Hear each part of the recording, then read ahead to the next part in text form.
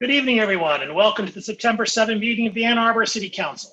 If you're able, please rise and join us for a moment of silence, followed by the Pledge of Allegiance.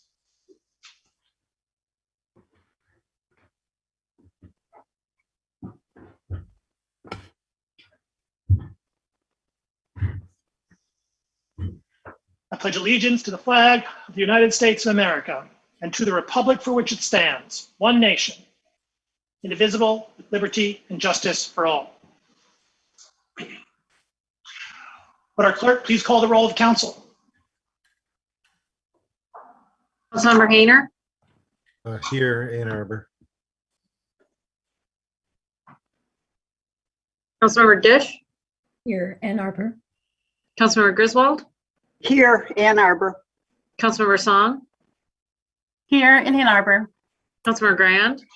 Here in Ann Arbor. Councilmember Medina. Here in Ann Arbor. Mayor Taylor. Here in Ann Arbor. Councilmember Iyer. Here, Ann Arbor. Councilmember Nelson. Here in Ann Arbor. Councilmember Briggs. Here in Ann Arbor. Councilmember Ramlawi. Present in Ann Arbor. We have a quorum. Thank you. May I have a motion, please, to approve the agenda? Moved by Councilmember Grand, second by Councilmember Medina. Discussion of the agenda. All in favor? Opposed? The agenda is approved. Do we have any communications today from our city administrator? Just one thing, Mr. Mayor. I wanted to highlight some press that our city clerk has received recently, congratulating her and highlighting the excellent work that she has done with the University of Michigan Museum of Art to expand the franchise of voting in the city of Ann Arbor. And so it's in the Review, which is a magazine published by the Michigan Municipal League. And it's once again a reminder of the excellent work that our city clerk does and how lucky we are to have her in our fair city. Hear, hear. Thank you. We have a number of introductions today. First up, introduction number 1 from the Independent Community Police Oversight Commission, our monthly update from Chair Dr. Jackson. Dr. Jackson, you have the con.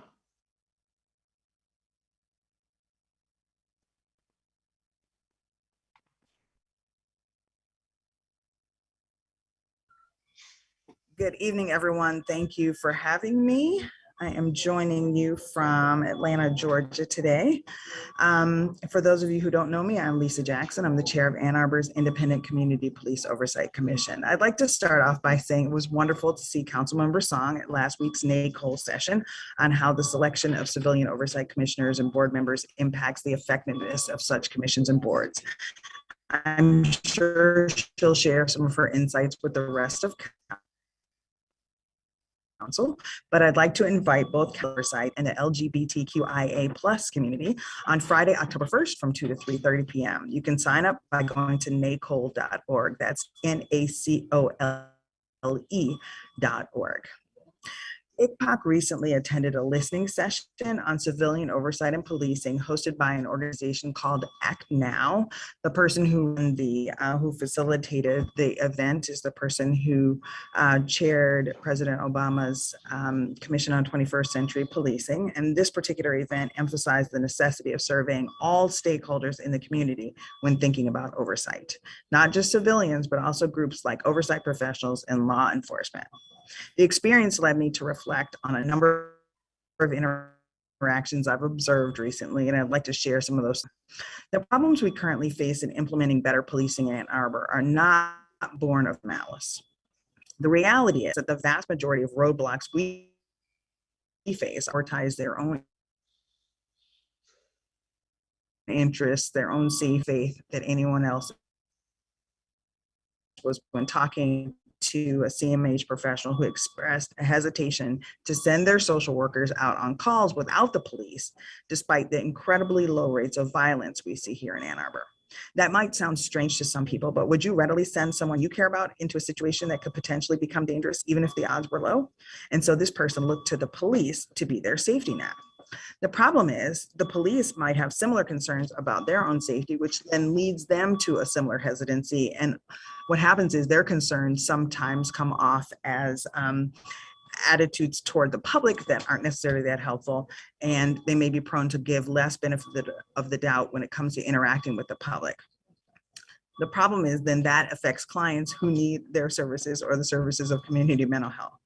So when our public institutions operate like this, is it any surprise that the civilians interacting with them also express skepticism and distrust? Individuals who aren't compliant with the police aren't doing so because they want to be petty. They genuinely believe they're protecting themselves, regardless of what other people may see. But imagine if everyone involved had concerns of everyone else. What kind of difference it would make if we were able to approach these situations with trust instead of the fear that no one cares what happens to us. The way is through humble ownership of our concerns are and the ways we each be better so that others and as individuals and as institutions. Last week, I got the opportunity to present at NACO's annual national conference, and my topic was how to persevere doing oversight through the many challenges that oversight professionals face. And it's important for people like me and for people on our commission to present in national conferences because we understand not just the community, the responsibility we have to our community, but also the responsibility we have to the police and other institutions that we interact with.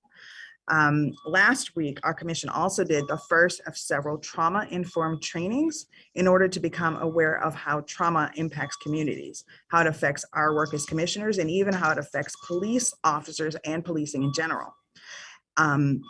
You know, it's interesting, at an outreach event last week, our vice chair, Frances Tadoro Hargraves, was having a conversation with a mom who was concerned for her son who is on the autism spectrum.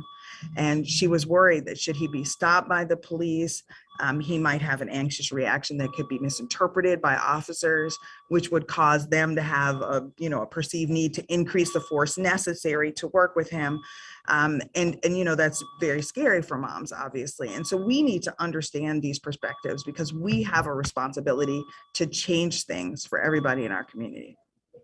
The police are certainly in a hard position because they're often tasked with jobs they're unequipped to do. They're not social workers at all, and yet they're blamed when they don't do that kind of job very well. Understandably, that creates some tension with us as an oversight commission and with the city government. At the same time, we had a recent situation where the police department sent traffic stop data to me, and then to make sure the chain of custody was preserved, we asked them to send it to the SMART research group at Eastern Michigan University of the traffic stop data, and it turned out that the data didn't match, and we sort of had the foresight to compare the data to see if it was the same, and it wasn't the same at all. And that kind of thing, is problematic, and it contributes to a cycle of distrust rather than, sort of being a part of the solution. And so we ask that the police sort of own the situations that they're in, even when that means saying out loud that they're uncomfortable, that they, feel like they have to prioritize their interests over the wants of the public. It just makes it easier for everyone to work with them. It makes them feel, more respected, and we're able to give more respect, certainly when they're upfront about things rather than when they stall or give us the runaround, or give us wrong data or give other people wrong data. We need transparency, certainly. And when there are errors, that's fine, but we kind of need them to own up to that and correct those things. The public has certainly been awesome, and we're grateful that people are so engaged. We're getting more complaints, and so please keep reaching out. Please keep making complaints. Please keep being the change that you want to see in the community. ICPOC, the police, and the community aren't the only players in this, even though that's who we usually talk about. Elected officials and city administrators certainly have a responsibility to take ownership of the roles that they play as well. And so, agreeing with sort of feel-good statements isn't enough if everyone isn't also taking specific, meaningful action when faced with concrete issues. So for example, because the police gave different data to our commission and to our research team, there's now going to be a shadow of a doubt about the accuracy of whatever data they do send. And it falls on city officials to specifically enforce compliance on issues like these in this regard. Having said that, I know this stuff is hard. We don't expect people to get it naturally just because I get up here and speak once a month. NACOL is offering, though, a working session with city councils all across the country. They're happy to do that with this city council to help, and city administrators to help give local officials a framework to think. And part of this requires, our city council connecting with city councils in other places, with police chiefs connecting with police chiefs in other places that have oversight, and especially as we're thinking about unarmed responses. We have been talking to municipalities all over the country, but we want you guys to do that as well. And one thing we've learned is that there's not one municipality that regrets developing an unarmed response to unhoused people, to mental health calls, substance abuse calls, which are often mental health calls. Police are relieved at the lack of burden it places on them. City councils have been relieved, and probably most importantly, clients are often treated better and they have better outcomes and fewer calls and needs for service. So at the end of the day, as we think about improving the relationship between the police and the community and oversight in the community and city council, this is a yes and conversation. There are so many roles that need to be filled, and it's unreasonable for any of us to believe that we're going to get there through the efforts of one group alone. We share a community, and thus we share a responsibility to one another to take ownership of the things we can do as individuals and institutions to create a better tomorrow. Thank you. Thank you, Dr. Jackson. We now have an introduction with respect to the 2021 Recovery Month proclamation. Is Setman and colleagues on the way in?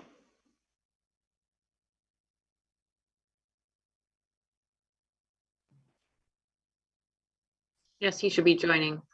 Excellent.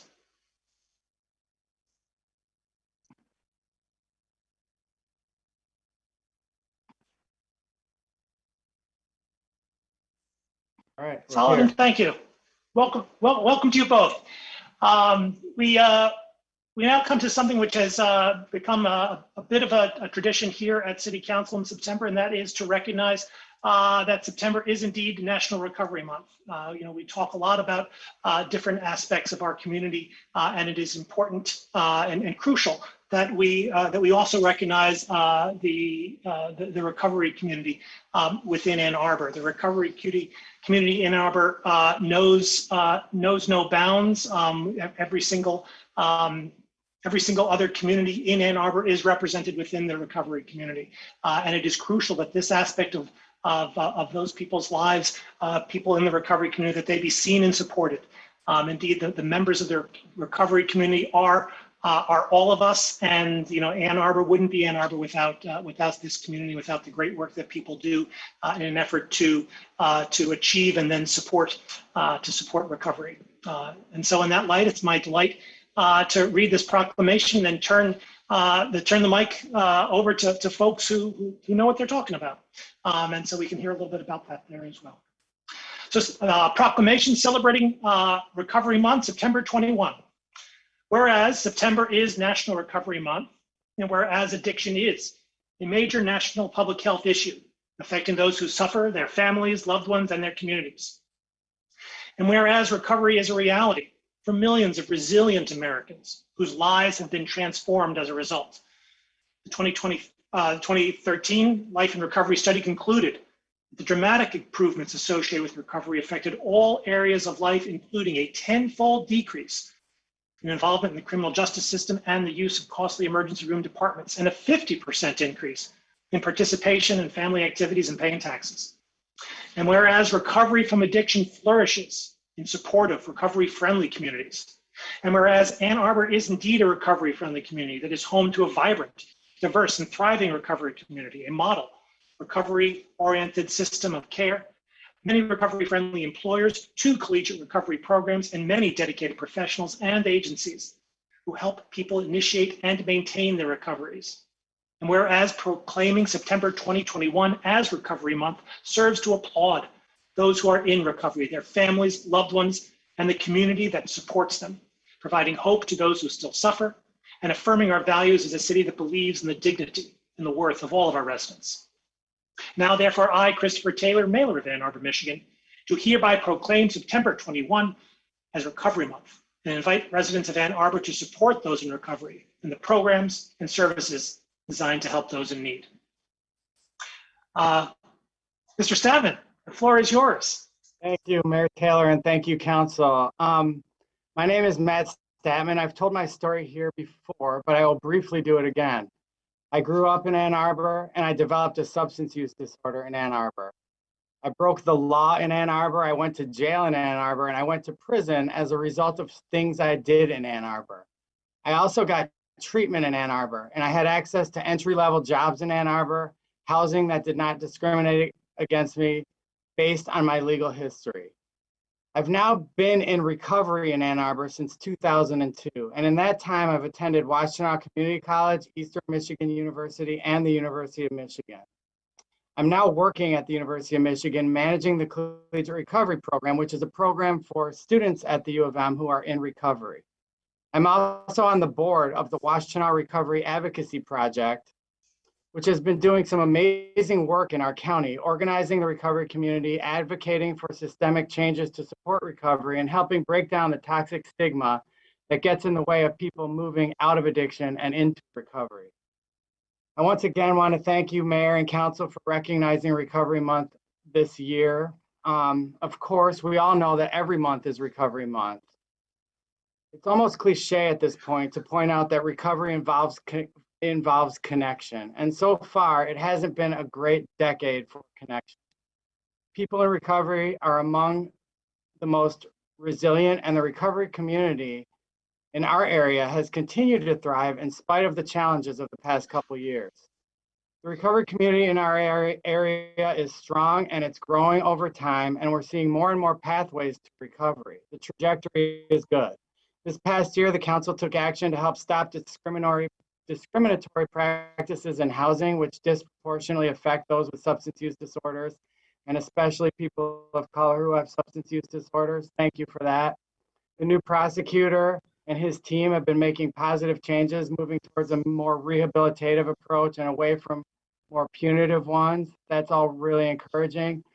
Businesses like the Filling Station, the People's Food Co-op, Sava's, and A1 Rentals and Zingerman's have embraced a local initiative called Recovery is Good Business, and they understand that recovery is a strength and that people in recovery are great employees and colleagues. Ann Arbor is a great place to be in recovery, and we also have challenges. Ann Arbor's awesome treatment providers have had a rough couple of years trying to provide care and keep their clients and staff safe. As a society, we undervalue their work. They're doing life-saving work, and they're true heroes. Many people in early recovery work in the kinds of jobs and environments that put them at the highest risk during a pandemic. Lack of affordable housing gets in the way of people in recovery living near their work or finding homes in places with access to some of the social determinants of recovery. We need to continue to take action to address these challenges and others so that access to recovery becomes increasingly equitable and accessible to all who seek it. When I was in the midst of my substance use, I looked around town, and everywhere I looked, I saw people partying and using substances. I had no idea that there was this whole thriving community of people in this town living in recovery. We are everywhere here, and it's a great thing to be part of. Thanks again for this proclamation, for your work, and for your time. Now I'm going to pass the mic to one of my co-conspirators in recovery and the person I grew up with in Ann Arbor, Devin Eagle. Oh boy, co-conspirators. Thank you, Mr. Mayor. Thank you, members of council. It's good to see some familiar faces. I'm Devin Eagle, and I am a person in long-term recovery. I grew up here in Ann Arbor in the Burns Park area, and I did a lot of, I developed my substance use disorder here, and I got sober here almost 8 years ago. And I thank you for helping to break the stigma that surrounds addiction and your ongoing commitment to this process. And so yes, that is, I won't keep you guys. I just thank you for this opportunity, and thank you so much. Thank you all. Very good. Thank you both. We now come to public comment reserve time. Public comment reserve time is an opportunity for members of the public to speak to council and the community about matters of municipal interest. To speak at public comment reserve time, one needs to have signed up in advance by contacting our city clerk. If you are registered to speak at public comment reserve time, please enter the number on your screen. That is 877-853-5247. 877-853-5247. Once you're connected, please enter meeting ID 942-1273-2148. 942-1273-2148. When you are connected, our clerk will identify you with the last 3 digits of your telephone number. When it is your turn to speak, our clerk will let you know, and then you'll have 3 minutes in which to speak. So please pay close attention to the time. Our clerk will notify you when 30 seconds are remaining and when your time has expired. When your time has expired, please conclude your remarks and cede the floor. Our first speaker today is Lauren Sargent.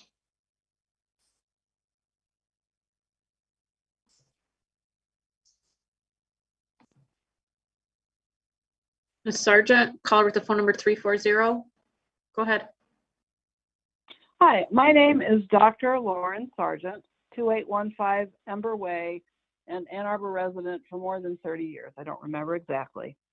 I'm calling to urge you to support Councilmember Nelson's resolution asking Energy Commission to weigh in on recommending whether or not council should approve a feasibility study for a municipal utility, public power, by Ann Arbor for the community. Why? I hope that you share my sense of urgency about our climate crisis and want to achieve our A20 goals. A municipal utility is, in my view, a necessary tool to achieve our goals, as no state or federal legislation is required, and there is no other mechanism that gets us to zero at speed and at scale in quite the same way. The only question is, can Ann Arbor do it? Does it make sense for us? Energy Commission has been examining this question for some time, but the events of the last 2 weeks make the question of investigating the case for replacing our monopoly-owned utility, DTE, with a community-owned utility a matter of extreme urgency. We all witnessed the catastrophic failure of DTE to restore power during dangerously hot and humid conditions. This was not the work of Mother Nature, but a combination of 40+ years of DTE's failure to invest in infrastructure, plus the more intense storms flowing from climate change. This is personal to me. 30+ years ago, my very healthy 93-year-old grandmother experienced a DTE power outage at her retirement community during hot and humid weather, very much like what we saw a couple of weeks ago. She became overheated, was rushed to Sinai Hospital, where her electrolytes could not be restored to balance. She slipped into a coma and she died. We know that residents in at least one senior community here were left without cooling in sleeping quarters. City staff from OSI had to intervene to get them help. They had to inform DTE that this was even happening. 30 years is too long to wait to expect DTE to step up to the plate. A municipal utility is a method to get us out from under monopoly DTE control that we can implement and shape to meet our climate goals. I would think we would want to fast track exploring this avenue. What is being requested is a decision on committing a modest sum to fund an independent expert analysis. The question, do you recommend that the city commit $120,000 to determine if a municipal 30 utility seconds. makes sense for Ann Arbor? It is not asking EC to endorse a muni. A legal analysis was already commissioned by the Citizen Coalition, Ann Arbor for Public Power, and the conclusion, a muni is legal both in statute and per Michigan Constitution. And due diligence is exactly the thing that a feasibility study is designed to provide. The American Public Power Association has great resources on feasibility studies. We can get going on this. Meanwhile, DTE is laying frack gas pipeline under our streets where a muni could be putting geothermal ground loop and burying our electrical lines. Please support this resolution. We also know that once the city can bond for a muni, and once DTE is bought out and replaced, the money that now goes to shareholder profit and CEO salaries can go to fund our city priorities. And the legal team that was consulted was headed by a former mayor of Traverse City who pointed out this handy tool. This is actually something that supports our long-standing budget deficits that we see looming on the horizon. Let's put a Time. little bit of money into this.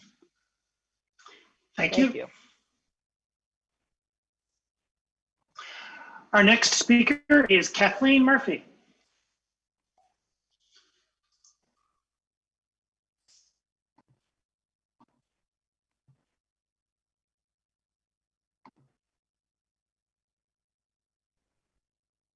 Mayor, can you hear me? I'm having trouble accessing the Zoom video.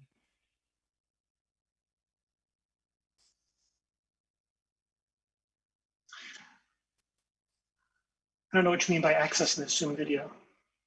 I can hear and see you, but I can't see my Zoom screen to admit the next speaker. I am not, can you make me a, I may be able to admit them if you let me know what the phone number is. John, there should be an R2 next to the next speaker's phone number, 245. Here we go. I am now allowing them to talk. This is Miss Murphy. Ms. Murphy, you are on mute. If you can enter *6 to unmute yourself. Meanwhile, Ms. Beaudry, perhaps you can give Mr. Fournier the next two speakers or so that he can perform the function if you're unable to. Ms. Murphy. Okay, so can you hear me? Can you hear me now? We can hear you. You're ready to roll. Okay. Good evening, Mayor Taylor and City Council members. I am Kathleen Murphy. I live at 315 Linda Vista Street in Ward 5. I'm calling in to support a feasibility study to see if a publicly owned electrical utility would be possible in Ann Arbor, as proposed in a resolution you're considering tonight. Councilmember Briggs, as a Ward 5 resident, I received your pre-city council meeting newsletter. Thank you very much. And I see that you are very informed about the issue of a municipal electrical utility. I applaud your taking this issue so seriously because it is such a serious and urgent issue. My own views on this have been heavily influenced by the ever worsening climate emergencies that we're experiencing here and around the world, driven mainly by fossil fuels, according to the IPCC report of the UN. Here in Ann Arbor a few weeks ago, we experienced a violent storm which left many without electricity for up to 5 days, some even longer. In the past week, we watched in horror as Hurricane Ida swept over Louisiana and caused major flooding, loss of electricity, and loss of life there, and then moved further, causing destruction and flooding in New York City, New Jersey, and Pennsylvania. At the same time, fires burned continuously in California and neighboring states. It's clear that we're increasingly experiencing the worsening climate crisis, and it will only continue. The situation is urgent, and we need to respond urgently. Our current energy provider, DTE, is heavily dependent, at least 80%, on fossil fuels to produce electricity for us. And it is planning on expanding that capacity by building a $1 billion fracked gas plant in St. Clair County, Michigan. Given their expansion of fossil fuel use, as well as poor reliability in times of severe storms, it is time to seek an alternative to our current energy providers. I believe a publicly owned and managed electrical utility could be the answer, especially as it would seek 100% renewable energy sources. To consider this alternative, we need a feasibility study.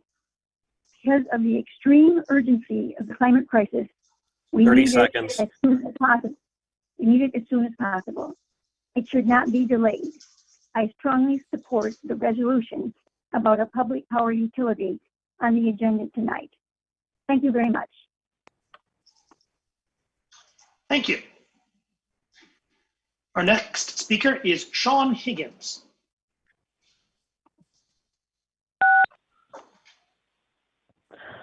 Hi, I'm Sean Higgins. I live in the Lawton neighborhood. I'm also here to talk about the feasibility study.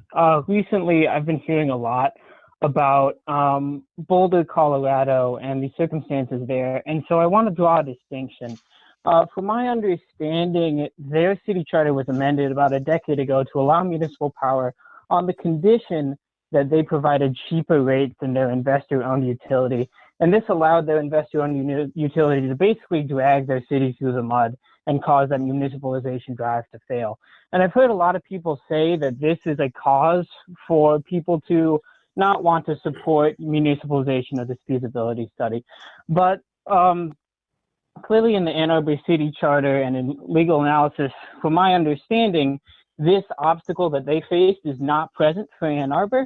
And the drive in Boulder led their city to increase local power generation and set strict emission reduction targets for Excel, which certainly would not have been present if not for their municipalization drive. So, you know, from what I've heard, this sort of discussion about Boulder, I think at best really provides an ignorant or poorly informed lens for how to understand this municipalization, and at worst, you know, really intentionally misinforms, but also drives down hope for citizens of Ann Arbor to expect more from their power utility, to expect power that does not plan on using fossil fuels for the next 30 years, that can actually be reliable and cheaper. That's all I have to say. Thank you. Our next speaker is Peter Hoke.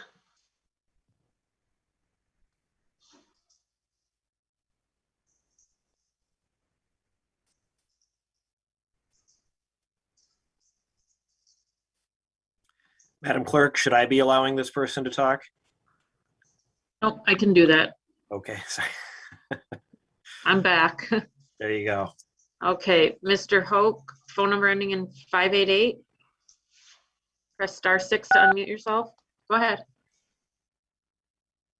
Good evening, council members, and thanks for the opportunity to talk to you tonight. I'm Peter Hauk, resident in the 4th Ward. Regarding DS1, please vote no. We need complete streets here and everywhere in the city, and that alone is reason enough to reject this waiver.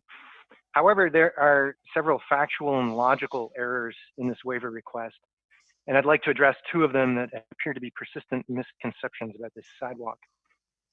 First is the idea that there isn't a practical benefit, since the new sidewalk on the south side of Getty's would not connect to a larger pedestrian network. The fact is that the network of low traffic volume, low speed residential streets in this neighborhood is the pedestrian network. We don't build neighborhoods like this anymore, and we shouldn't. But in this situation, the low speed streets are shared by vehicles, pedestrians, and cyclists. On a recent ride through this neighborhood, I saw kids walking down a residential street, I guess headed to the club, with beach towels, wearing flip-flops. Obviously, no one would ever stroll down Getty's that way in flip-flops. This illustrates what should be apparent to all. Getty's needs different infrastructure than the adjacent streets because it's busier and faster and not a quiet residential street. And this new sidewalk will connect Huron Parkway, which has wide off-street paths on both sides, to this low-volume network of streets in the neighborhood. One of those low-volume streets is Devonshire, which is a designated city bike route with signage.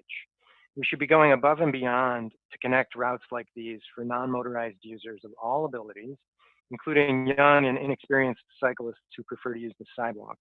A complete street with sidewalks on both sides is the bare minimum that we need for a connection like this one between Huron Parkway and Devonshire.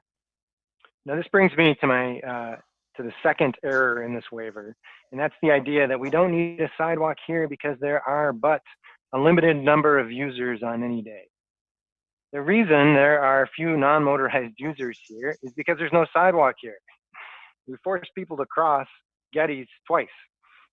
This is a minor inconvenience for me and other able-bodied adults, but it's not trivial for many other users, including elderly people, parents with young kids in strollers, kids and teens walking alone, people in wheelchairs.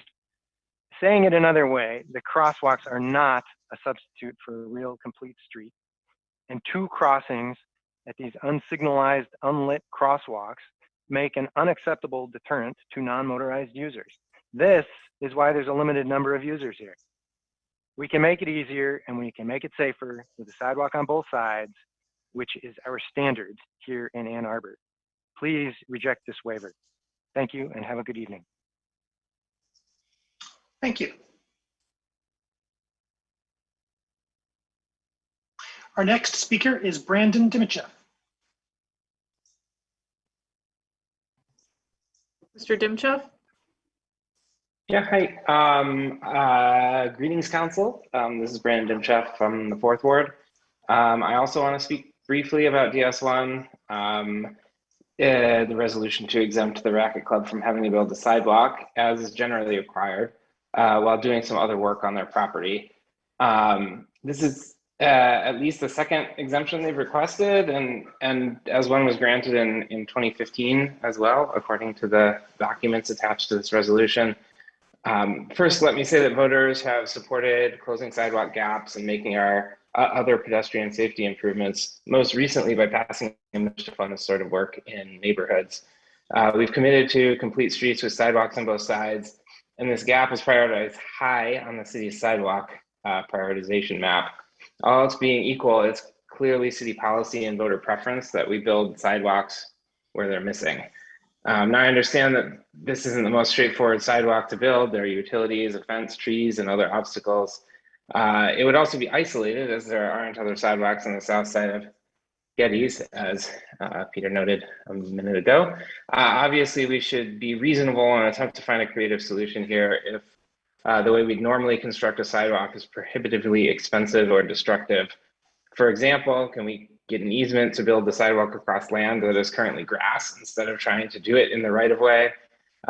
Can we get a commitment to build a sidewalk once there's an adjacent sidewalk to connect it to, even if there isn't a project that the Racket Club is actively working on at that time? Can we ensure that this site plan and future site plans don't make it harder for us to build a sidewalk here? I'm really just asking for anything other than a rubber stamp exemption to a sidewalk with no discussion of alternatives or creativity to trying to close the sidewalk gap. Relatedly, I think we should generally be careful about accepting it's a sidewalk to nowhere as a reason to not build a sidewalk, since the only way to fill gaps is to start somewhere. We'll never build anything if the lack of adjacent sidewalks is a valid reason to hold off. But the petitioners are right. There are effectively no sidewalks anywhere in Ann Arbor Hills. It's not a great experience to walk down Arlington in particular right now. We should fill those gaps, and we got to start somewhere. If not now, when? Now, I hope you'll forgive me for going off topic for a second, but I want to thank Council for approving Healthy Streets, particularly the South Main Road diet. I've had an opportunity to bike and drive there. It's way less stressful, both in a car and on my bike. I used to be skeptical of road diets, but at this point I've learned my lesson and wholeheartedly support these sorts of reconfigurations. I hope this one works well enough to become permanent. That's it for me. Thanks for listening. I hope everyone has a good meeting and a good evening. Thank you. Ms. Beaudry, does this communication with respect to the 6th speaker can remain live? I see the speaker on the line, but she's requested not to speak. I don't know if she wants to raise her hand if she wants to speak, but the last communication was she was removing her name. All right, well, I will, based upon the last communication that I also received similarly, unless she raises her hand, by entering *9 now, we'll move on. You can also give me lower hand authority, Ms. Beaudry, I'd be grateful. You should have that. Very good, thank you. Are there communications today from Council? Councilmember Rodina. Thank you, Mr. Mayor. Just a quick reminder that tomorrow from 2 to 3:30 p.m., the second of 2 public meetings on flooding and other impacts after recent severe storms, and the discussion of a storm analysis particularly focused on Ward 3's East Ann Arbor neighborhoods, east of Platte, south of Washtenaw, and north of Packard, will be taking place. You can get more information at a2gov.org/JuneStorm. I also wanted to give a really quick update for students in our community. I don't normally promote a private program, but Comcast has recently expanded their Internet Essentials program for all Pell Grant recipients. The program normally would provide low-income households and low-cost home internet access at $9.95 a month, but because of federal emergency broadband benefit in place right now, the program is currently free.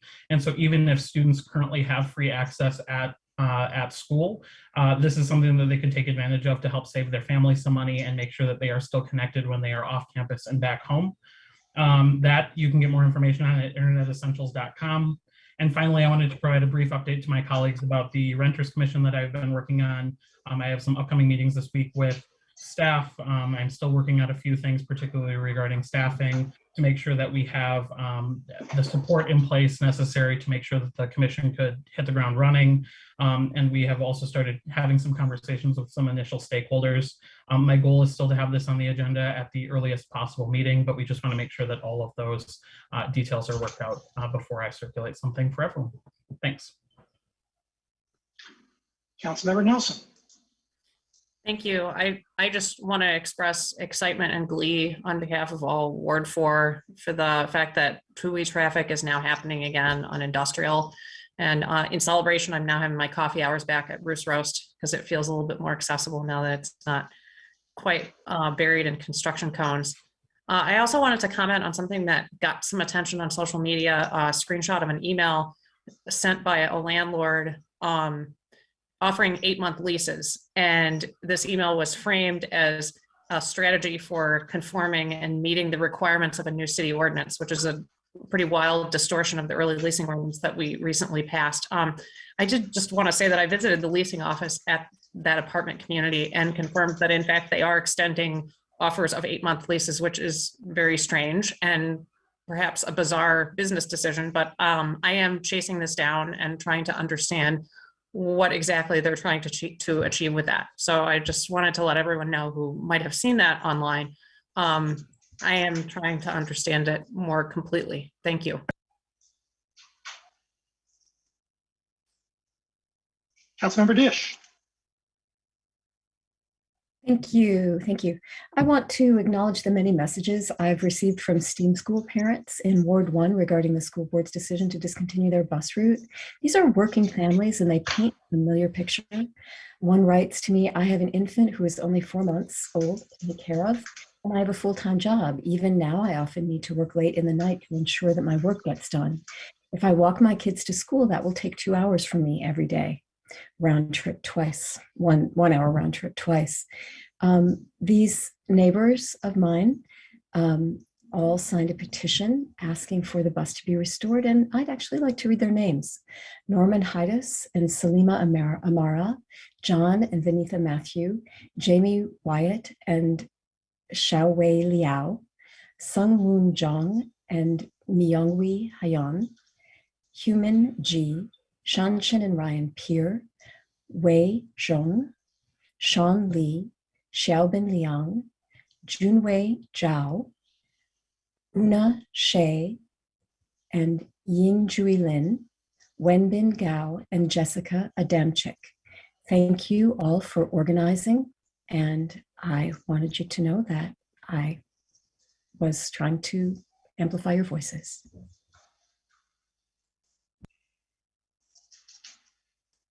Councilmember Song.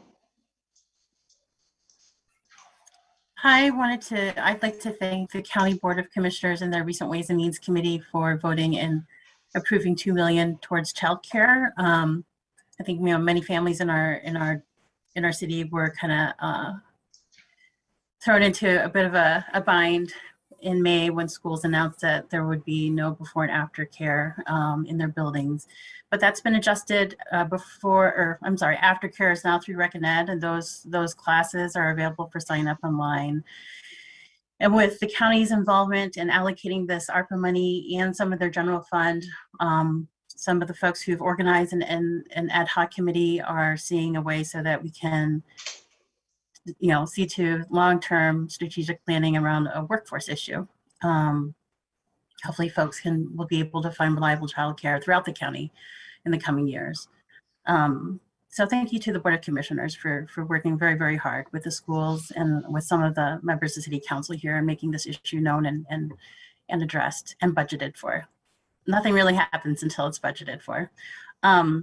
I also want to say that I, along with a lot of Vietnamese Americans around the country, have been following what's going on in Afghanistan and trying to see what can be done with Afghani refugees as they come to this country, to in our city in particular. I encourage you all to join in this walk that GFS is hosting on October 3rd. Afghani refugees will be resettled as early as this week. In the coming weeks, we're looking at about 300 refugees and families.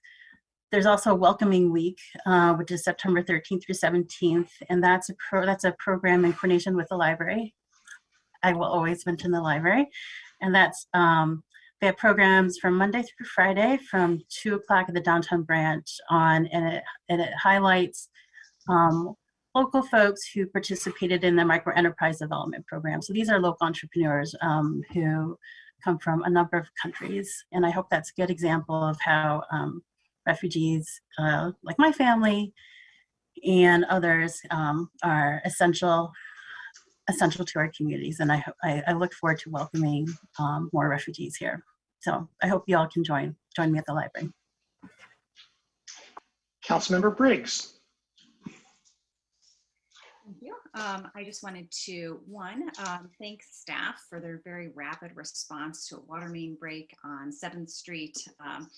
The Thursday before school started, there was a water main break in the evening, and by Saturday night, they had repaired it and repaired the road, and it was a really rapid response to make sure that corridor was accessible but school started last Monday. So thanks for that incredible and quick response. And then also wanted to highlight, assuming we approve the road closure this evening, there's an event on this coming Saturday. It's the 20th anniversary of September 11th, and there is at 9:45 a.m. a memorial in front of the downtown fire department to recognize the firefighters that were killed 20 years ago in New York City. So just wanted to highlight that, and that's all. Councilmember Griswold. First, I want to thank staff for the awesome repair of the multi-use path in front of Walgreens on Washtenaw near Huron Parkway. There was a huge, what I'd call a pothole about 6 inches deep. It is now beautiful. Better blacktop than my driveway. So it was done within a week of being reported on A2 Fix It. So again, thank you. I'd also like to give an update on what's called Gelman's June 26th, the court's response activity order. This is information that I was given by the attorney's office today that I can share. It is public, and it will, I expect, be posted on the city website. I'm just going to highlight a few of the details. There's work in the eastern area, which is east of Wagner Road. Gelman is working to complete a survey for locations for eastern area monitoring wells. The western area, Gelman has secured access for certain wells and is working on others. The source area, that's the Gelman property. Gelman has already installed and is operating one of the additional on-site extraction wells, TW24. It plans to install the other 2 phase 1 extraction wells between October and December. In summary, Eagle and Gelman program managers typically communicate weekly. Eagle has urged Gelman to prioritize additional extraction wells and additional western area wells. I know that sounds somewhat technical, but tremendous progress is being made. We have the attention of the Attorney General, the highest level people within EGLE, and Congresswoman Debbie Dingell continues to monitor this and communicate regularly with the EPA and EGLE. So while it's still going to take decades, it is moving forward.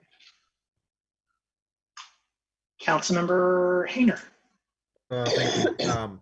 First, I want to start by thanking all the residents who've contacted me over the last week and have to share their goodwill efforts to clean up around the Cascades. We have a real garbage and trash problem down there by the river, and I'm going to look at some way to organize this a little better. I had some excellent suggestions from residents, and so I want to thank them for going down there and cleaning up and sharing with me their ideas for improving that situation down there. It's obviously a successful part of our park system, but it comes with its problems too, unfortunately. There's a bunch of stuff happening here in Ward 1 that everyone's welcome to. I'm just going to go through it in order real quick. September 10th at Arrowwood at the Community Center at 4 p.m. The Lieutenant Governor Gilchrist is doing a tour of to discuss the Thriving Cities tour, and there's more information. You just Google Thriving Cities. You can find out what that's all about. That's September 10th at 4 p.m. Also September 10th from 6 to 7:30 is a visioning session for the food forest, which is up behind Arrowwood and Leslie Park. Related to that, October 16th is a harvest festival up there, and I'll have some more information on that as we get closer to that date, but that's a family event, and the forest is going real good. Friday, September 17th at 9 a.m., I'm going to be meeting with some folks from the city and from some of our critical nonprofits here in the county out at the Safe House Center. There's been some news about Safe House lately, and some concerns and considerations about what's happening to this really valuable resource that we need out there. And so I've arranged to meet with some folks, and Friday, September 17th. So I'll be reporting back on what's happening there to my council colleagues. And then Sunday, September 19th at 11 a.m. is the Entheo Fest on the Diag.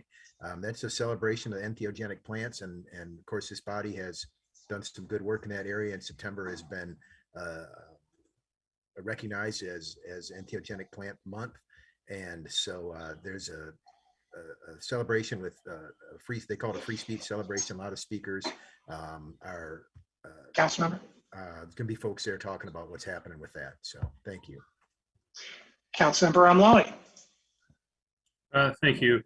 Good evening, everyone. I hope everyone had a good holiday weekend and honored the legacy of the people who came before us to bring us the freedoms that we enjoy. Just wanted to say thanks to the water department who responded to the water main break. I believe it was on the 27th. I was one of the two fortunate residents in the city without water as a result of it. And when I got home after a long day's worth of work, they were out there working. They worked there all night. They called in, they're on call private contractors who came in, helped to shut the leak off because the valves that were there could not be shut off. But my interactions with staff, I believe there was a gentleman by the name of Kevin, where it was exceptional. The water came back on within 8 to 10 hours of the initial break. So I do believe that we have exceptional staff that respond to our needs and emergencies. But I also am concerned of the significant water breaks that are happening in the middle of summer. I'm not used to this happening as much in the summertime as it does in winter. And the pipes that are not showing any signs ahead of time. So I think we really need to take a stronger look at our investments in our infrastructure as we go forward, because I'm not an engineer, but I do believe this is something that could be causing some attention to be paid to it. Thank you. Councilmember Grant. Thank you. Just want to wish all those in the community, officially or otherwise, who are celebrating the new year, and wishing everyone time for reflection and just a time to be thankful for our community and to think about ways that we can do things better in the year to come. So that's it. Thank you. Further communication from council.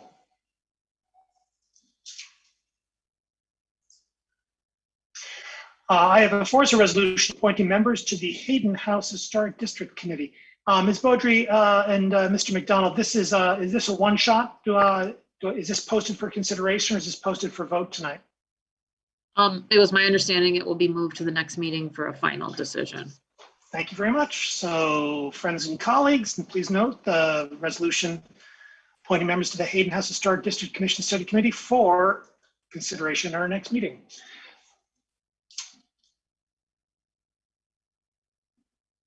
We now have before us the consent agenda. May I have a motion, please, to approve the consent agenda? Moved by Councilmember Griswold, second by Councilmember Briggs. Discussion of the consent agenda.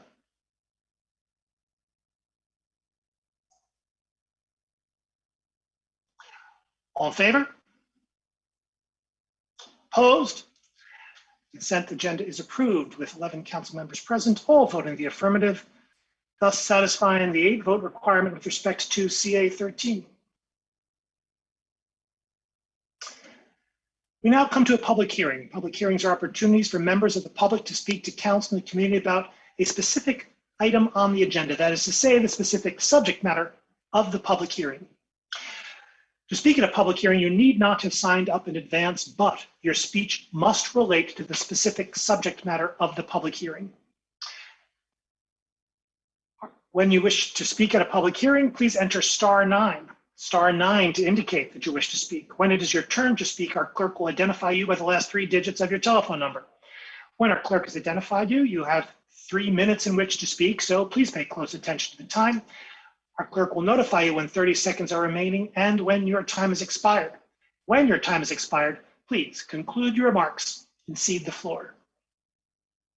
Public hearing number 1, an ordinance to amend sections 5.25, 5.33, 5.37, 2.b, 5.37.2.c, 5.37.2.f, 5.37.2.g, 5.37.2.i, 5.37.2.l, 5.37.2.p, and 5.37.2.s of Chapter 55, Unified Development Code of Title 5 of the Code of the City of Ann Arbor.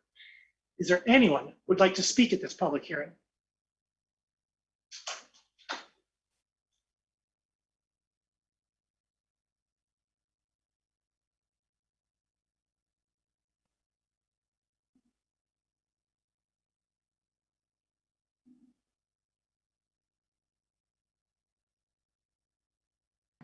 Caller with the phone number ending in 926. Caller 926, if you go ahead. Thank you. The Ann Arbor Student Advisory Council strongly supports the Ann Arbor lighting ordinance. Light pollution is a problem in Ann Arbor that compromises public health, disrupts local ecosystems, and wastes energy. In Ann Arbor, many light fixtures emit light upward into the sky, providing little public benefit and only increasing the city's light pollution. Harmful effects of light pollution include increased headaches, worker fatigue, more stress, and increases in anxiety, all of which can be prevented through simple changes in infrastructure. Poorly shielded LED lights along streets also impair the ability for drivers to see properly. Light pollution also poses a threat to nocturnal wildlife, confusing animal navigation, disrupting predator-prey relations, and causing physiological harm. And because these lights serve little to no public purpose, the energy devoted to them and the dollars of your constituents is wasted. The proposed ordinance will tackle this issue by requiring all exterior lighting to conform with Section 5.25 of Ann Arbor's Unified Development Code, which requires exterior lighting devices to be adequately shielded and screened. The ordinance includes reasonable exemptions for lights that illuminate flags, temporary lighting fixtures for events such as holidays and art fairs, and any light fixture determined to contribute to the historic nature of a property by the Historic District Commission. The ordinance would also impose color spectrum management rules to minimize light pollution, as well as implement additional best practices to reduce and mitigate the harmful effects of light pollution. These important measures to reduce and minimize light pollution in our city have been urged by the University of Michigan's Central Student Government, and a specific ordinance has been approved by the City Planning Commission with regard to public safety concerning illumination at night. The Student Advisory Council adds our support, and we strongly urge the enactment of the Ann Arbor Lighting Ordinance. This problem may not seem as immediate or critical as the multiple crises that our nation is swept up in during these times. The light pollution is an ongoing issue that has been wasting resources and money for far too long. Now is the time to fix it. Thank you. Thank you.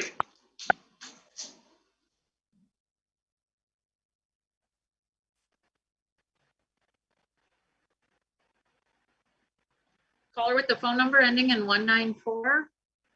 Press *6 to unmute your phone. Go ahead. Hello, this is Rita Mitchell calling from 61 6th Street in Ann Arbor.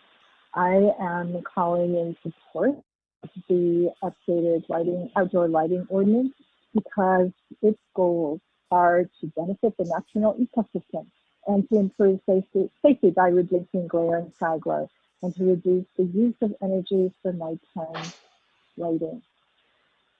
I see the ordinance as change as an opportunity to support biodiversity by allowing wildlife to have safe passages and to exist in their ecosystem, using their darkness-adapted behaviors. This ordinance will support the goals of the A20 plan to decrease carbon emissions and reduce use of fossil fuels. Light pollution is a secondary problem that results in excess use of nighttime lighting. To keep my comments brief, I just want to point out that the Environmental Commission endorsed the ordinance and it changes unanimously, recognizing the work of the Energy Commission and the significant community support as exemplified by the prior speaker, and the expertise provided by Professor of Astronomy, Sally Ord. I ask that you as a body vote in support of this ordinance and take actions to take a few steps further. The Environmental Commission suggested that the outdoor lighting address lighting that's proposed in concert with site, the Environmental Commission did not say that, but the ordinance itself addresses lighting that's proposed in concert with site development plans. I mean, there's an overall effect of reducing benefits, but it has a kind of limit because it's addressing a new development. I would suggest that, and the Environmental Commission did as well, that our community will gain greatly from implementation of this lighting ordinance, and the benefits would be much, much, much enhanced by your identifying staff to work with members of the public in an educational program and with local commercial and educational institutions to voluntarily modify their existing outdoor lighting to conform with the standards that are outlined in the amended and enhanced UDC Section 5.25. I believe that our community as a whole will respond in ways that will support the goals of the outdoor lighting upgrade. So I'm asking you to vote in favor of the ordinance and to enhance it to support community education overall to reduce features of light pollution. Thank you. Thank you.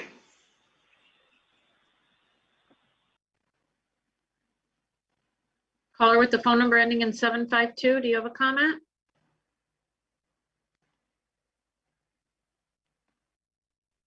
Caller 752, press *6 to unmute your phone.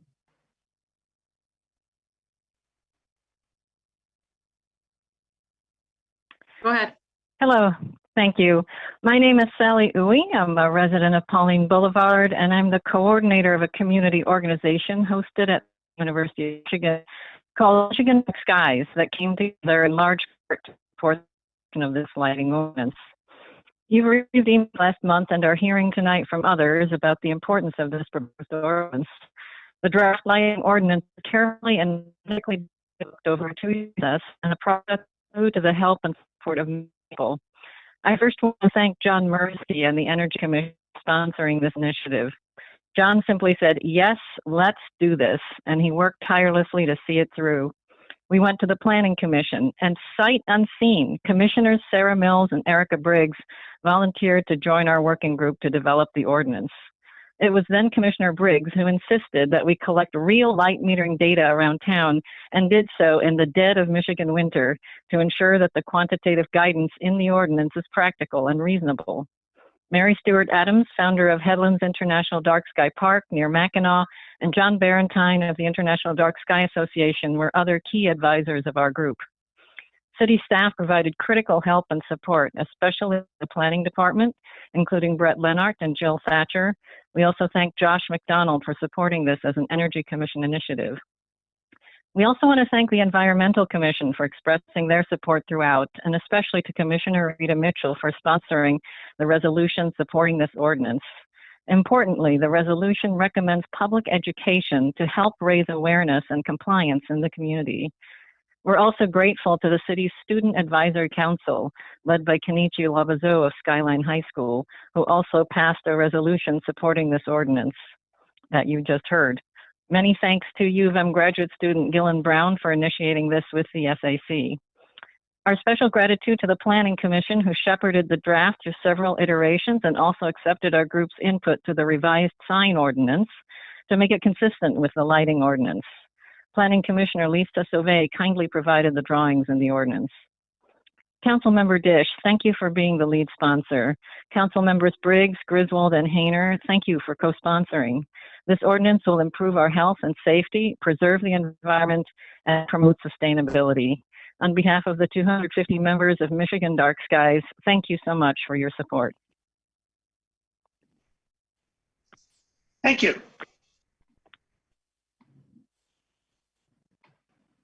Caller with the phone number ending in 461, do you have a comment? Caller 461, press *6 to unmute your phone. Go ahead.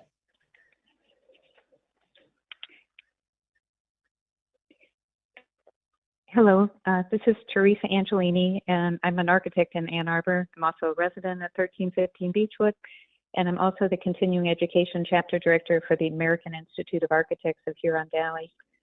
I've reviewed the proposed changes to the Unified Development Code regarding the changes to outdoor lighting, and I support the approval of these amendments. These changes are needed. Excessive outdoor lighting is wasted energy. It has a detrimental effect on human health issues, detrimentally affects bird migration, and actually conflicts with night safety. The changes to the ordinance have been carefully crafted, and the ordinance has been edited thoroughly. The specifications for color rendering and color temperature are appropriate.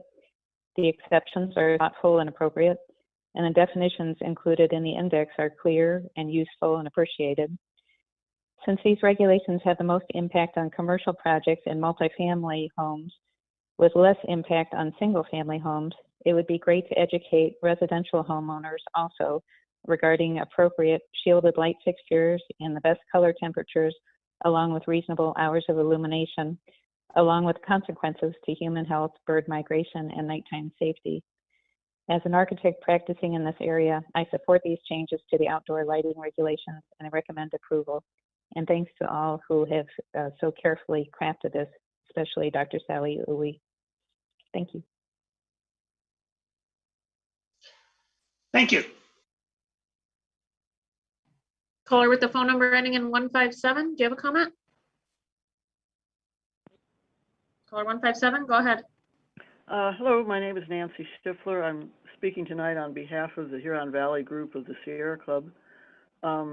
We just wanted to lend our support to the proposed amendments on outdoor lighting. They are badly needed, I think, and they will do a great deal to help meet the goals of protecting the natural environment from artificial light at night and promoting energy efficiency. We'd like to thank the members of council and members from a variety of city commissions that have been supporting this process. And again, we thank you for presenting this update, and hope you will support it. Thank you. Thank you.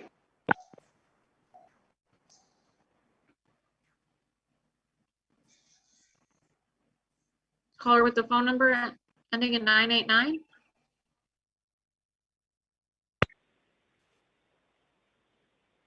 Hi, my name is Heather Good. I'm a resident of Fernwood Avenue in Ann Arbor, and I'm the Executive Director of Michigan Audubon, a statewide conservation organization, and I'm calling in to express our support of this ordinance as well. I've been asked to convey on behalf of the organizations the Bird Center of Michigan and Washtenaw Safe Passage, as well as Washtenaw Audubon support of this ordinance. One of the revised purposes of this proposed ordinance before you is to protect the natural environment from artificial light at night, which is of utmost importance for ecosystem and community health and to the protection of migratory birds. Birds are indicator species in the environment, signaling to human communities when greater balance is acquired and when something is amiss in the environment. True to their messenger form, birds have been demonstrating for decades how city lighting is an environmental issue. Nighttime collisions and migration confusion caused by artificial lighting in the environment results in millions of avian deaths annually in the United States. With the approval of this before you, the city of Ann Arbor can yet again be another example of urban sustainability and consideration for migratory and resident birds alike. Thank you, council members, for your work and for your support of this ordinance. Thank you. Is there anyone else who would like to speak at this public hearing? Mayor, I don't see any other callers on the line for this hearing. Seeing no one, this public hearing is closed. Public hearing number 2, an ordinance to amend section 5.16.6 of chapter 55 Unified Development Code of the Title 5 of the Code of the City of Ann Arbor, Home Occupations. Is there anyone who would like to speak at this public hearing?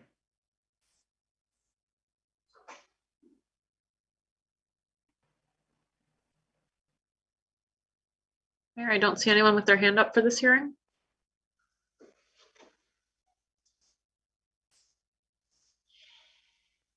Seeing no one, this public hearing is closed.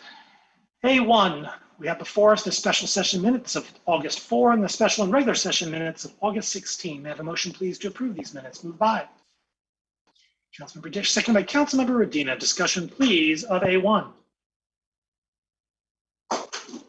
All in favor? Opposed? It is approved. B1, an ordinance to amend sections 5.25, 5.33, 5.37.2.b, 5.37.2.c, 5.37.2.f, 5.37.2.g, 5.37.2.i, 5.37.2.l, 5.37.2.p, and 5.37.2.s of Chapter 55 Unified Development Code of Title 5 of the Code of the City of Ann Arbor, outdoor lighting. Moved by Councilmember Briggs, seconded by Councilmember Dish. Discussion, please, of B1. Councilmember Briggs. Thanks. I appreciate everybody who called in this evening, but particularly want to draw attention again to Dr. Sally Uwe, who was quite a force on the committee, as you heard her in her thoughtful, diligent, and sort of detailed gratitude. She was equally thoughtful, detailed, and diligent in the committee, and really moved that this ordinance forward. So I thank her and those Michigan Dark Skies for all of their work. I think a number of folks mentioned that the next phase of this ordinance is really going to be education, and I'm hopeful that there are a lot of people in our community that are interested in this ordinance, and I think that taking advantage of their energy to work with staff on implementing a education program would be very fruitful to making sure that we can implement this ordinance perhaps a little more quickly than if we wait. There are many pesky problems that we face as a community, and some are very challenging to solve, but honestly, light pollution isn't that challenging. This is just about directing light where we need it, and where it's helpful. And not directing it upwards and outwards as much as we do. Councilmember Dish. Thank you. I want to thank Councilmember Briggs for all of her work on this ordinance, as well as I'd like to thank Professor Sally Uy. And I wanted to say again that the presentation to the Environmental Commission this past summer, I learned that Michigan is one of the few places east of the Mississippi that have pristine natural darkness. And our state has designated 6 state parks as dark sky reserves. And all that really makes me want to adjust our state's tourist ad campaign.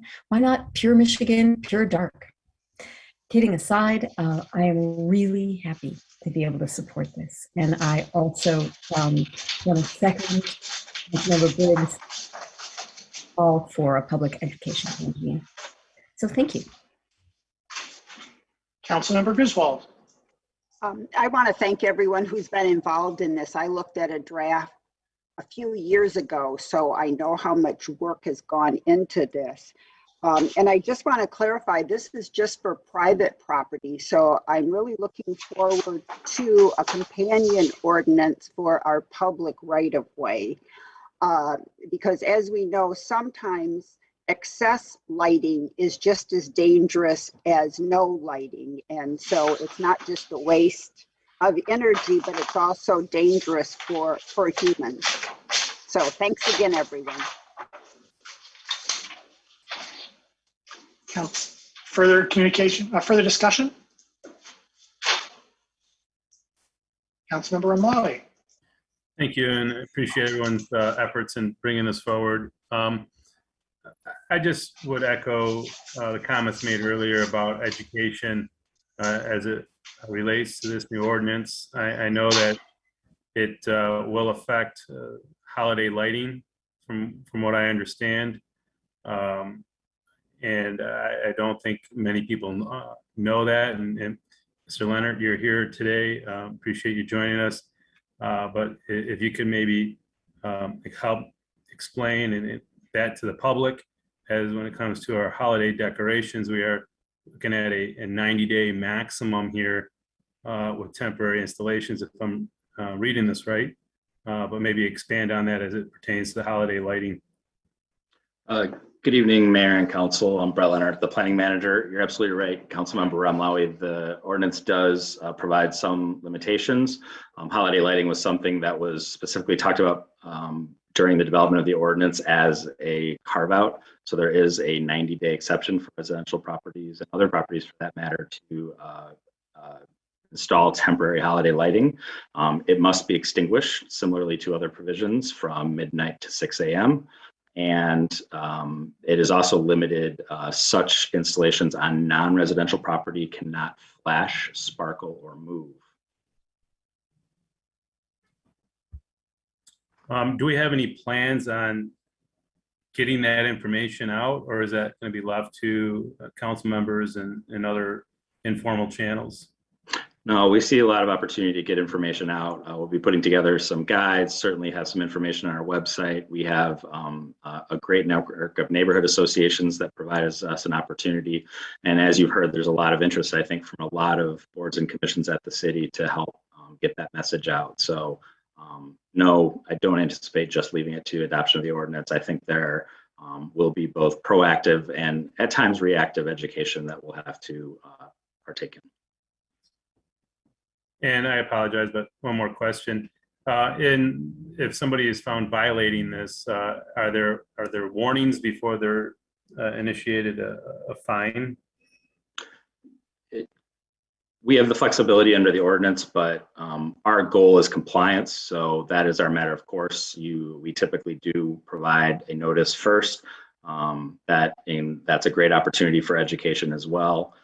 If after working with a petitioner can't get the property into compliance, issuing a citation is of course a hopefully last and later act as part of that. And should they be calling 911 or community standards? For lighting violations, it would probably, you could submit it through C-Click-Fix-It. You could also submit information to planning@a2gov.org. there are some basic light property limits that community standards might be involved in as well. But I would say to start planning at a2gov.org, we would be happy to work with those property owners to educate and work through any resolution. Thank you. You're welcome.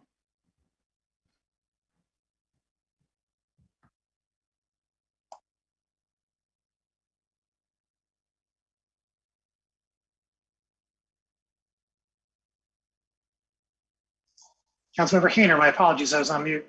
Oh, that's right. Mr. Leonard, just to one last question on the back of the last series. Thank you for answering those. So somebody has a question about how to implement this, or if whatever they want to implement on their house, they can contact planning. So if there's like a consideration over like a commercial or lighting that might be out of sync with our ordinances, or somebody finds it to be a nuisance or whatever, would it be the same thing? Would I tell a business owner to contact you, or yeah, the best standards again? Okay. No, that would be us. Most of the lighting standards are zoning based, and to be clear, those light trespass limits are established now. This ordinance takes those standards and adds a lot of other requirements to how lighting is installed and maintained and operated. Okay. All right. Thank you.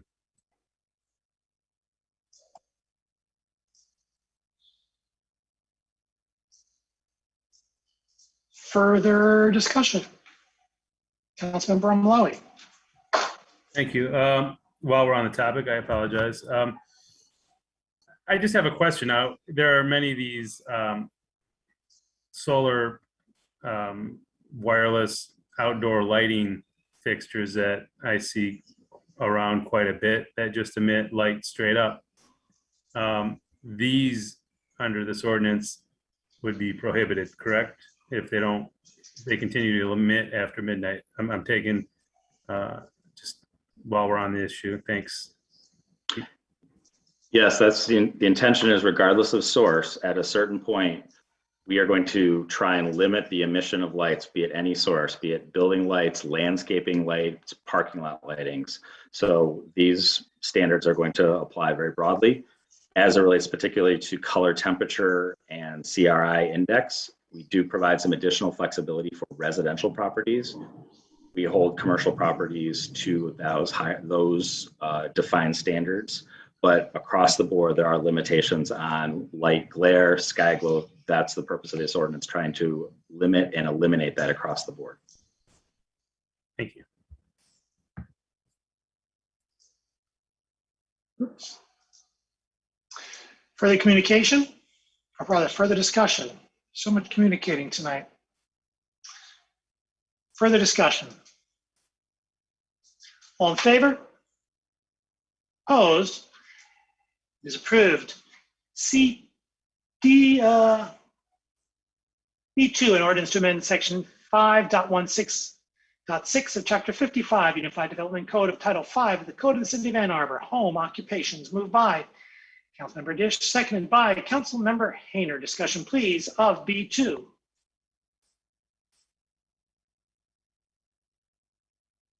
Councilmember Hayner. Thanks. I would just like to ask the co-sponsor this. I was really interested in this process and happy to see how it cycled through planning and the consideration, the public input that was given. And so I just wanted to co-sponsor this. I think that home occupations are important. They've always been important. I think they tie in with our need to reduce commuter travel, have 20-minute neighborhoods, have our 820 goals and so on. So the more of this we can allow, the better. And I was trying to count, and I lost count of musicians, makers, machinists, and other folks that I know in our community that do home operations and so have small home businesses that are successful. And so a lot of good comes from it. And I'm just really happy to see this being handled here. I saw an old neighbor who recorded a smash hit in his basement studio here in Ann Arbor. He played at Sonic Lunch a couple weeks back, and it was great to see him and great to see his success. And I was just kind of delighted that he was able to have that home business here and really make it work for him. So I think this is an awesome thing we're doing here, and the more of it we can do to integrate these neighborhoods, inoffensive uses, the better. So thank you. Further discussion, Councilmember Song. I would also like to be added as a co-sponsor. This came up when I campaigned, where there's a Ward 2 resident who's a trombone teacher, was unable to teach as many students as he'd like, given the number of car trips that were limited by the ordinance before this was updated. And for someone who's on limited income, retired, and teaching students who were ultimately able to get full ride scholarships based on their musical talents, I'm really pleased to be able to share this update with him and let him know that he'll be able to expand his expertise with students in the area, and know that he won't be fined with students being dropped off for these lessons. So this goes out to the SAB trombone teacher I met when I campaigned, and hopefully this will be less sad. So thank you for doing this work. Excellent. Further discussion?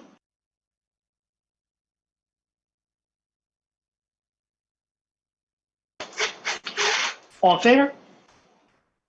Opposed? It is approved.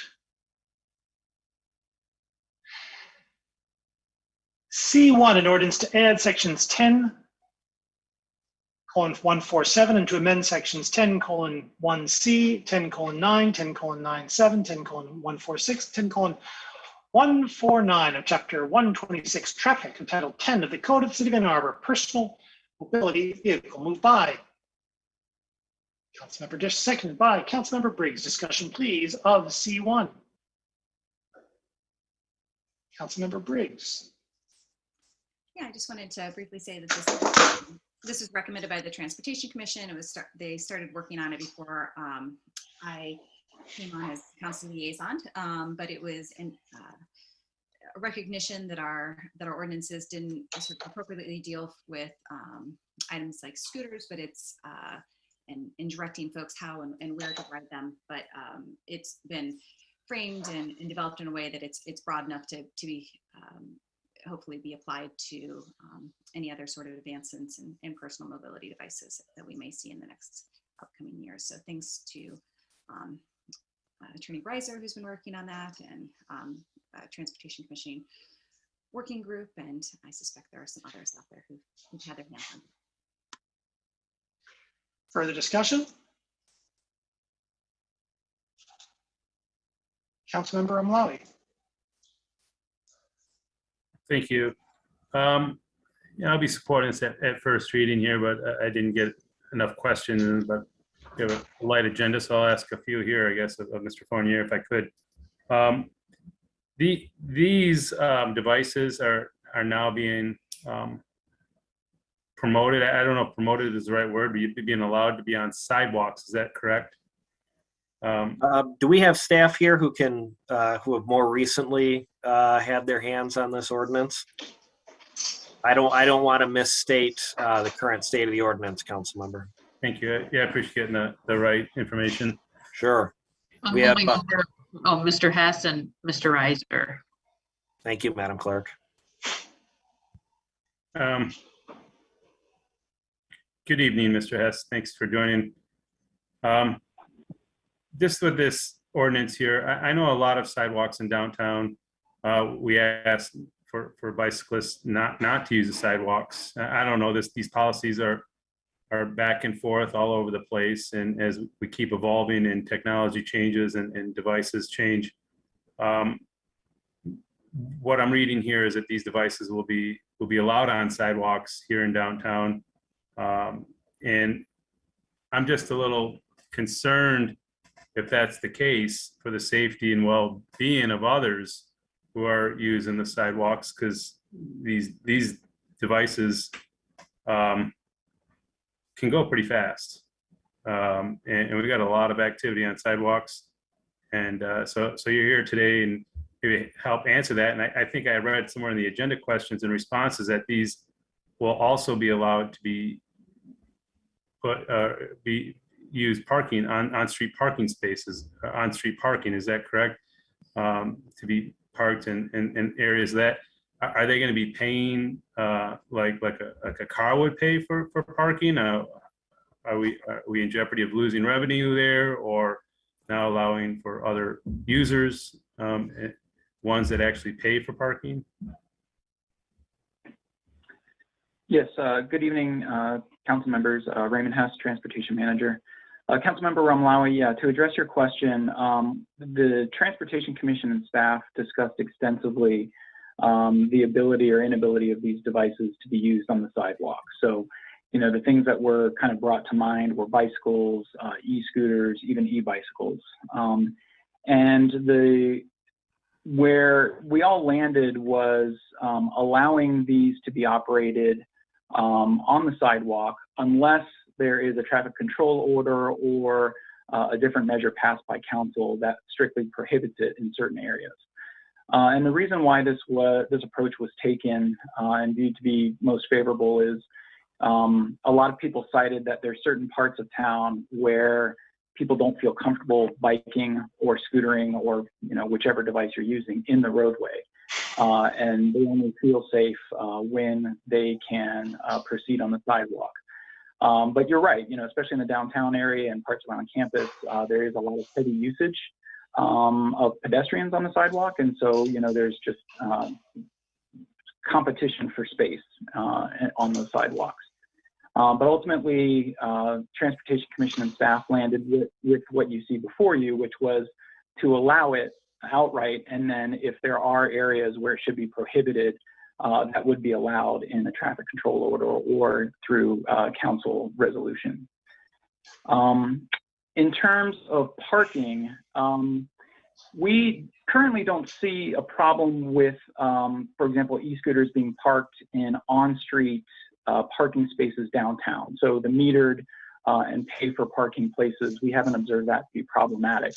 I think what this was kind of envisioned is that these vehicles can be parked, you know, in the roadway just like other vehicles can.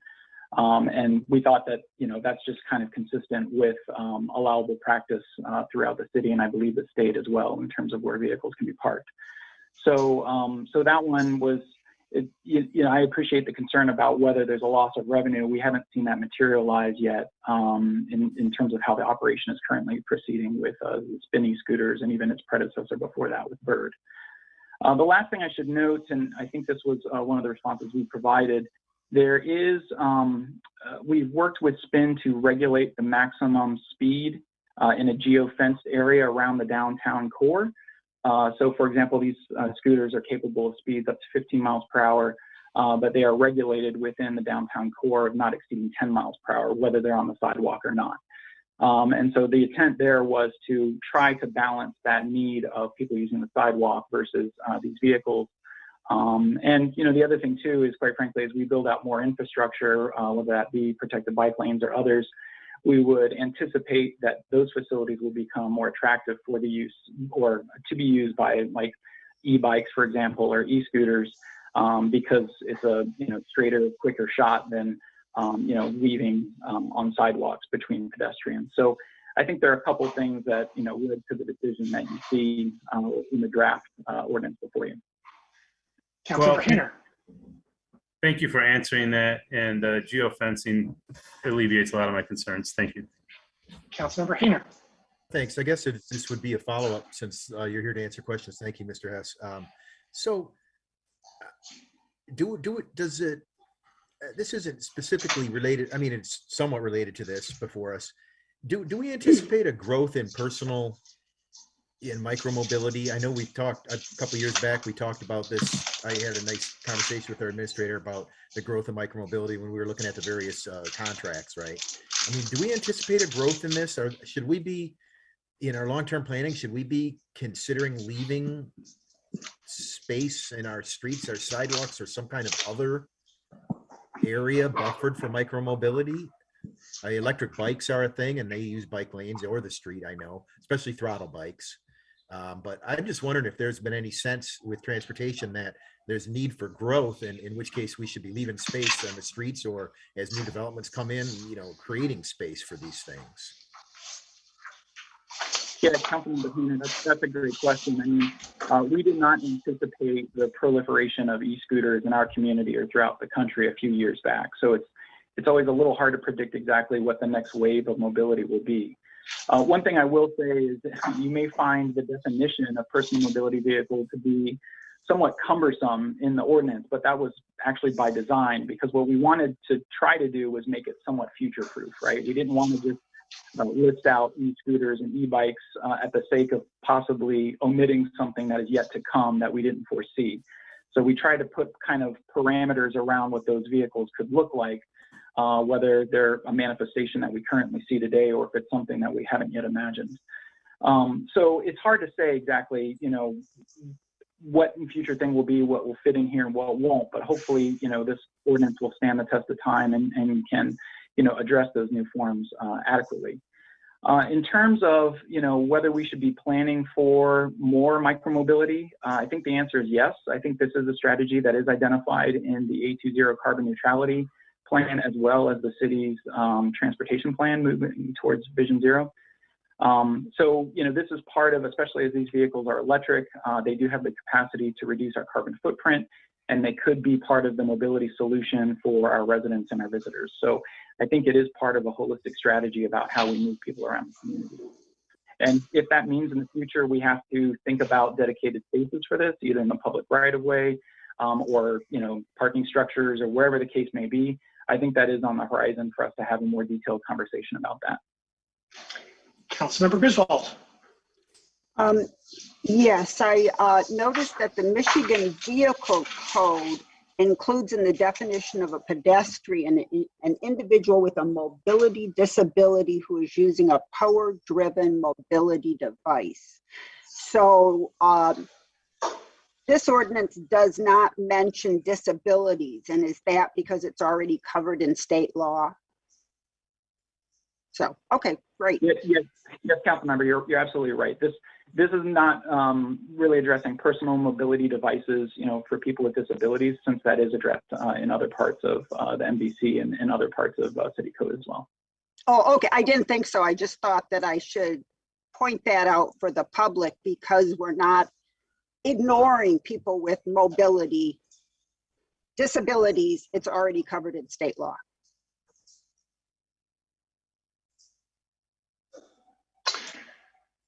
Further discussion? All in favor? Opposed? It is approved. C2, an ordinance to amend chapter 107 animals of Title 9 Police Regulations of the Ann Arbor City Code. Moved by Councilmember Dish, seconded by Councilmember Iyer. Discussion, please, of C2. I'd like to kick off with this and like to thank Councilmember Iyer, of course, but also thank Mr. Reiser in the City Attorney's Office and Ms. Slate, also in the Attorney's Office, and working with and together with folks at the Humane Society, the Huron Valley Humane Society, of course, in connection with moving this matter forward. It came to at least my attention. If I can speak for Councilmember Iyer, or at least I suppose, and she'll correct me if I'm wrong, as a result of some negative dog v. dog interactions that occurred in our city, and it was brought to our attention that dogs are not protected from other dogs under our ordinance as currently drafted, and that was an omission. You know, it's important that all dog owners maintain control over their pets, and that those pets are not a threat to anyone, whether they be whether they have 2 or 4 legs. And so, I'm delighted to be moving this forward in collaboration, of course, with the Humane Society of Huron Valley. We have identified a number of other areas where we are able to take discrete and meaningful and appropriate action to move forward. And I'm glad that we're doing so. And so I look forward to consideration of this ordinance and ultimately its passage. Councilmember Hayner. Yeah, I don't know if somebody else has anything to say. I'm actually scrolling down through it for the part I wanted to speak about. I mean, I asked in our council questions about the part that concerned me. I've had a handful of calls in our neighborhood of neighbors concerned about dogs when keeping of dogs when folks aren't home and the conditions about it when the dog owners are at work. And Assistant City Attorney Reiser graciously reached out and spoke to me about this at length as he was answering the council question, that the definition of sufficient is poorly defined and left up to the responding control officer. And you might not always see a situation where when the officer shows up to respond, it seems sufficient, and then they go away and the dog wraps its leash or poorly attached a leash around the water bowl and flips it, doesn't have water all day. And so I'm just wondering if that area, the section of our law, if we should make an effort at defining what is sufficient. And I don't know if Mr. Reiser wants to speak to this or somebody, but I was concerned about that because I know there's very little staff to deal with this at the county and the Humane Society level. And so they need that flexibility in their enforcement, but I'm also concerned that it might lead to situations where we're not able to help these owners provide better care. Mr. Reiser, do you have a? Well, I spoke with both local animal control and Humane Society of Huron Valley, and it's kind of a case-by-case call. The statute, as I said in the email, requires that animals be provided with sufficient food, water, shelter, sanitary conditions, exercise, veterinary medical attention in order to maintain an animal in the state of good health. So when I spoke with the animal control officer, there's no minimum daily amount of water, and it's also appropriate to the species. A canary is going to need a different amount of water than a bull mastiff or Great Dane. So the people with whom I spoke, who know more about this than I do, pointed to the state law that they rely on and the case-by-case investigations that they undertake. So even if we were to tweak our ordinance, there's already a state law on there that we certainly couldn't conflict with, and that the animal control officers and animal cruelty investigators are investigating or adhering to. Councilmember Briggs. Thanks. Thanks for those that have brought this forward. I'm glad. I think this is a good change, an important change for our moving forward. There was one area that had kind of concerned me, and that was the removal of the animal cruelty language. And I just wanted to make sure that for others that might be scrolling through this in the future, if they see us removing that language, they should not be concerned. It's actually a little counterintuitive. By removing that language, we're actually strengthening our ability to enforce these laws, because we're able to rely on state laws for this. And so this is actually strangely a step forward by removing this language. So thank you. And I can speak to that, and I apologize if it's my inability to read the room by removing a provision that outlaws the cruelty to animals. And by doing so, you're making it stronger, but you really are, because under the Home Rule City Act, we're limited to generally 90 days only for our misdemeanors, whereas the state law has 4 or 5 different levels of severity, none of which are 90 days. They're all 93 days or more. If in our ordinance, if you cruelly kill an animal, it's only a 90-day misdemeanor, whereas the state law treats that more severely. So under state law, MCL 750.50, they're either 93-day misdemeanors, 1-year misdemeanors, 2-year felonies, 4-year felonies, or 7-year felonies. What you're doing is you are referring animal cruelty cases to the animal cruelty investigators, who are better trained than generally most police officers, but work with police officers for those investigations, and you're referring them to the countywide prosecution resources. So, and this is something that Ms. Lay and I, a former prosecutor like myself, and the deputy city attorney agreed with, that these cases are better off in the appropriate courts with appropriate charges. Councilmember Iyer. Thank you. Just a few words here. I wanted to make sure that I recognize and thank the Fourth Ward residents who came forward, brought these issues to myself and to the mayor. There were really a few incidents in different parts of the Fourth Ward that were frankly pretty terrifying. And to bring this forward and to now have this resolution, this change in our ordinance before us, I think really shows how our representative government can work really well.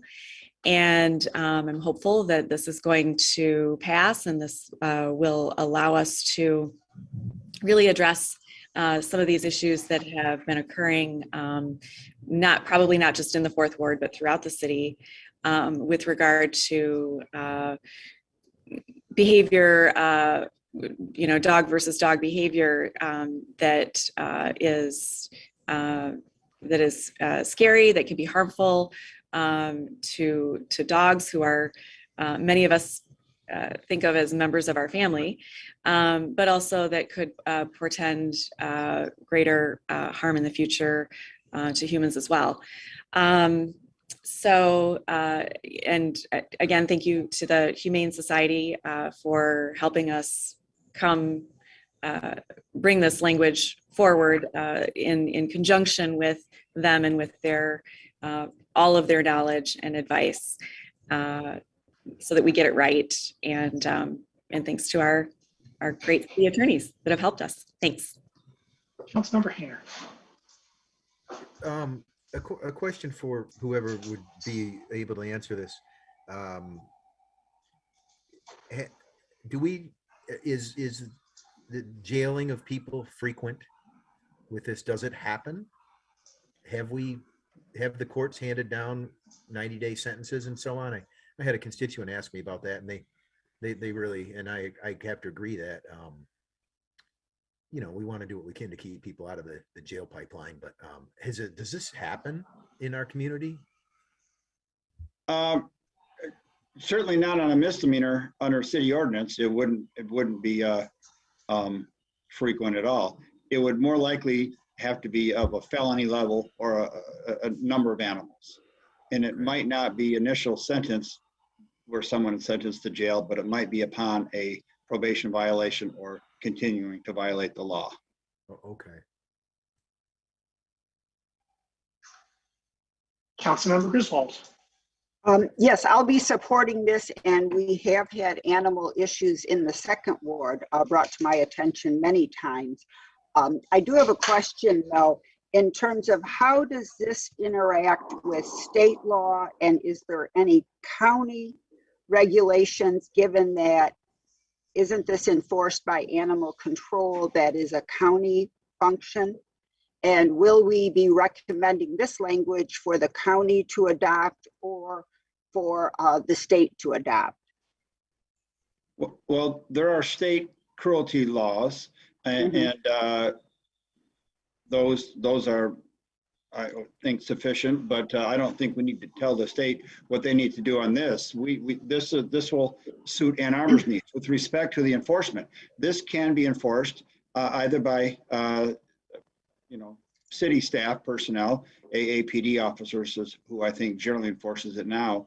We have in this ordinance, and didn't take out, the animal control officer and animal control office functions. That's a council policy decision that was made several years back not to fund that position.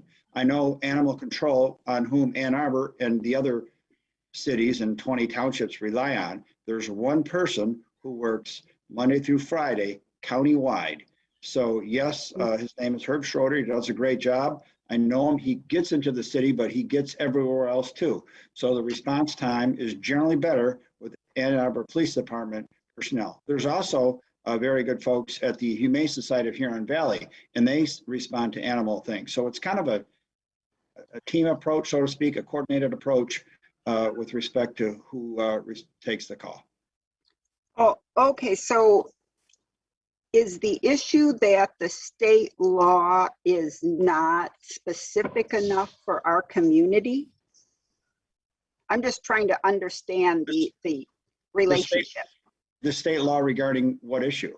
Councilmember Hayner's inquiry regarding the bowl of food that gets knocked over, or that type of situation? Just in general, why do we need an ordinance?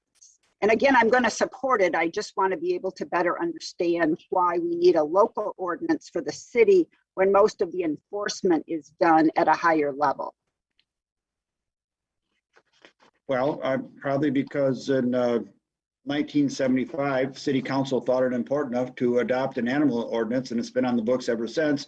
And it contains much more than just dangerous and vicious dogs. It contains the backyard ducks and chickens and deer feeding and other things. So it's wise to have an animal ordinance that meets the needs of the municipality.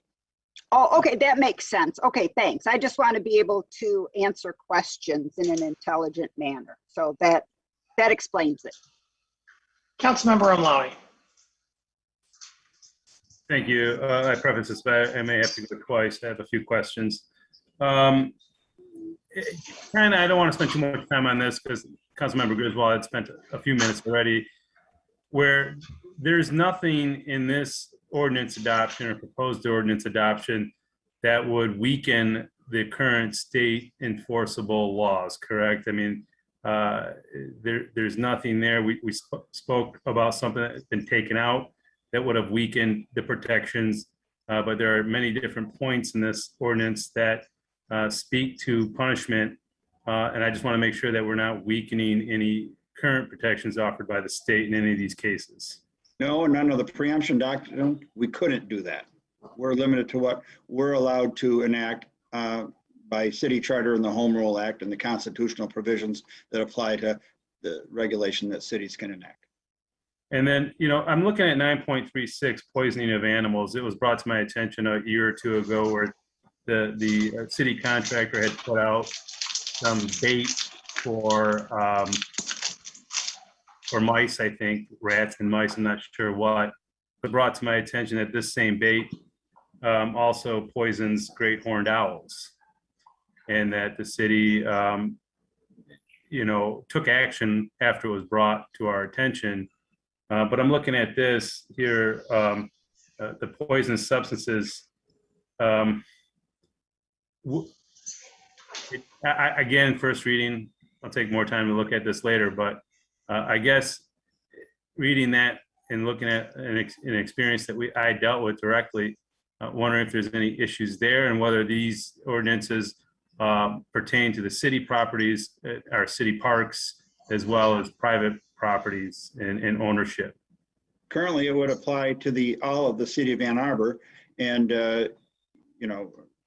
poisonous substance like warfarin or the rat poison can be used, except if it endangers or is likely to endanger any animal or bird, obviously except the intended target of rats or mice. You certainly have the prerogative to make an amendment between first and second reading that tightens that up or changes it, rather than endanger or likely to endanger, or some other phrase that might catch unintended species. Yeah, I guess I'll have to, because again, I know that we were in violation of this ourselves, if I'm reading this right, and just recently with our pest control at City Hall. And I guess what I want to ask about is how many cases. Councilmember? I'll reserve for my second opportunity. Further discussion? Councilmember Malawi. Thank you. How many cases a year do we know that this ordinance would help? How many times a year? Do we have any idea what we're looking at in terms of the frequency of? I guess it depends what you mean by help. If putting the public on notice not to do these things, then it helps to the extent that we get people out there educated and they obey the law, which most people do. If you're asking how many infractions have we issued, not many, but just because an infraction isn't issued doesn't mean that an ordinance doesn't help. Okay. Well, I'll work on that other part with folks and perhaps you as well on 936 to see how that can be tightened to address the concerns that we had recently faced. Thank you. Further discussion? All in favor? Opposed? It's approved. DC1, resolution directing the Energy Commission to consider the question of a feasibility study regarding a public power utility, moved by Councilmember Nelson, seconded by Councilmember Indina. Discussion, please, of DC1. Councilmember Indina.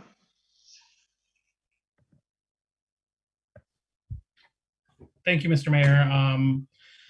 As one of the body's Energy Commission liaisons, this is a topic that I've given a lot of thought and consideration to over the last several months, both in Energy Commission and in conversation with my constituents. And it's because of those conversations and research that I've determined that I will eventually support moving forward with a feasibility study, both in Energy Commission and hopefully again in this body. Still, I was surprised to see this resolution introduced.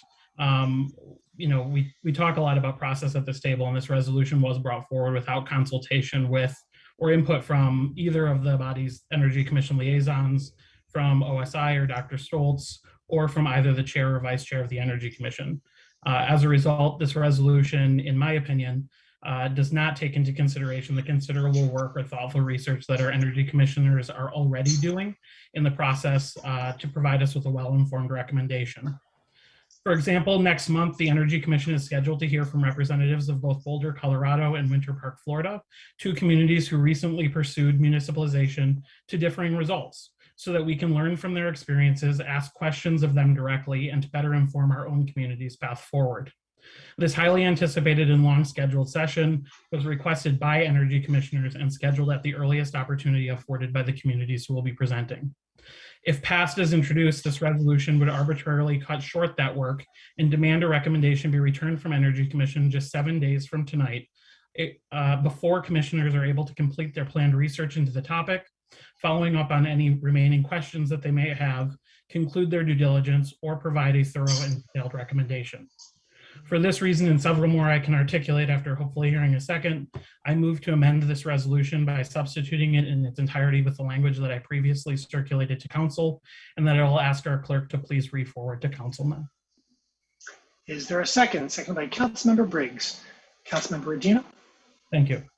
If this substitute is adopted tonight, the most substantial request of the resolution will remain unchanged. It is still a request of Energy Commission to provide a recommendation to council on pursuing a feasibility study for a municipal utility. The substitute, however, takes into consideration the substantial, intentional, and thoughtful work of the Energy Commission and that they are already doing on this topic. It regrounds our request in the principles of our previously adopted 820 plan and our energy principles and criteria. It directs the Energy Commission to explicitly consider how our path forward would be focused on 820 core values of being sustainable, equitable, and transformative. It requests that their recommendation consider both traditional and non-traditional methods of potentially creating a municipal energy utility. And finally, in order for this work to actually be completed, it adjusts the timeline by which we were requesting this recommendation. To allow the Energy Commission to provide a fully considered, thorough, and completed recommendation, this substitute requests a full recommendation by December 31st, rather than just 7 days from tonight. Lastly, I really just want to take a few seconds to thank all of our Energy Commissioners and our OSI staff for their hard work and dedication on this and so many other critical energy priorities for our community over the last several months. I am immensely grateful for the thoughtful and collaborative leadership, specifically of Chair Mirsky and Vice Chair Cloven Garcia, for the commitment of our extremely experienced and in many ways expert Energy Commissioners, and our dedicated OSI staff led by Dr. Stoltz for their continued work with the Commission to move us toward carbon neutrality by 2030. Thank you. I have a parliamentary question. Councilmember, yes?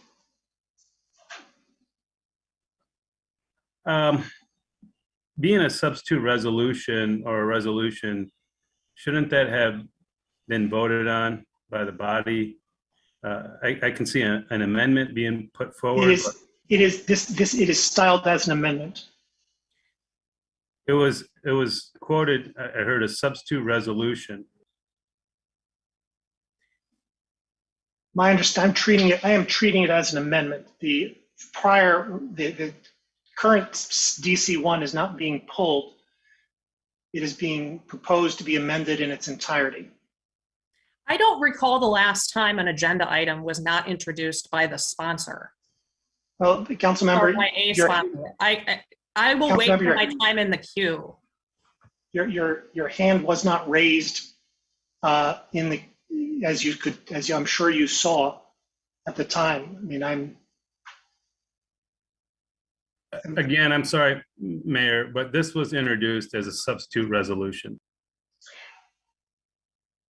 I'm interpreting this as a proposed amendment in whole. Is there any objection to that treatment? There's 3 objections to that treatment.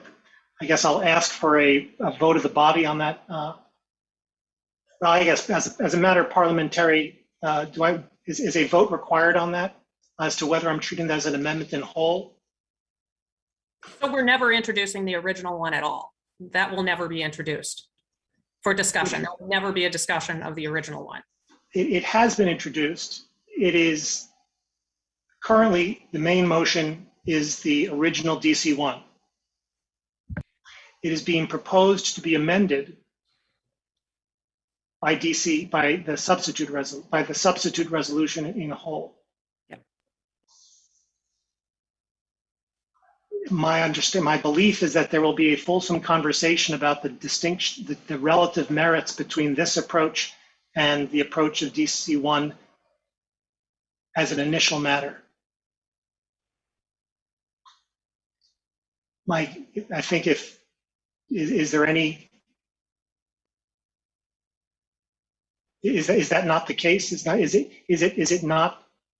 It is entirely relevant to discuss the relative merits between the original DC1 and the proposed amendments to DC1,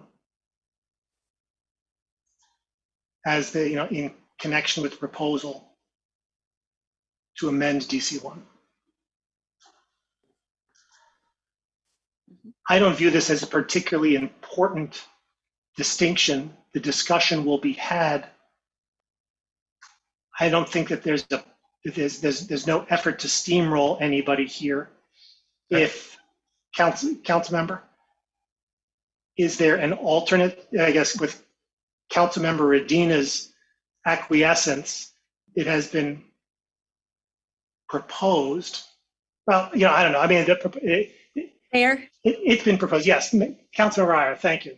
Yeah, just as a parliamentary point, yeah, it's what we need to do now is vote on on whether we are adopting the substitute motion for discussion. Not adopting it, but whether we are going to.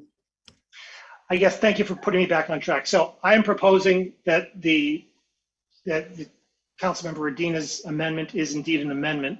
There's been some objection to that ruling.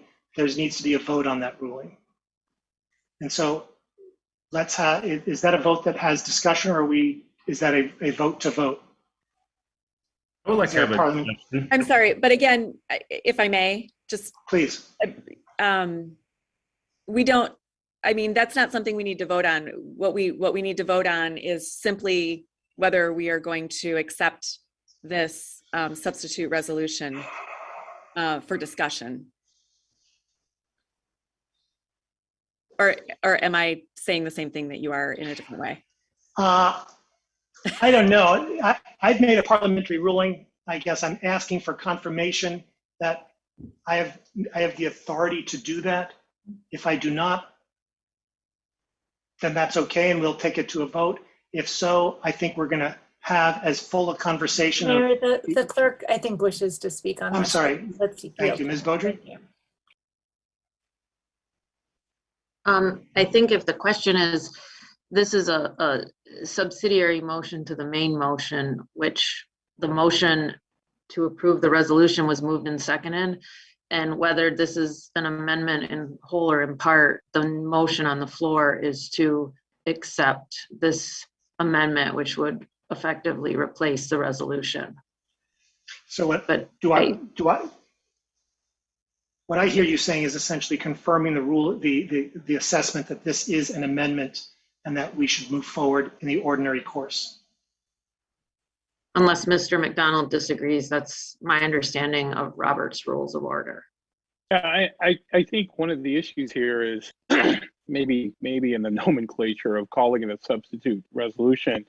If this was an amendment, to which it could be considered an amendment as well, I have not looked at, it's hard for me kind of right online here to look at the difference between these two resolutions. I understand that it's substantially different, but it certainly could be amended, and then it would sort of fall within, I'll say, council's normal procedure as opposed to calling it a substitute resolution. I think the procedure is somewhat the same as the clerk was just saying, which is you're really voting on taking the amended resolution or amending the original resolution to read as follows. Again, as I said, I was just shared this a few minutes ago, so I haven't had a chance to kind of look at the substance of how different it is from the original resolution. Thank you. I'm going to take that as going forward. I've had Councilmember Rodino once speak on the main motion, once speak on the amendment. I have in the queue Nelson, Briggs, Rumlawi, Griswold, and Hayner on the amendment. Councilmember Nelson. I guess I'll just, so I emailed this resolution to all of council on Friday, August 20th. So there have been about 3 weeks for feedback on this. And the substitute resolution was submitted this morning, well after anyone could have asked questions about it, distinguished differences between one timeline versus the other. And to the accusation that this is somehow overstepping and dismissing the value of input from the Energy Commission, I have been in conversation with members of the Energy Commission who shared with me the length of time that this has been discussed. The fact that a feasibility study was specifically discussed on July 13th. And explaining to me that the nature of the work session in October is going to be discussion with communities that were wrestling with this issue and pursuing feasibility studies decades ago. So having gone through this kind of procedure not so very long ago, where examples from other states were dismissed to me as irrelevant because they didn't happen in the state of Michigan, now we want to hold up a process because of examples from Florida and Colorado. This is not a big step that I'm asking for. I have crafted this resolution very carefully to include the Energy Commission.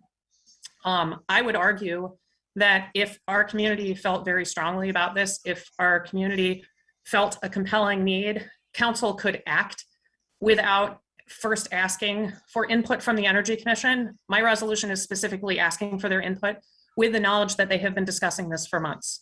I'm asking for them to suggest their opinion as to whether we should invest a small amount of money in a small step forward, a feasibility study that is going to be necessary before we know what else is possible. So I guess I am sorry that none of my colleagues, other than Councilmember Griswold, thought to respond to my August 20th email. But I have been in conversation with quite a number of people in our community, including members of the Energy Commission. And I think this is a compelling issue, and I think there's reason to act sooner rather than later. And I know that members of our community are looking ahead to the possibility of this feasibility study informing a potential ballot question for next year. And so 3 months might matter. Pushing this down the road 3 months, I don't see any reason. I feel like the Energy Commission could probably give us an answer, given that they've been talking about this since February. Thank you. Councilmember Briggs. So as a one of the other liaisons to the Energy Commission. I would state that I would not be prepared to provide an informed recommendation to council next week. This is not a small issue that our community is wrestling with, and that we need to get information on. Those presentations that we're going to be receiving in October are incredibly valuable in terms of listening to what has worked and what hasn't worked in other communities. We're hearing from one community that's moved forward successfully and one that hasn't. It's important for the public to know that we haven't created a municipal utility in Michigan since 1912. So this is not something that's done every day. And $150,000 feasibility study, if that's what we're voting on, at some point, we want to make sure that we get what we want out of that feasibility study, and that we're really examining the multiple options that we need out of that. And honestly, Energy Commission is going to need a little bit of time to be examining these issues more fully. Boulder's been working on this for close to a decade, spent millions of dollars, and voters ended up last year saying, we're not going to move forward. So I really think we do need this extra time to be able to make sure that we're asking and getting what we want out of a feasibility study. I personally am not interested in, based on what I know right now, in terms of utility, asking taxpayers to buy DTE's crumbling infrastructure. There are some good options that we may have out in front of us, but we want to make sure that we are ending up with good renewable energy and good options for our community. Councilmember Ramlawi. Thank you. I'm just a little perplexed by the whole process here, but I'll continue to indulge in the conversation. I'm just concerned about the timeline that is being put on this. I understand maybe some of the concerns of the original resolution and having that the Energy Commission take this up by September 14th. This amended resolution has us waiting until the end of this year on whether and if we should proceed with one. And every time it storms now, people are freaking out on whether they're going to lose power or not. And I got people texting me all the time, emailing me all the time, calling me all the time, telling me how unreliable their power is. We have many constituents who have emailed us, spoken with us on this topic, who are in support of it. I'm just concerned with this substitute resolution or amended resolution, whatever you want to call it. I find problematic based on our new council rules, to be honest with you, to bring a resolution like this. I don't see it operating under the norms that we adopted, but I sit in the minority, so it doesn't matter, I guess. I propose moving this amended resolution, changing the date on it to no later than November 30th, rather than December 31st. I would like to have an answer on this before the holidays. So I move to amend the amended resolution to November 30th of 2021. Is there a second? Second by Councilmember Dish. Discussion of the amendment.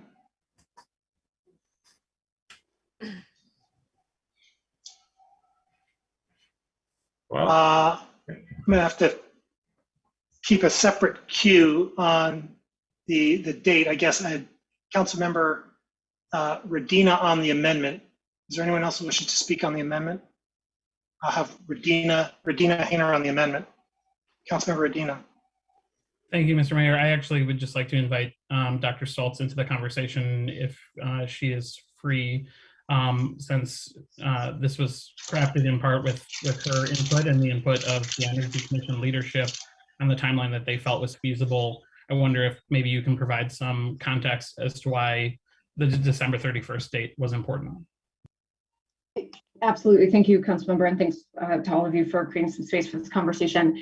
The intent was really to make sure that the commission just had the time to do the analysis necessary. So we envisioned if they went into the October meeting and had a really good conversation, but had some follow-up questions, and we had to invite speakers back in November or do some legal analysis, we had time to do that. So it was just making sure that the commission didn't feel like they had to vote on something without the proper information to give you a recommendation that was really thoughtful. So the timeline in some ways, it was just meant to be flexible enough that if they vote in October, it would come in October. If they vote in November, it would come in November. So it's just giving the commission space to do their due diligence. Thank you for the question. Councilmember Medina. Thank you, that's all. Councilmember Hayner on the amendment to the amendment. Sure, I support it because I support the original resolution that was brought. And I think that, I mean, I'm not the liaison to Energy Commission anymore, but when I was, I sat in on CCA meetings and other meetings, and we talked about this way back then. And so I think we're just asking for a recommendation. I think that the knowledge exists.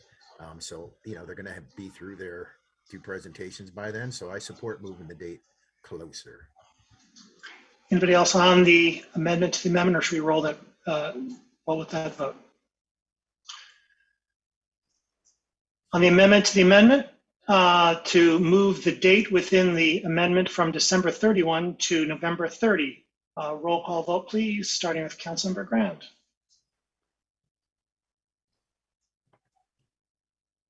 Is everybody clear about what we're voting on? My apologies. Yeah. Thank you. Councilmember Grand, No. Councilmember Medina, No. Mayor Taylor, Yes. Councilmember Iyer, No. Councilmember Nelson, Yes. Councilmember Briggs, No. Councilmember Ramlawi, Yes. Councilmember Hayner, Yes. Councilmember Dish, No. Councilmember Griswold, Yes. Councilmember Song, No. motion fails. Further discussion of the amendment, Councilmember Griswold. First, I want to apologize to our community. We have worked very hard on council rules to prevent exactly what's happening tonight, and this process just highlights the divisive culture of council. This was introduced as a substitute resolution, not as an amendment, substitute resolution, and I immediately replied to Councilmember Medina as a result of that. We don't introduce resolutions the day of a meeting, and the primary reason is the public has had no ability to weigh in or look at this. As a result of that, I would recommend that we postpone this amendment for 2 weeks so that we have an opportunity for the public to weigh in, and possibly council can work together and come up with a single resolution. I agree that Councilmember Medina's resolution has some improvements to it, but this is not good governance, and sustainability is a critical issue, and we've got to get it right. Is there a second? Second by Councilmember Ramlawi. Discussion of the postponement. We've got a queue, so I've got Grand, Hayner, Iyer, Ramlawi. I've still been waiting to speak on the amendment, so I'll just keep my place in the queue if that's okay. Thank you. Hayner on the amendment. Pardon me, on the postponement. Mayor, may I, Ms. Goju? Mayor, may I clarify, is that a 2-week postponement? It is. Yes. Councilmember Hayner on the postponement. Sure, that I'd like to speak on the amendment if it comes back around to that, but I mean, I can re-raise my hand. Sure, I'll support a postponement if it leads to better governance. Councilmember Iyer? Thank you. I will not be supporting the postponement. I think the public has had lots of opportunity to give us their feedback on this topic generally. And it's clear Councilmember Medina worked through what I would view the correct process. Councilmember Griswold referred to process, and Councilmember Medina actually followed a good process. in creating his substitute motion here, consulting with the Energy Commission on which he sits, consulting with Dr. Stultz, who is key to any discussions that we have on power and public power in our city. And so I'm very comfortable with voting on this tonight. Councilmember Omlawi, on the postponement.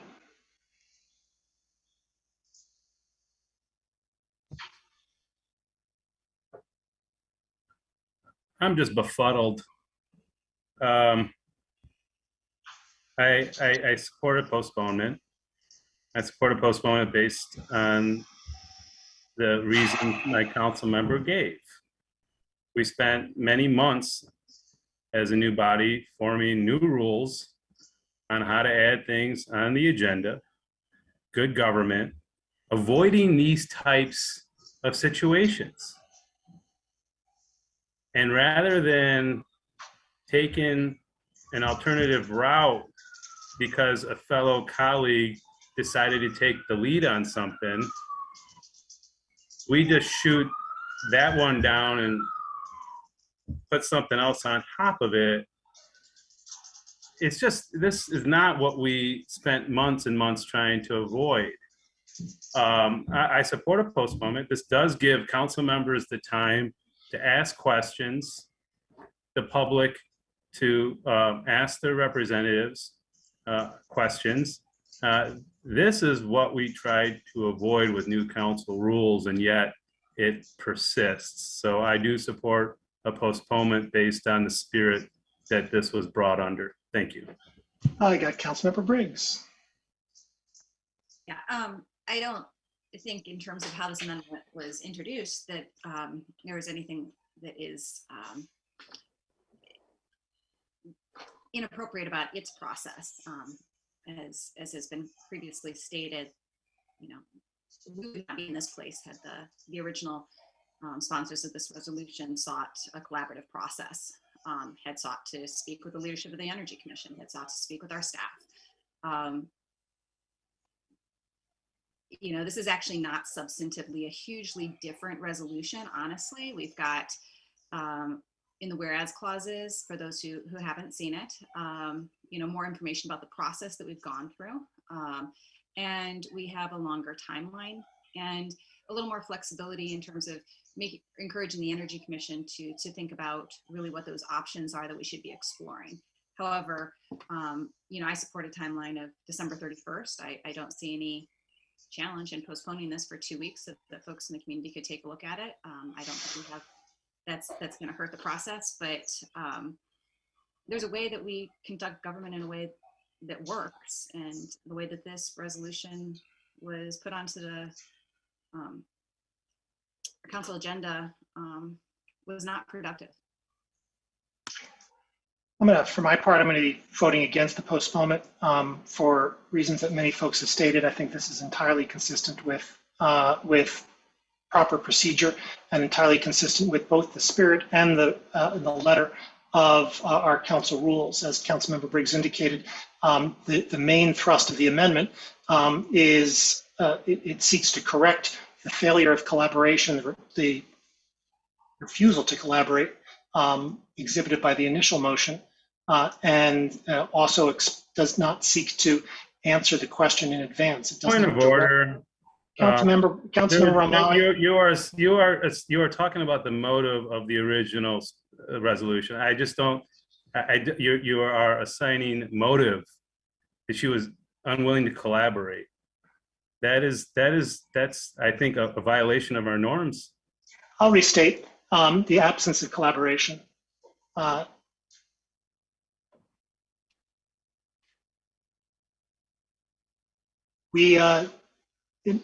In any event, I think this corrects the absence of collaboration, and I think, as a matter of substance, moves the matter forward in a way that is,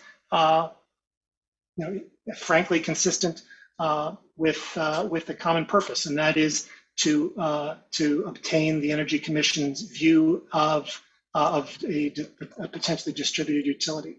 So I'm going to be voting against the postponement. I don't think a postponement will do do anything that an acceptance of the amendment will not. Councilmember, I forget we were on the queue. Griswold, have you spoken on the postponement again? Yes, but Or did I skip? Grand is before me. That was my Grand- fault. I had said I was waiting and I'm still waiting, but I'd like to speak on the postponement if that's okay. Postponement, Councilmember Grand, then Hayner, then Grand, Radina, Griswold, Hayner on the postponement. I'd just like to keep my place in the, because I still haven't spoken on the motion at all. So we have some comments made about rules, and I'll be voting against the postponement. I think it's actually a troubling pattern that when we don't like the way something's going, sometimes we just try to postpone it and bring it back for the same discussion, which I think actually does a disservice to the community. I do want to speak about some accusations about council rules. I can explain from my perspective in terms of council rules. The one that I was following the most was not violating the Open Meetings Act, which means that I can't talk to more than 4 of my colleagues about something.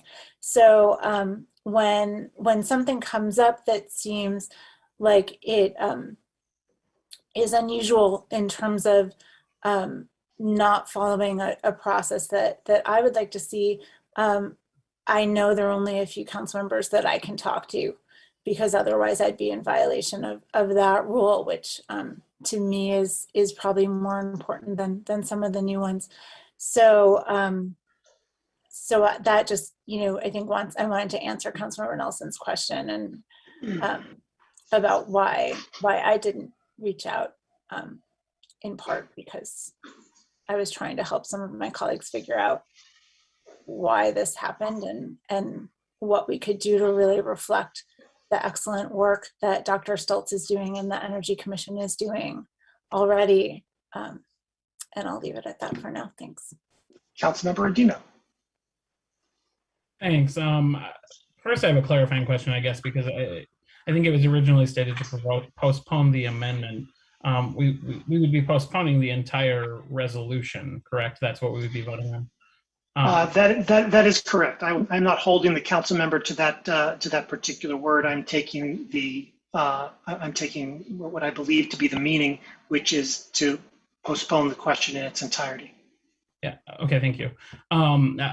Assuming that, I mean, that moves us past. I mean, it would require us to amend the initial resolution, because it would move us past the deadline by which we would be subscribing to Energy Commission, because that's just 7 days from now.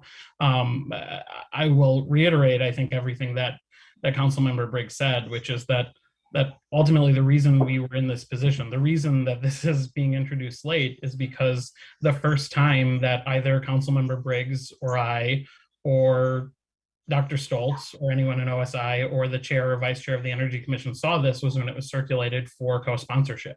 That is not, to me, an opportunity for us to sit down and collaborate and come to the table and work together. So that became a time when I reached out to all of those individuals, found out that they had not worked on this, and began working on the language that you see before you tonight. And so that takes some work, and it does take collaboration. And so that is what came forward. Frankly, I don't feel strongly one way or the other on postponing it, because either way, again, it moves us past the deadline, and it's going to require us to do some additional work, because the deadline would have required our volunteer commissioners to come up with a really detailed and thoughtful proposal over the next 7 days before they came back to us. So ultimately, I probably will vote against postponing it. I'm comfortable with this language because it was the product of collaboration with all of the stakeholders involved. But I just wanted to highlight that even a postponement to our next meeting puts us past the initial deadline. Councilmember Griswold. I just want to say that we have, well, I won't say it. There are 4 reasons why I believe a postponement is necessary. Number 1, we are responsive to our community members. They have not seen this resolution. They deserve the opportunity to weigh in. Number 2, our council rules clearly state when a resolution can be introduced. Calling a substitute resolution an amendment It's still a substitute resolution per the email from Councilmember Radina. The Environmental Commission discussed this with John Mursky, with a member of OSI. So there was some collaboration, not enough, bad process, but still there was.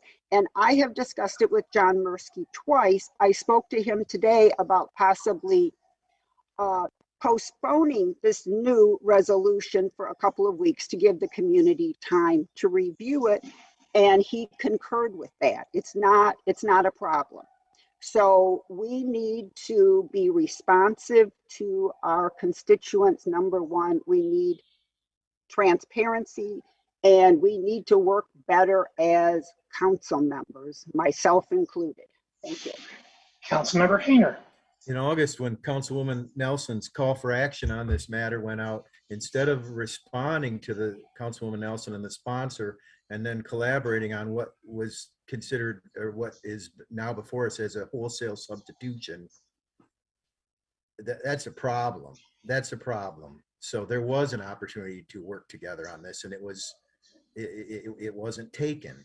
And so that's why I'd support a one meeting delay to take that opportunity to work together and collaborate on this instead of a wholesale substitution. And frankly, if it's an amendment, it should be read into the record so the public can hear it. If everybody's concerned about the public, then let's read it and you will see how long it is. It's not a typical amendment. We could have amended the original one to just change the date, but it's a wholesale rewriting of it. So I'm going to support this temporary postponement to a date certain. Councilmember Grant. I'm just waiting on that. Sorry, Councilmember Radina. Sorry. One last brief opportunity. I want to apologize to my colleagues for my own misuse of language here. My apologies for not recognizing that I should not have called this a substitute resolution, but the reality is that the basis of the wholesale basis of the resolution remains unchanged. It is a recommendation of Energy Commission to provide a recommendation, or it is a request of the Energy Commission to provide a recommendation to this body on whether or not to pursue a feasibility study. That remains unchanged. It is 100% germane to the initial resolution. Again, I actually do not have much of a problem with a postponement because I think it allows, it requires us to do this work anyway. So. Further discussion?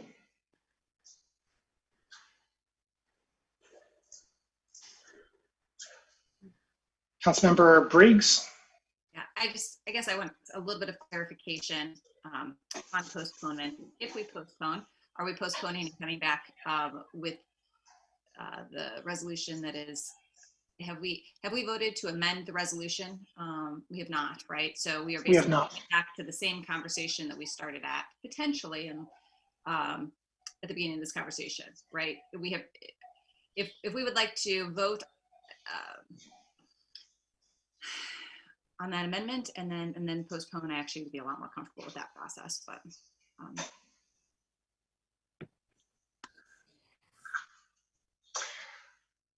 I'm going to point of inquiry. Should we vote to postpone? Is it possible for the clerk to add the substitute to Legistar so that it is also available to the public since it has been introduced and started for discussion? If this postponement is approved, it will postpone the amendment, or excuse me, the resolution as presented, but we can attach a proposed amendment. But what would come back would be the original resolution that was presented on the agenda. But yes, we can add the proposed language as an attachment. But the Legistar resolution would be as what was submitted for tonight. Thank you. Unless it's amended prior to postpone.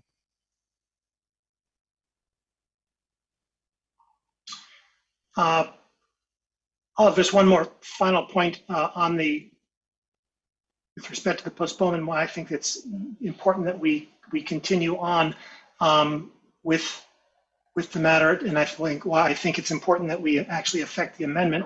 One issue with respect to the main motion that has not been addressed is the fact that it does not request something from the from our community volunteers. Rather, it directs them to do something.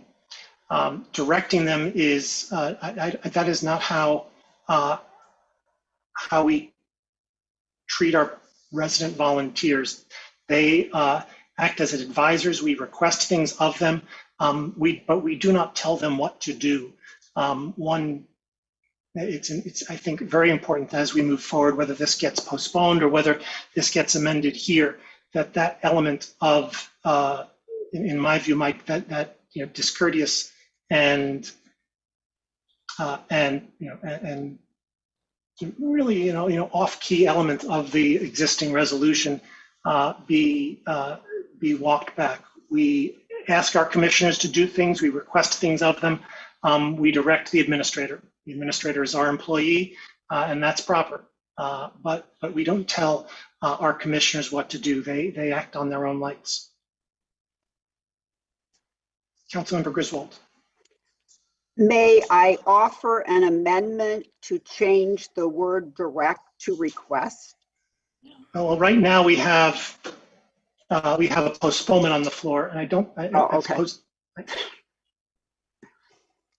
Okay, I'm just, if it's considered a friendly amendment, I mean, I don't want something to stay on Legistar if it's bad form. Well, right now we have the postponement up. Anything further on the postponement? Roll call vote, please, on the postponement, starting with Councilmember Grand. Councilmember Grand? No. Councilmember Dina? No. Mayor Taylor? No. Councilmember Iyer? No. Councilmember Nelson? No. Councilmember Briggs? No. Councilmember Ramlawi? Yes. Councilmember Hayner? Yes. Councilmember Dish? No. Councilmember Griswold? Yes. Councilmember Song? No. Motion fails. Further discussion of the amendment. Councilmember Grand. Thank you. I think in thinking about this amendment and this approach, one, we've heard a lot about collaboration, but I think it also is just reflective of the important work that's already happening. Now the current form of this resolution that we're discussing just talks about the work that's being done at the city for an issue that we care about. I mean, it's really, I'm sure all of us with the storms we've had have been angry with DTE at some point over the last month, right? Myself included, for sure.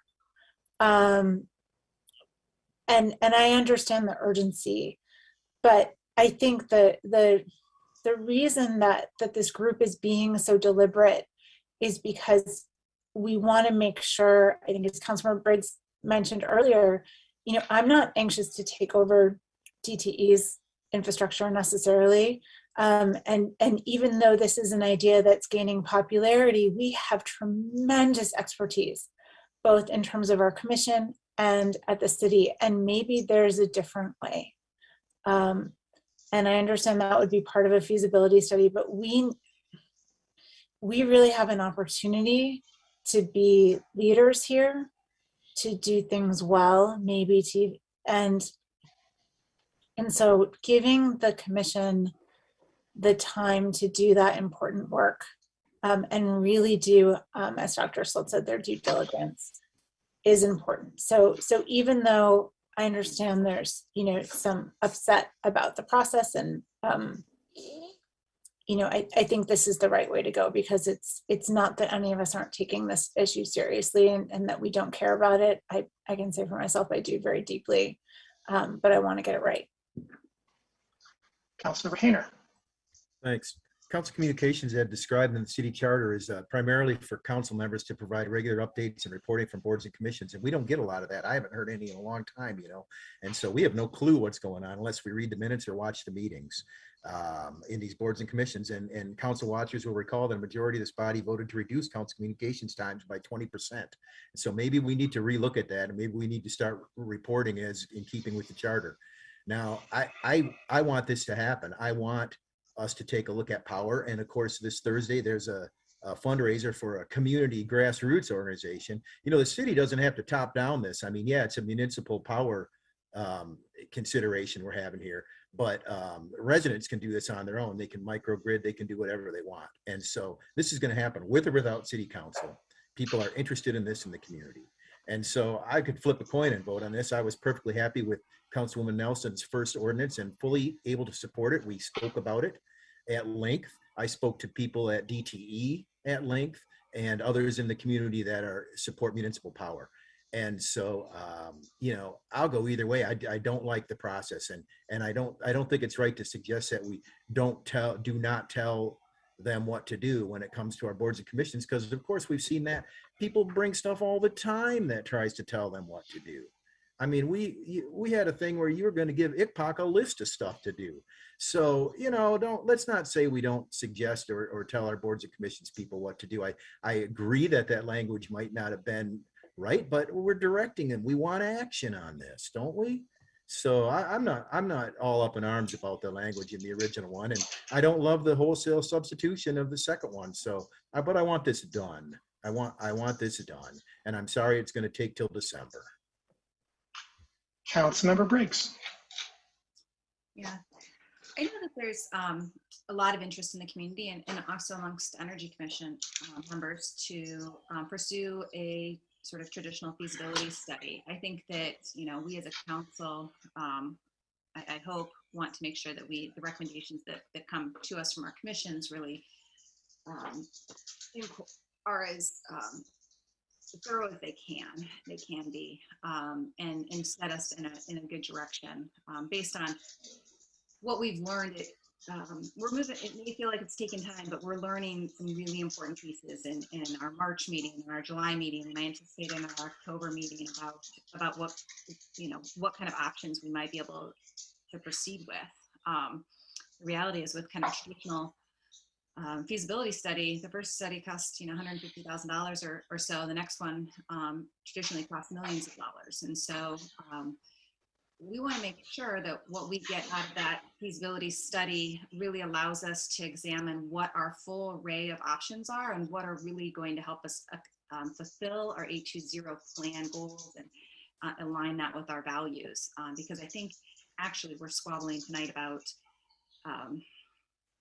details around a date, but fundamentally, I think there's a fair amount of agreement here about thinking about wanting to know what our options are in terms of, you know, giving the residents of Ann Arbor real options in terms of power. But what I don't want to give them is false hope about when the next storm comes, that's not a concern. You know, voting on this next week is not going to solve those issues. It's just being reactive. We need to be deliberative in this process. Councilmember Romali.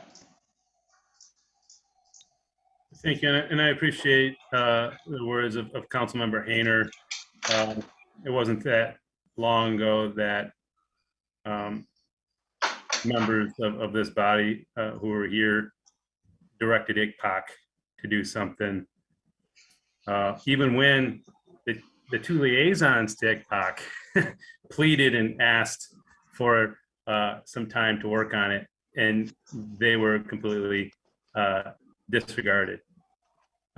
So you don't have to have an elephant's memory to know that there's inconsistencies. I think, unfortunately, we don't have collaboration here. A lot of speaking about collaborating, but you don't see it, you don't experience it. I guess when it comes to this resolution, It's not an amendment, it's a substitute resolution. I'm going to call it what it is. I'm going to call it what it was described, even by the sponsor. And I'm going to rely on a quote, and it goes something like this: It's amazing what you can accomplish if you don't care who gets the credit. So I need to fall back on that, hold my nose, and support this. But how it got here, I hope that process gets better because the public is watching. Councilmember Griswold. I'd like to request that the resolution be read into the public record if we're not going to postpone it. While it's not the transparency that the public deserves, it at least provides some level of transparency.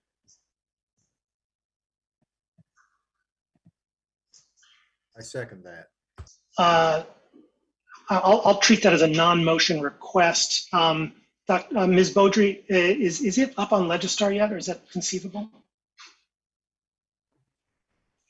I can add it to Legistar. I was going to add it to the main file. I was waiting on the vote, whether or not it would be amended. Do you want me to read it or Councilmember Medina? I'll swing back to council as a whole. Are people satisfied that the posting to Legistar is adequate, or is a reading requested? Councilmember Griswold, I'm taking a reading is requested. It's not going to take long. We've debated this process for longer. Councilmember Medina, would you do the honors? Can I ask a question? I'm sorry to interrupt. That's all right. It's procedural also. Is the Energy Commission's draft resolution attached to Legistar somehow or somewhere? It's referred to in the original resolution, and I've been searching for it. I'm unaware. Okay, thank you. Sorry to interrupt. That's right. Councilmember Medina, would you do the honors? Happy to. Whereas the Energy Commission unanimously endorsed and the Ann Arbor City Council unanimously adopted the A20 carbon neutrality plan and the goal of achieving community-wide carbon neutrality by the year 2030. Whereas in early 2021, the Energy Commission and the Ann Arbor City Council adopted energy principles and criteria to help guide the city's energy-related decision-making. Whereas the Ann Arbor Energy Commission identified a series of energy-related initiatives that may be useful to help achieve the A20 plan and that may align with the Energy Commission and City Council adopted energy principles and criteria. Whereas the Energy Commission established a prioritized work plan to evaluate those initiatives. Whereas the Energy Commission has been systematically and purposefully reviewing and learning about this top voted energy procurement, energy technology, and energy policy options to understand their appropriateness for the city of Ann Arbor in light of state law constraints, local conditions, and resource scarcity. Whereas the October 2021 meeting of the Energy Commission is dedicated to learning about municipalization efforts, processes, lessons learned, and other pertinent details. Whereas the October 2021 meeting of the Energy Commission was scheduled to accommodate the availability of speakers from 2 communities who have undertaken municipalization initiatives in the last 2 decades, and as such are able to share their experience and answer questions. Whereas the Energy Commission, especially the chair and co-chair, have been deliberate in ensuring the commissioners have relevant information to make informed recommendations to City Council. Whereas City Council recognizes the value of receiving a fully informed and well-reasoned recommendation from the Energy Commission upon the completion of all previously scheduled work on this topic, including the learning session of October 2021. Resolved, the Ann Arbor City Council applauds the Energy Commission for its purposeful, intentional, and efficient process of undertaking due diligence on energy-related issues. Resolved, Ann Arbor City Council requests the Energy Commission to provide a recommendation no later than December 31st, 2021, as to whether or not the commission believes the city should undertake a feasibility study to understand options related to creating a municipal utility, including traditional and non-traditional models. Resolved that any such recommendation is requested to explicitly discuss how municipalization and/or municipal utility options align with the goals of community-wide carbon neutrality by 2030 and adheres to the energy principles and criteria adopted by council, and should provide the commission's perspectives on the advantages, disadvantages, and value propositions of each. Resolved that any such recommendation is requested to explicitly discuss how it would be sustainable, equitable, and transformative, which are 3 core values outlined in A20. Thank you. On the amendment, I've got Councilmember Nelson on the queue.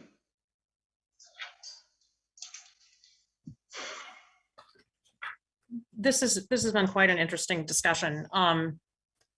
This was not an ask for an elaborate anything from the or from the Energy Commission.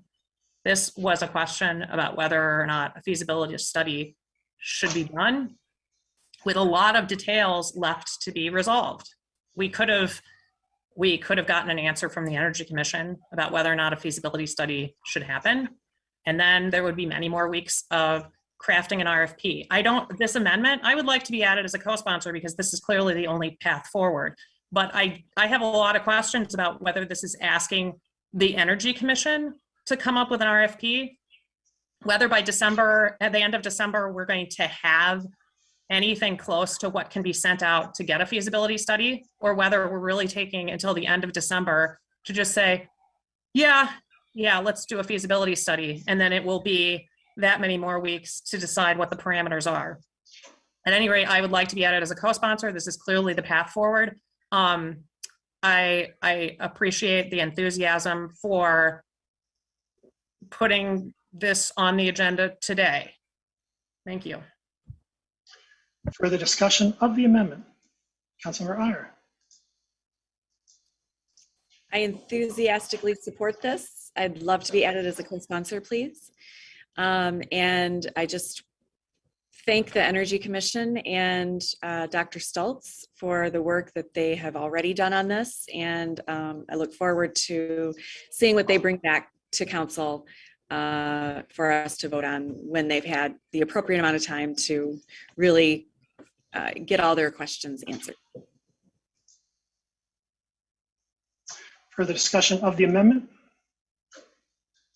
I'm sorry, Councilmember Griswold. I'd like to be listed as a co-sponsor. And also I have a question. Given that A20 was recently amended, should the reference to A20 be A20 as amended? For my part, I would interpret that just as always embodied in the cross-reference. Further discussion of the amendment? For my part, I am going to, of course, support the amendment and would like to be added as a co-sponsor to the entirety as well. The Energy Commission has been doing a fair bit of work and excellent work indeed with respect to the question of alternate utility models, and I'm very excited that we are going to be we are asking them to move forward. We're going to be asking them to move forward with respect to traditional models as well as non-traditional models. It is incredibly important that we as a body not prejudice what it is that they do, and that we give the commission filled with experts as it is, give our staff filled with experts as it is, to come back with a recommendation as to what best fits and what we should best look further into. It is important that we do indeed collaborate, and as has been discussed, I believe that was a deficit of the first step, but I'm glad that we're moving forward in this way that does, honor the work of our community member volunteers, as well as the outstanding expert work of our staff, whose efforts are front and center in all that we do. Further, I'd say it also this amendment has the benefit of honoring the work that we have done as a council by referencing and ensuring that the recommendations that come through from the Energy Commission, should they comply with our requests, that it conforms with council adopted energy principles and criteria. A fact that I'm pretty confident in, insofar as the Energy Commission was front and center in their creation. So this is an incredibly important step. We need to have a common set of facts with respect to municipalization. Many of us have a fairly jaundiced eye with respect to DTE, and it has been earned. And I am glad that we are going to have an opportunity, if with the Energy Commission's guidance and leadership, to have like I said, a common factual understanding of what municipalization means, both traditional and non-traditional, what it means for us moving forward, what it might cost, and whether it would give us the benefit that we want in the time frame that we require. And that's a very important element, time frame that we require. Finally, it's been suggested that a resolution with respect to ICPOC leading an in-depth multi-stakeholder and expert review of public services and provide council with reports and recommendations constituted a similar set of dictates. That is, of course, untrue. I will preface the several resolve clauses. It says City Council requests that ICPOC do things 1, 2, 3, 4, 5, 6, 7, 8, 9 times. City Council requests. City Council requests. Elephants with memories need to have those memories be precise and accurate. It's still telling them what to do. The word is requests. Further discussion of the amendment. Councilmember Ramlawi, I believe you've spoken twice on the amendment. If I'm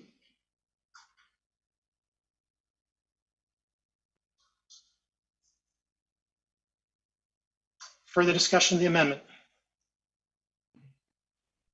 Roll call vote, please, starting with Councilmember Grand. Councilmember Grand, Yes. Councilmember Adina, Yes. Mayor Taylor, Yes. Councilmember Iyer, Yes. Councilmember Nelson, Yes. Councilmember Briggs, Yes. Councilmember Unmawi, No. Councilmember Hayner, No. Councilmember Dish, Yes. Councilmember Griswold, Yes. Councilmember Song, Yes. motion carries. Further discussion of the main motion. Councilmember Hayner. Well, because this wholesale amendment passed, I have no choice because I do support the notion that we should lead to this. Now, DTE isn't Pacific Gas and Electric, but people may recall that Pacific Gas and Electric increased investor dividends instead of doing the tree trimming they had promised to do. And they diverted $123 million earmarked for burying lines to other causes.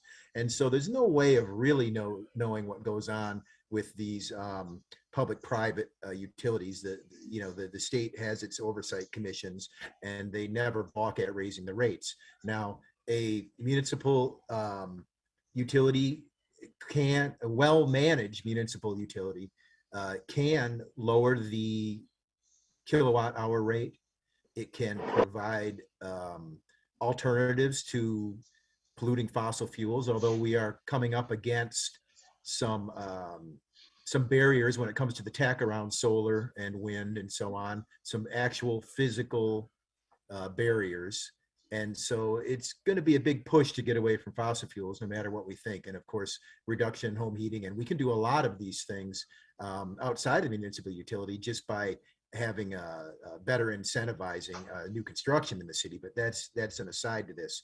I'm going to support this because it's worth looking into, because there are benefits to having a well-managed, publicly held utility.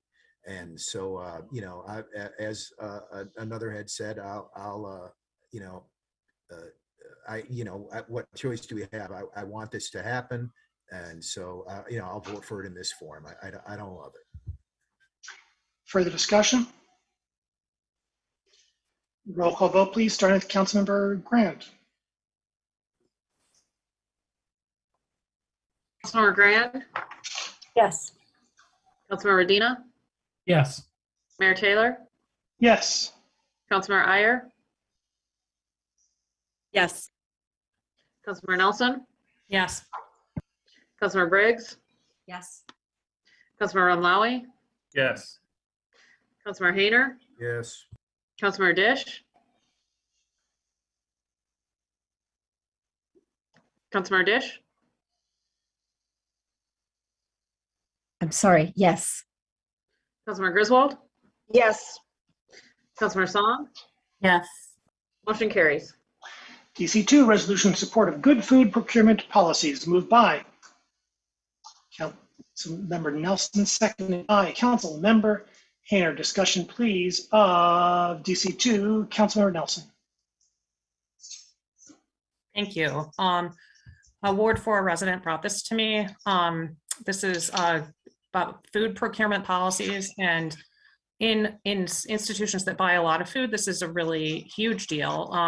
The LA County schools had a good food policy, which was obviously impacting the food that they were buying for school lunches and those sorts of things. The city doesn't actually buy a whole lot of food, but I had some really good conversation with Missy Stoltz about how this kind of a policy is really already embedded in 820. And it's referenced, some of the language around this is in 820 plan already.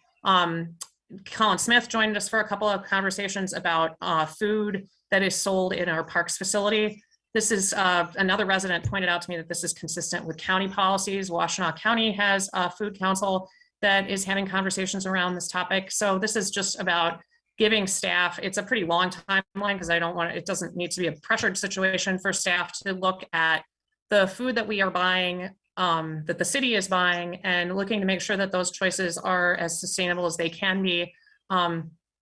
Thinking about choices around locally sourced food or plant-based foods, and just thinking about making better choices. And so I don't expect this to be controversial. I don't expect anybody to have a substitute resolution at the last minute, but thank you for your support. I think it's a good thing. Like I said, it's consistent with our sustainability goals, and it's really just asking for a little bit of information and just sort of thinking about making better choices around food. Thanks. Councilmember Amlawi. Thank you. I appreciate it. No, I'm not going to bring a substitute resolution, even though I have a lot to say on this. And I wasn't directly reached out by you. I will just simply maybe add to it. I know the University of Michigan does quite a bit around this already. They require their suppliers to use compostable materials when possible, source locally. If you want to become a strategic supplier or vendor of theirs, you need to go through a process where you're committed to trying to get locally sourced food that is within 150 miles of your location, and what are you doing to do that? And that was started 10 years ago. So we are behind the times. Again, I think we talk a lot, but we don't walk the walk. And I can list the ways, but I won't here tonight. When we were in council chambers, I noticed, we still had plastics, single-use items, things that weren't compostable, but yet we're declaring a climate emergency. So I would suggest, and I would move to amend this to also direct the city administrator to coordinate with the University of Michigan to understand what their policies are, so we're not reinventing the wheel here, because they're doing a pretty good job of it to begin with. What exactly is that amendment, council member? Well, it would just, in the second resolve clause, just to include the University of Michigan as a partner that the city administrator would reach out and coordinate with. That's all. It's a very simple amendment.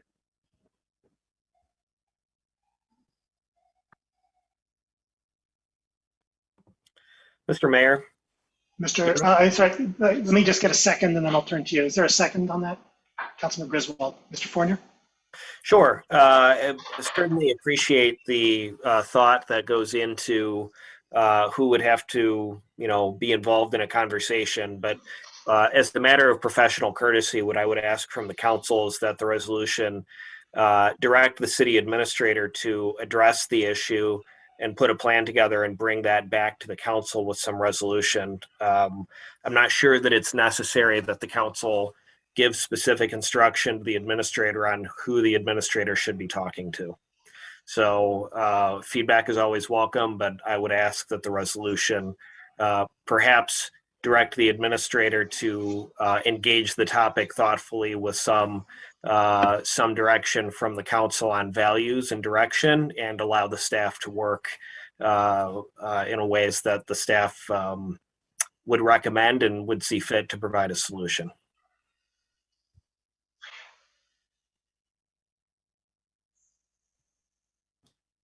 Do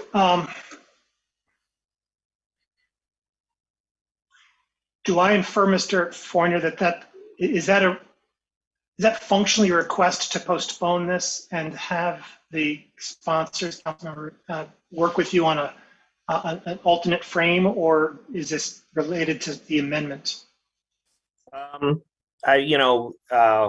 I don't know. I think what I would ask the council generally is that when we ask things of staff, I would appreciate resolutions that direct the administrator in terms of values, but allow the staff to kind of determine, based on our professional expertise, the path forward, and who we should be speaking with, and what recommendations we might bring forth. And so I hadn't seen this resolution before it was requested to be added to the agenda, which is fine.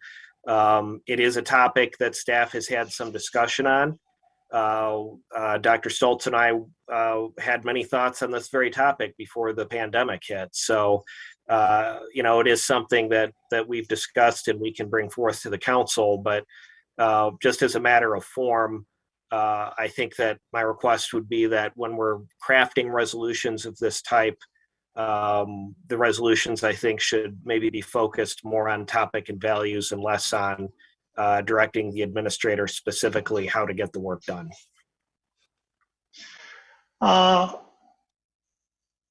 Understood. On the amendment, I have Grand Dish from Lowry Iyer. Is that on the amendment? I can actually speak to it because I was going to amend the amendment. Mr. Fournier kind of, I think we can get to it quickly, potentially. Amending the amendment would be the removal of some part of the word University of Michigan. I don't know. I'm sorry. All right, then yeah, we'll just.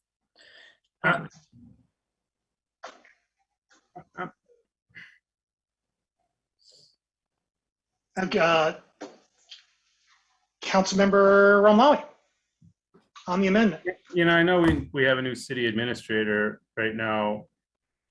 I'm just kind of shocked by what I just heard. I've read countless resolutions that mirror a lot of the same words and language that this one has. This one's a rather benign resolution. Doesn't have any funding, staff. It's not a big ask, not a huge lift. I guess I would just ask for those kind of recommendations, perhaps in a different setting or format or a different time. But it just seemed a little shocking there to hear that on a resolution that's rather benign. And I'm just rattled as an elected official. As an elected official who my job is to set policy. And right now I'm feeling week by week, meeting by meeting, more and more taken away the role that I was elected to do. It just seems that something like this wouldn't conjure the reaction that was just invoked. It's just shocking to me right now as an elected official. Councilmember Briggs. Thanks. I think we're hearing tonight that maybe some of these resolutions might have could have benefited from just a little bit more collaboration with key key stakeholders. It sounds like this is just a relatively minor tweak that our city administrators were recommending, that it's in the second resolve clause. I don't know if it would just be friendly to, and I don't know if, in terms of the process of, because I know we're considering another amendment. Let's, if we can, just stick with the, I'm sorry, Councilmember, I interrupted you and I shouldn't have. You could have been on a track that was in order. My apologies. Okay. So I think the amendment was around adding U of M in here, but what I was hearing our city administrator suggest is that currently it actually directs coordinating with Washtenaw County Food Policy Council, the Ann Arbor Farmers Market, and then adding U of M into there instead, just being a little more broad and sort of understanding that our city administrator is capable and can come up with a whole list of partners, and maybe prescribing is just be better off to say, to develop a plan, and then we don't have to worry about the U of M. So it seems like we can accomplish all of our goals. It's a relatively minor tweak. Councilmember Nelson on the amendment. I just want to comment because I realized I wasn't specific enough when I introduced this. So the start of this resolution was a conversation with a resident, and then more than one conversation with Missy Stoltz, and more than one conversation with Missy Stoltz and Colin Smith, the head of our Parks Department. And we also exchanged drafts back and forth. I had conversations with Missy Stoltz specifically because this was within her department relative to the goals of the good food procurement policy. And we talked to Mr. Smith because his department actually makes a lot of the food purchases. And so it was in collaboration with two service area heads that this draft was created.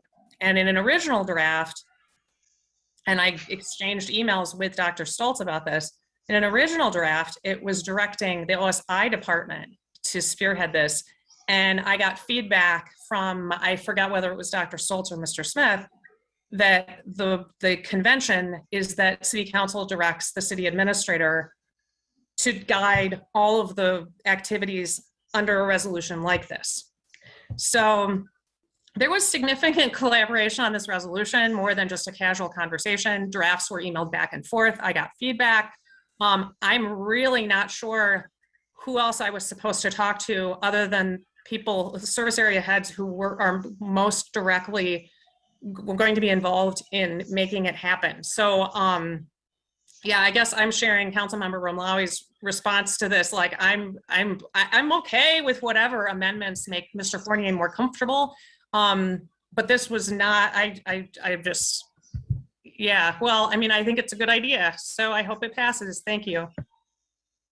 Councilmember Grant. Thank you.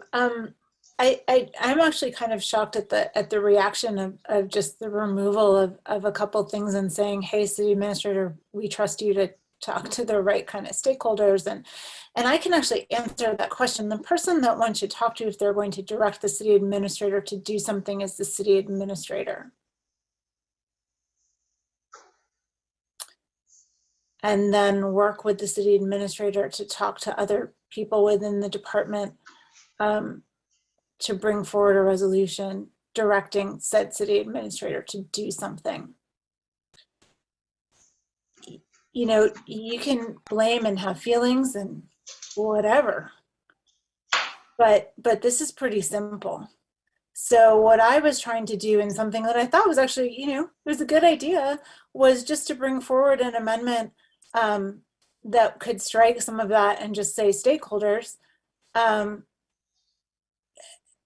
without having to have a whole long conversation about it. I think the proper thing to do for Councilor Mulally right now would be to remove the amendment so that we could move forward quickly and support what is actually good work for the city that's in line with our sustainability goals, instead of, and then going forward, use better process instead of rolling on. Well, if it's for the official. Councilmember. I'll withdraw the amendment. I'll withdraw the amendment. It's the amendment is not possessed by council member. It's the body's amendment at this point. he could offer to withdraw, and it could be friendly to the body. I mean, we can vote it down, I think. I mean, Fine. But this doesn't have to be a long conversation, is my point. Councilmember. We can all collaborate and get on the same page about things that are good for the city. On the amendment, and let's, if we can, let's roll through the question of whether the words University of Michigan should be added, I suppose, after the farmer's market. And we'll stick to that discrete question if we may, and then we'll decide, or I infer whether we should delete references to all specific entities and say directed to require with relevant stakeholders or something to that effect. On the question of the University of Michigan's addition, Councilmember Song. I would rather that U of M not be included. I mean, I understand where this resolution is coming from. You know, we've got Washington County Food Policy Council. We've got strong organizations we could work with, but if we're going to go down the road of adding U of M, we might as well add AAPS and other entities. Let's just try to do what we can under, you know, within our body, and trust that our acting city administrator can have these conversations and advance whatever goals that we're trying to achieve here on his own. No, I'm sorry, not on his own, but with other bodies once we figure out what we can do on our own. So I am not in support of the amendment. Further discussion of the amendment? Roll call vote of the amendment, starting with Councilmember Grand. Councilmember Grand? No. Councilmember Medina? No. Mayor Taylor? No. Councilmember Iyer? No. Councilmember Nelson? No. Councilmember Briggs? Councilmember Briggs? No. Councilmember Romlawi? Yes. Councilmember Hayner? Yes. Councilmember Dish? No. Councilmember Griswold? No. Councilmember Song? No. Motion fails. Further discussion of the main motion. Councilmember Griswold. I'd like to acknowledge that we have a relatively new city administrator, and that there's always opportunities for improvement. So I would recommend that we pass this resolution tonight and then add an agenda item to a future administration committee meeting to see if the city administrator has recommendations for improving our resolutions to be more consistent with his approach. And I agree, being more value oriented is a good idea, but I think we should move on tonight and then address it at an admin committee meeting where we can give it the time that it deserves to be discussed. Councilmember Dish. On the main motion. Yep, on the main motion. So I would like to say that I'm really very pleased that Councilmember Nelson brought this resolution forward, and I asked to be added as a early this morning, but then my email didn't send for internet reasons, but whatever, so later. Be precise because when we talk about people's food choices, just like when we talk about their choice to drive a car, we're asking for behavior change. And in order to get behavior change, we have to create structures that encourage it and make it easier than the habit already stuck in. And what I saw as the guiding spirit of this resolution, and I am very happy to see us venturing into this place of trying to change people's upstream behaviors rather than solely focusing on the gains we are making at the disposal end of people's consumer choices. Councilmember Iyer.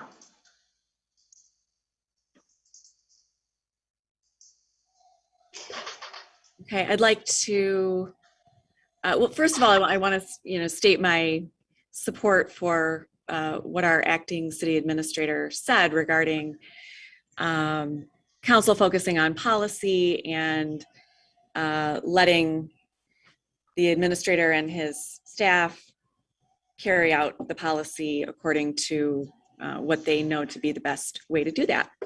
And so with that principle in mind, I'd like to offer an amendment to strike the first two resolved clauses and amend the third resolved clause to simply say the city administrator is directed to identify potential changes to city food purchases and submit a report to City Council before February 1st, 2022, with recommendations including an estimated cost.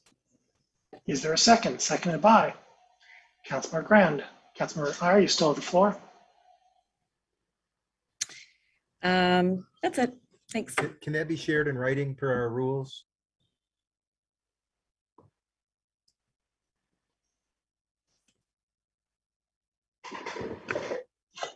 I will send it to Jack real quick.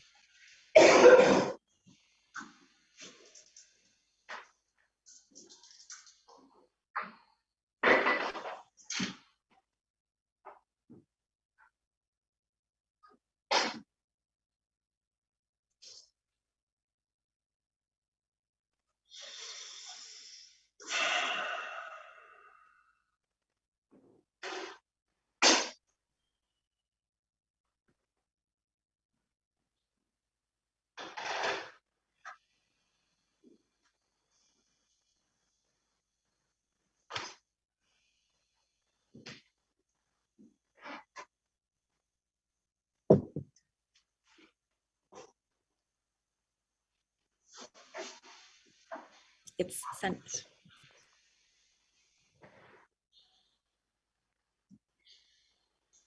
Just by way of clarity, I'm not sure that amendments per our rules are obligated to be in writing and distributed. I think that's generally done as a matter of convenience, although I may be wrong. I'm looking at Rule 19. That's a different thing. My apologies. Rule They've 14. been changed a lot, so I might be mistaken on that, but it just makes it so much easier.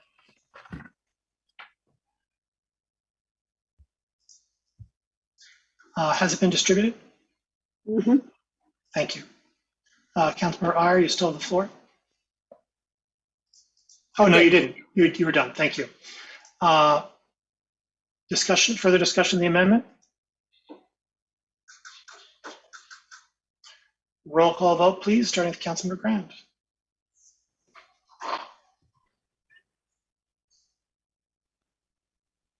Councilmember Grand, Yes. Councilmember Dina, Yes. Mayor Taylor, Yes. Councilmember Iyer, Yes. Councilmember Nelson, No. Councilmember Briggs, Yes. Councilmember Amlawi, Why not? Sure, yes. Councilmember Hayner, No. Councilmember Dish, Yes. Councilmember Griswold, No. Councilmember Song, Yes. motion carries. Further discussion of the main motion as amended. Councilmember Nelson. I feel like I owe an apology to Dr. Stoltz and Colin Smith for helping me draft this because, well, I guess I apologize for wasting their time because I thought that it was appropriate to talk to, yeah, well, that's all. Thanks. Councilmember Adina. Thanks. I just want to I thank the sponsors for bringing this forward. I do think this is a good resolution to move forward. The one thing I will note and just want to call out is that a lot of the food choices that we highlight here can potentially impact the cost of the food as well. And I want to make sure that we identify that because as we look towards equity, I think we also need to look towards, people often make poor food choices because they can't afford to make organic food choices. And so to the extent that this work also focuses on making sure that, as we implement something in the future that we also try not to dramatically increase costs and make it unaffordable for people is also important. And so I just wanted to call that out and thank the resolutions for the sponsors for their work on this resolution. Councilmember Amlawi. Thank you. I appreciate the work that Councilmember Nelson has done on this to bring it. Unfortunately, in the end, it's not the resolution that gets passed, but I think the efforts with this resolution and the prior resolution help move the needle and get policy done. I don't know if these two policy measures would have been made tonight without the attempts by Councilmember Nelson and others to bring them forward.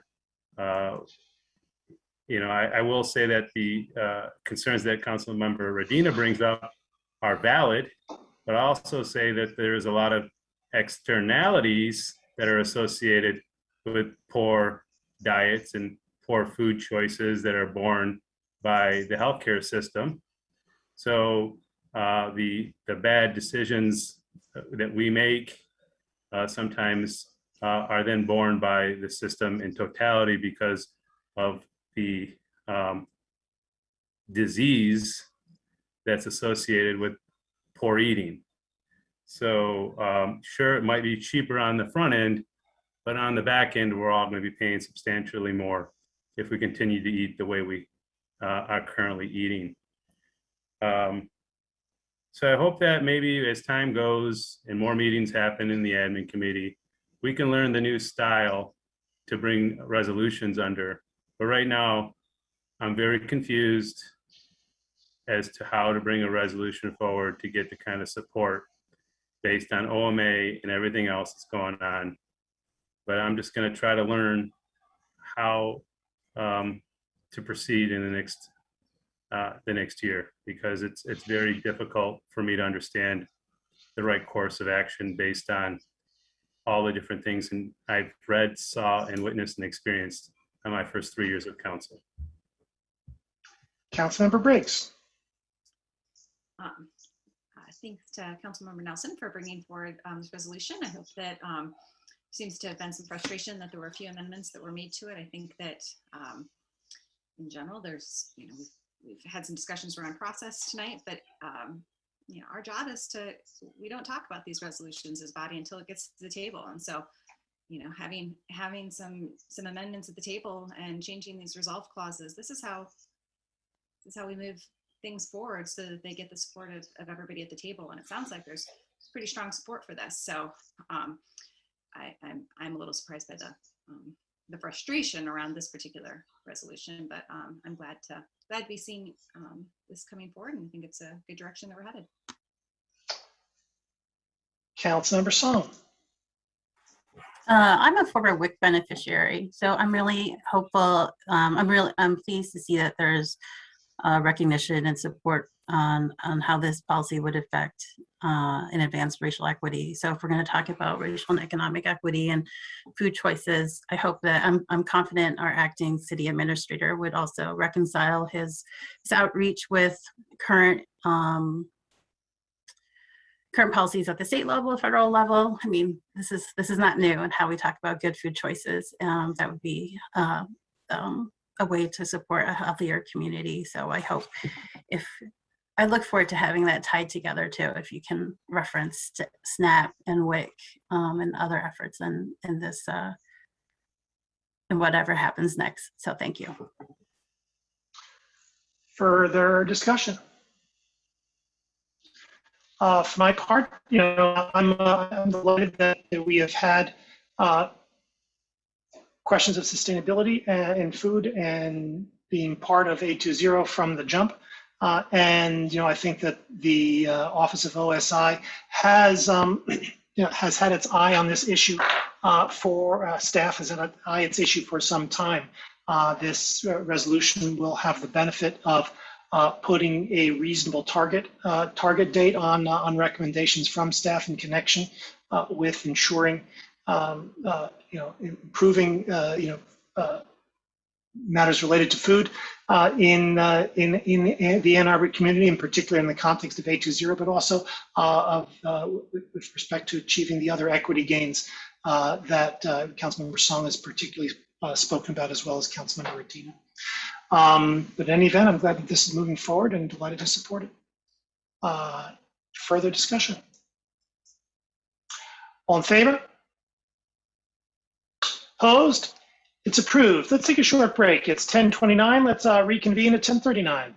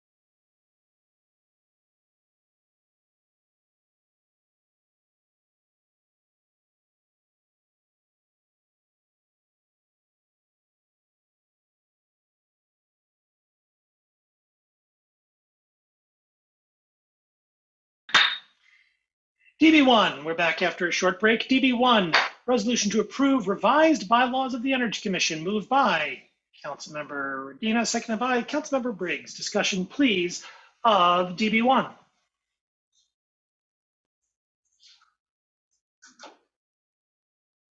All in favor? Opposed?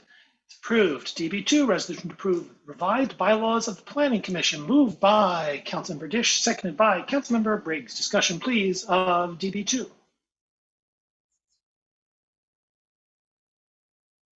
Councilmember Amlawi. Thank you. I just have a question as to, I understand that this commission is a state, is one that's controlled by state statute or dictated by state statute, and one that's filled by the mayor with council approval on nominations. I have a question on as to why, when it comes to members who miss the meetings, that council now is being taken out of the loop, if I'm reading this right, and correct me if I'm wrong, of being notified of that when members are missing meetings. Why members of city council with these proposed changes will not be informed of that? Is there a staff member perhaps that can address that, or is that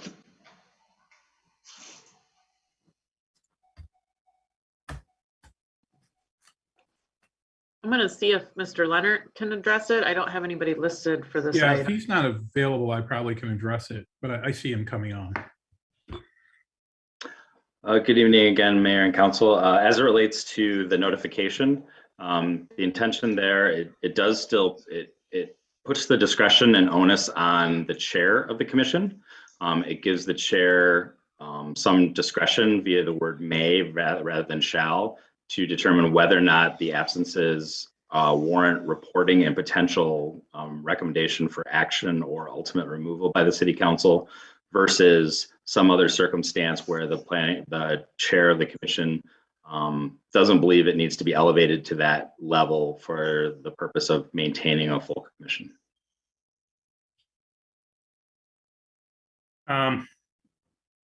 The section 4.8 strikes out reference to city council being notified.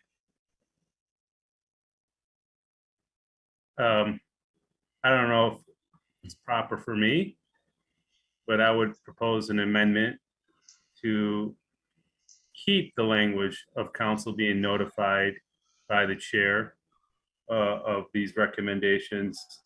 As it stands right now, these proposed changes would strike council being notified and only the mayor being notified. what is there a, where is that in the, can you? Section 4.8, page 3. Mm-hmm.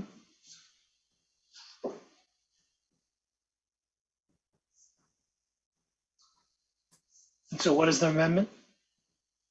The amendment would just strike out the strikeouts that remove city council from that notification by the chair. So if rather than only being the mayor only being the one notified, but the council, as it currently is, I believe as it currently stands, I think council would receive notification. These proposed changes would remove that. Mayor, if I may, I think if council has a concern with the bylaws of the Planning Commission, I would recommend that the bylaws be referred back to the Planning Commission. I do not recommend that the council try to modify the bylaws of the Planning Commission. I think that's really beyond the scope of really what's being asked here.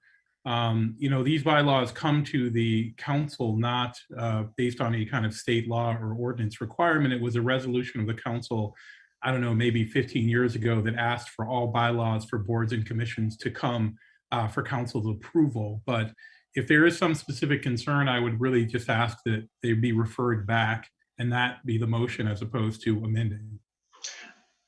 I appreciate that. That was kind of my question earlier. I didn't know if it was my place and how to address that concern. Thank you. The amendment has not been seconded, and so I think we can leave it at that. Then I would move to have this referred back to Planning Commission to have this issue concern discussed and looked at. Is there a second? Second by Councilmember Dish. Discussion of the referral. Got Nelson, Grand, and Dish on the queue. Councilmember Nelson. Thank you. I have a related question. I don't regularly watch the planning commission meetings, but the attendance requirement has actually been changed. And so I guess I was wondering, planning meets about as frequently as council, right? Okay. So to miss 6 meetings in a 12-month period, that's the new standard. And the previous standard was to miss 4 meetings in a 16-month period. I was curious what prompted this. Like, do we have commissioners who are missing that many meetings? I mean, I guess I was curious, is there an answer to what made somebody think like, okay, this is another revision we need to make? I'm happy to address that. That change was made based on the frequency of meetings. I looked at recently adopted bylaws of other boards and commissions that the council has adopted. I applied a similar percentage of meetings within both of those categories based on the more frequency of meetings at the Planning Commission compared to a lot of our other boards and commissions, which only meet once a month. And so that's where those numbers came from. The structure is very similar to the standard bylaws language that's provided by the city attorney's office for all boards and commissions. But to be clear, those numbers represent a similar percentage to the meetings that were referenced in other adopted bylaws. What percentage would that be? I don't remember off the top of my head. I can try to do the math quickly.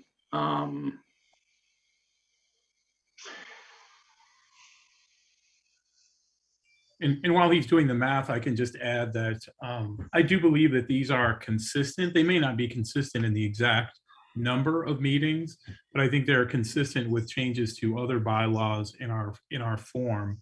And to address the overall question, I think Councilmember Ramlawi was bringing up, essentially, I think, as they go through their annual review of these, we do try to evaluate and look at things that the commission may or may not have really been doing, despite the fact that they're bylaws. And there's no doubt that the sort of the requirements in here are very specific, that they shall notify, and it did say shall notify the council. And I think the reason why you see that coming out is because it's not something that the planning commission has typically done.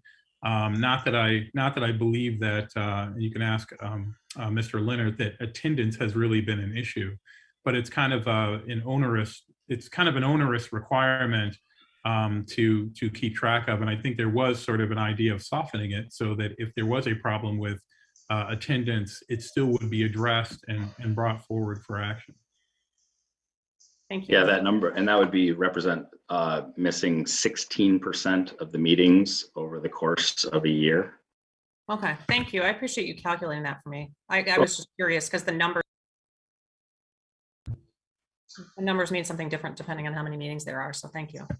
Yeah, and I would also just add, to Attorney McDonald's point, that the language on the mayor communication, for example, that was referenced in the previous bylaws that were just adopted. That as very standard language that the city attorney's office has been helping boards and commissions incorporate into bylaws. Councilmember Grant. I think Mr. McDonald and Mr. Leonard basically said everything that I wanted to say, which was that on a number of boards and commissions where I sit, I know the city is working really hard to standardize the language. So this strikes me as pretty standard. So I am not in favor of postponing this. I think it's totally consistent. It gives discretion as there should be to the chair. And I personally, as a council member, don't want to be playing Big Brother watching over everyone's attendance at every meeting. I think that, since the mayor is in charge of appointments, that's the appropriate place for concerns to be raised so that it can be a one-on-one communication between the chair of that commission and the mayor, that strikes me as perfectly appropriate. So I think we should just go forward and approve these. Councilmember Briggs. Just a extra little piece as a former citizen volunteer on this. When you serve on ORC, you actually you meet more often than council does. You have 4 meetings a month. So some planning commissioners devote a lot of time. Councilmember Adina. Thanks. Just really briefly, I will not support this sending it back either, simply because this is consistent in its entirety with the bylaws we just approved from the Energy Commission unanimously and without discussion. Further discussion of the referral? Roll call vote, please. Starting with Councilmember Romali. Yeah, I mean, it's not playing Big Brother here. It's just understanding what's going on within our boards and commissions.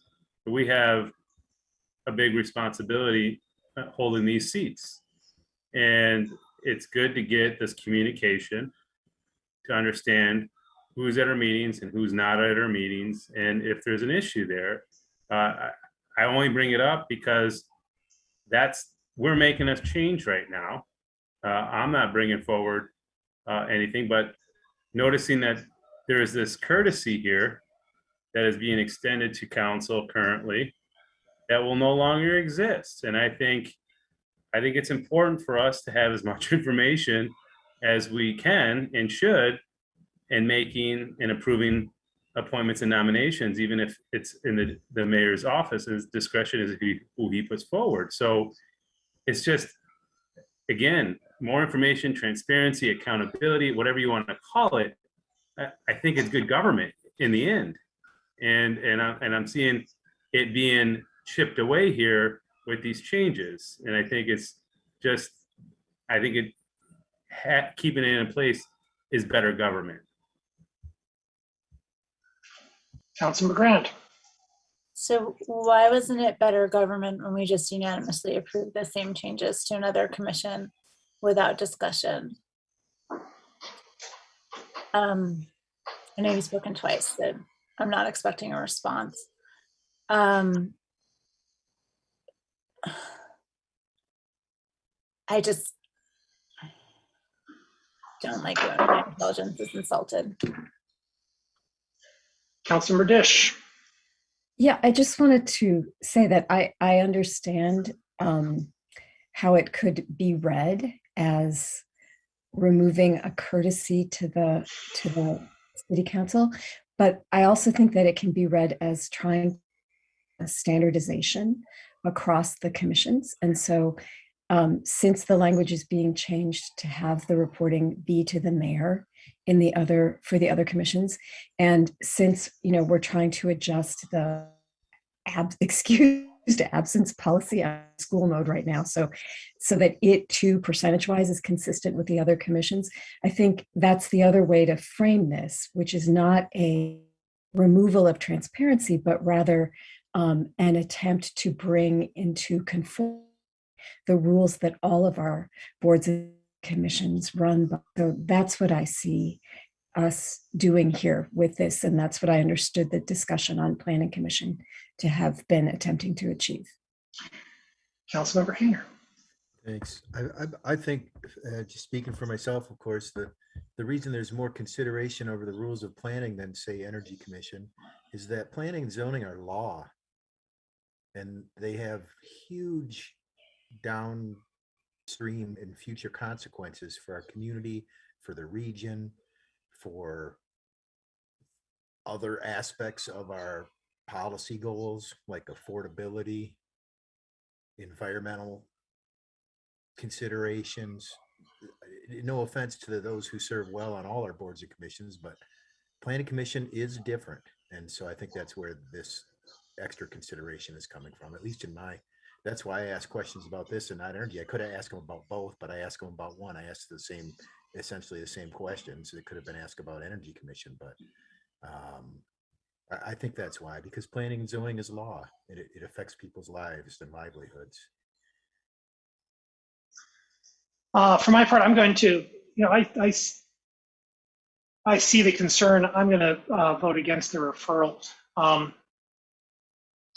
People don't show up for a whole variety of reasons, some related to matters that are private and sensitive. And the more you daylight, the more one daylights the consequence of a situation like that, the more likely it is that that becomes a topic of conversation in a way that the planning commissioner might not wish. If there is a concern with respect to attendance on a reappointment, then that's of course a question that council members can certainly investigate for themselves, or they can make inquiry of myself or my successor. Councilmember Nelson. Thank you. Yeah, I can echo that point. I mean, truly, this, even though it's not an alert system, all of these minutes for these meetings have explanation of who was there and who wasn't. So if anybody wanted to dig hard enough, you could identify if someone was absent chronically. I'm less worried about that. I did just want to comment for anybody who doesn't have to dig through Legistar like we do as council members to understand what we're about to vote on. The big difference between these two items on the agenda, the Energy Commission bylaws and the Planning Commission bylaws, is the Planning Commission bylaws were given to us and they're posted on Legistar marked up so you can see in blue or whatever different color the exact changes. And so that's why it was sort of highlighted and underlined and brought to our attention like, oh, that's the change that was made. And so to see it mirrored in energy is reassuring, but like truly the energy bylaws that are on Legistar don't have any markouts. So you can't, it's not readily apparent that anything was changed or that there's parallels. So I do want to explain that is one very simple reason why the Energy Commission bylaws look very different than the Planning Commission bylaws and why somebody might be interested in talking about one versus the other. Thanks. Further discussion of the referral? Roll call vote, please, starting with Councilmember Grand.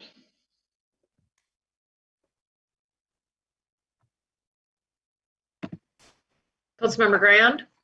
No. Councilmember Dina? No. Mayor Taylor? No. Councilmember Iyer? No. Councilmember Nelson? No. Councilmember Briggs?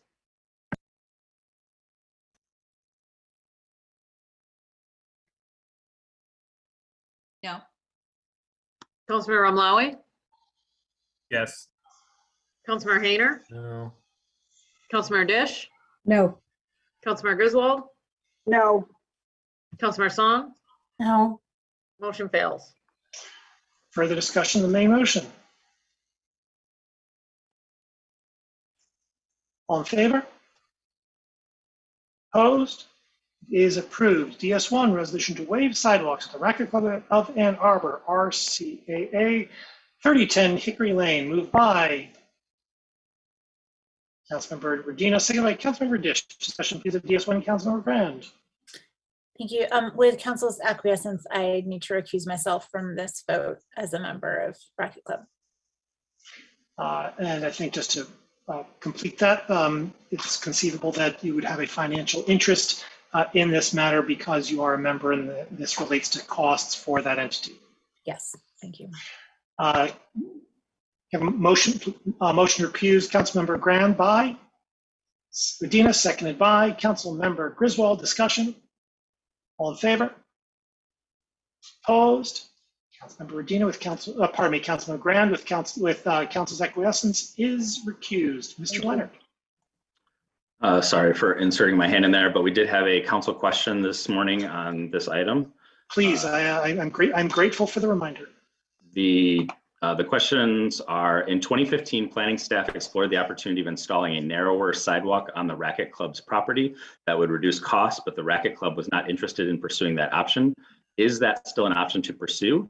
And why is it the responsibility of property owners to pay for the relocation of items not placed there by them? For example, utilities, fire hydrants, etc. As it relates to the first, there was not any significant discussion of a narrow sidewalk at this time. My understanding in 2015 that was explored, but I do not think it was resolved. While it would provide some additional flexibility for installation, I believe that there was still analysis being performed as to whether or not there would be issues with accessibility, multi-directional use and passage on that sidewalk. So the short of it is, it was not considered at length now. And why is it the responsibility of property owners? Whenever a private development activity happens, it is the responsibility of the developer to incur all of the associated costs for that private development to meet all of the applicable regulations. In this case, some of those regulations might require modifications to the right-of-way, including public utilities, private utility, streetlights, et cetera. So that's why those costs would have to be borne by the petitioner, in that their project is initiating those required investments.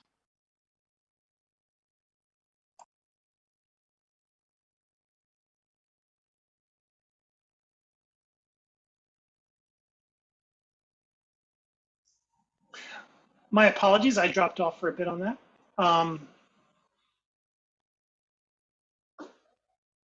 Councilmember Hayner. Thanks, Mr. I should Mayor. say, I don't know who's actually on queue because yes, you are correct, Councilmember Hayner. Okay, thanks. So, Mr. Leonard, can I ask you a follow up on that? So we have the sidewalk millage that covered some of these costs. So this wouldn't, because of the complexities of the location. I'm over here looking at the drawings that were associated with this file record here. And it's complex. Like, there's a lot going on there. I kind of know the area, but because of the complexities of the location, there would be a sharing even under our new sidewalk millage, right? There would be a sharing of this cost, is what you're saying, and that's due solely to the complexity, or that's our policy for adding new sidewalks everywhere where they abut private property? Yeah, unfortunately, I can't speak to our sidewalk millage and the way that costs are shared through that. When private development is happening, though, such as being proposed in this circumstances, those costs are borne by the property owner, because those are requirements for that development to be conducted consistent with all of our regulations. So in that case, the city nor, I presume, other utilities doesn't sort of maintain sort of a capital fund to be able to jump in at a moment's notice based on other property owners' decisions with their property. So the construction of this small structure or whatever is what's triggering this. That's correct. Requirement for the sidewalk to be added under our rules, our city. That's rules. correct. Okay. When a site plan is reviewed, we review it for compliance with all applicable regulations. In this case, they don't meet that regulation. Despite a waiver being granted previously, that is not a perpetual waiver. It has to be considered in every site plan circumstance. So that is being forwarded to the council for consideration this evening. Okay, thanks for explaining that. It wasn't clear to me how this, I thought I knew, but I wasn't sure. So how this came up again like that. So okay, I appreciate that. Yeah, that does make it a challenge. It's dangerous down there. This is an important connection, as people have pointed out, some callers point out. We got some emails, I think, and so I'm not one who firmly believes in all situations that sidewalks have to be on both sides, even though that's our policy. But in this case, I think it would be very useful if it was. I'm going to have a hard time granting this waiver, I think. Thank you. Councilmember Briggs. Thanks, Mr. Leonard, for those answers. If it's a matter of city policy, I do wonder if it might be useful to at least examine moving private utilities. That seems a bit onerous. But in terms of this issue, I understand. I agree with Councilmember Hayner that this is an important gap to fill. It's a dangerous road, and I understand that this waiver has been granted in the past. I don't know that was necessarily advisable, but I think our thinking as a community has changed. We've seen a real community buy. The most recent millage that was adopted in terms of really trying to fill our sidewalk gap, move this forward, and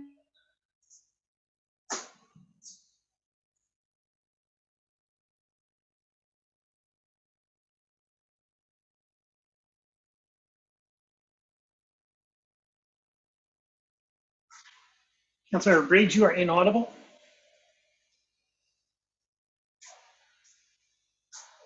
Councilmember Dish. This may really not be a productive question, but it is a question for Mr. Leonard. What is the chance that if we don't grant this waiver, the Racket Club just won't go ahead with its renovation and we get the sidewalks anyway? I can't speak to the answer to that. The petitioner and their consultant, though, are on standby should the council want to direct any questions to them. May I direct that to them? Or is it, I mean, because obviously where that question is going is, I don't want to use, is there no of a cost sharing agreement that would enable, that would help everybody win in the situation? I would defer to them on how the requirement, I just want to set the stage. We certainly didn't approach any sort of cost sharing approach. The standard of our code is that when development happens, a sidewalk shall be provided along the frontage. Likewise, you'll see that reflected in the staff comments. I want to be clear that the transportation review, for example, emphasizes the importance of a complete sidewalk network wherever and whenever possible.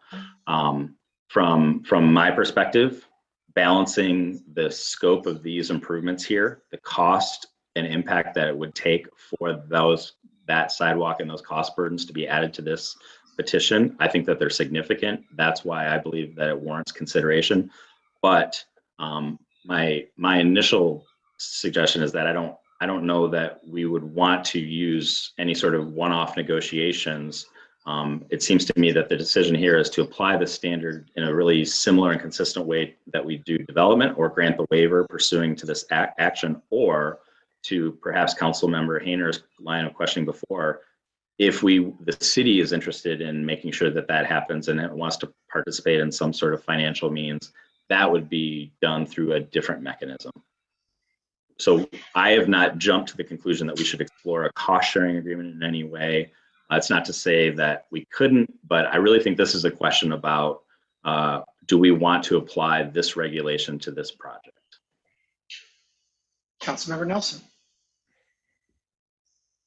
I am slightly familiar with the origins of this because it came before the ZBA, and so I have a real specific question. I'm just curious, what is the trigger? What's the floor? I mean, obviously there are lots of improvements that the Racket Club can do without triggering the requirement for a sidewalk, but the thing they're doing is quite significant. Is it like a dollar amount? Like, what is it that triggers this? I don't know the dollar amount, but from the city's code perspective, the improvements that they are performing, which is in short, they are replacing the pump house, which houses the equipment to run and filter the pool. They are increasing the size of that slightly by about 200 or 300 square feet, and they're adding a open air hot tub. The nature of our code requires that whenever you are increasing floor area, that requires a site plan approval. So even though those improvements are quite modest, it requires a site plan for planning manager approval in this case, because the UDC code provides for that level of review. However, I don't have any authority to waive requirements of the code. Only the city council does in this case, because this is a public services code that says when development happens, sidewalks shall be provided. So in the event this is granted, that plan will likely get approved without a sidewalk, and then they can proceed with those improvements. In the event that the waiver is not granted, then they would have two options: either not pursue the project, or they would have to amend that plan to reflect a sidewalk in that area, meeting the city's engineering standards. Okay. So anything that triggers a site plan review. Okay. Yes, whenever a site plan happens at whatever level, that's when we are applying all of the applicable development codes to that site. Okay. All right. Thank you. Councilmember Amlawi. Thank you. Yeah, this is a very hard one to tussle with. I like consistency as a basic fundamental governmental principle. And here we're asking for a whole lot of inconsistency if we were to grant this waiver. You know, in fact, we asked the taxpayers to cough up more money last year to tackle this issue of sidewalk gaps. And now we have a private development that's asking for a waiver. And I understand that the hardships that it's causing. Just I want to like to maybe have a better understanding of the exact depth and breadth of the hardships. A couple of things. If they removed the additional hot tub and they were just replacing the pump house, would that trigger a site plan review? And they were just replacing what was there, but something more modern? No, likely not. The UDC requirement is the pump house, because that is a building on the site that is, and accessory buildings require site plan review under our code. So the pump house is really the, just quickly, I don't think the hot tub, if they just were to do that, I don't think that would be as applicable, because that's in an area of sort of existing patio or to be, but because a portion of that area is going to be reclaimed by the reconfiguration of the pump house is driving the standard of review. And I think, yeah, I appreciate it. I guess since the petitioners are here to maybe answer if it's okay with the chair, to really understand the need to increase the size of the pump house, what hardships are we going to be placing on them in their pursuant of modernizing their facility? Is there someone from the petitioner who suitable to engage? Mr. Betzeltz, Ms. Beaudry, can you put the gentleman through? There's two members of the petitioner here. Thank you.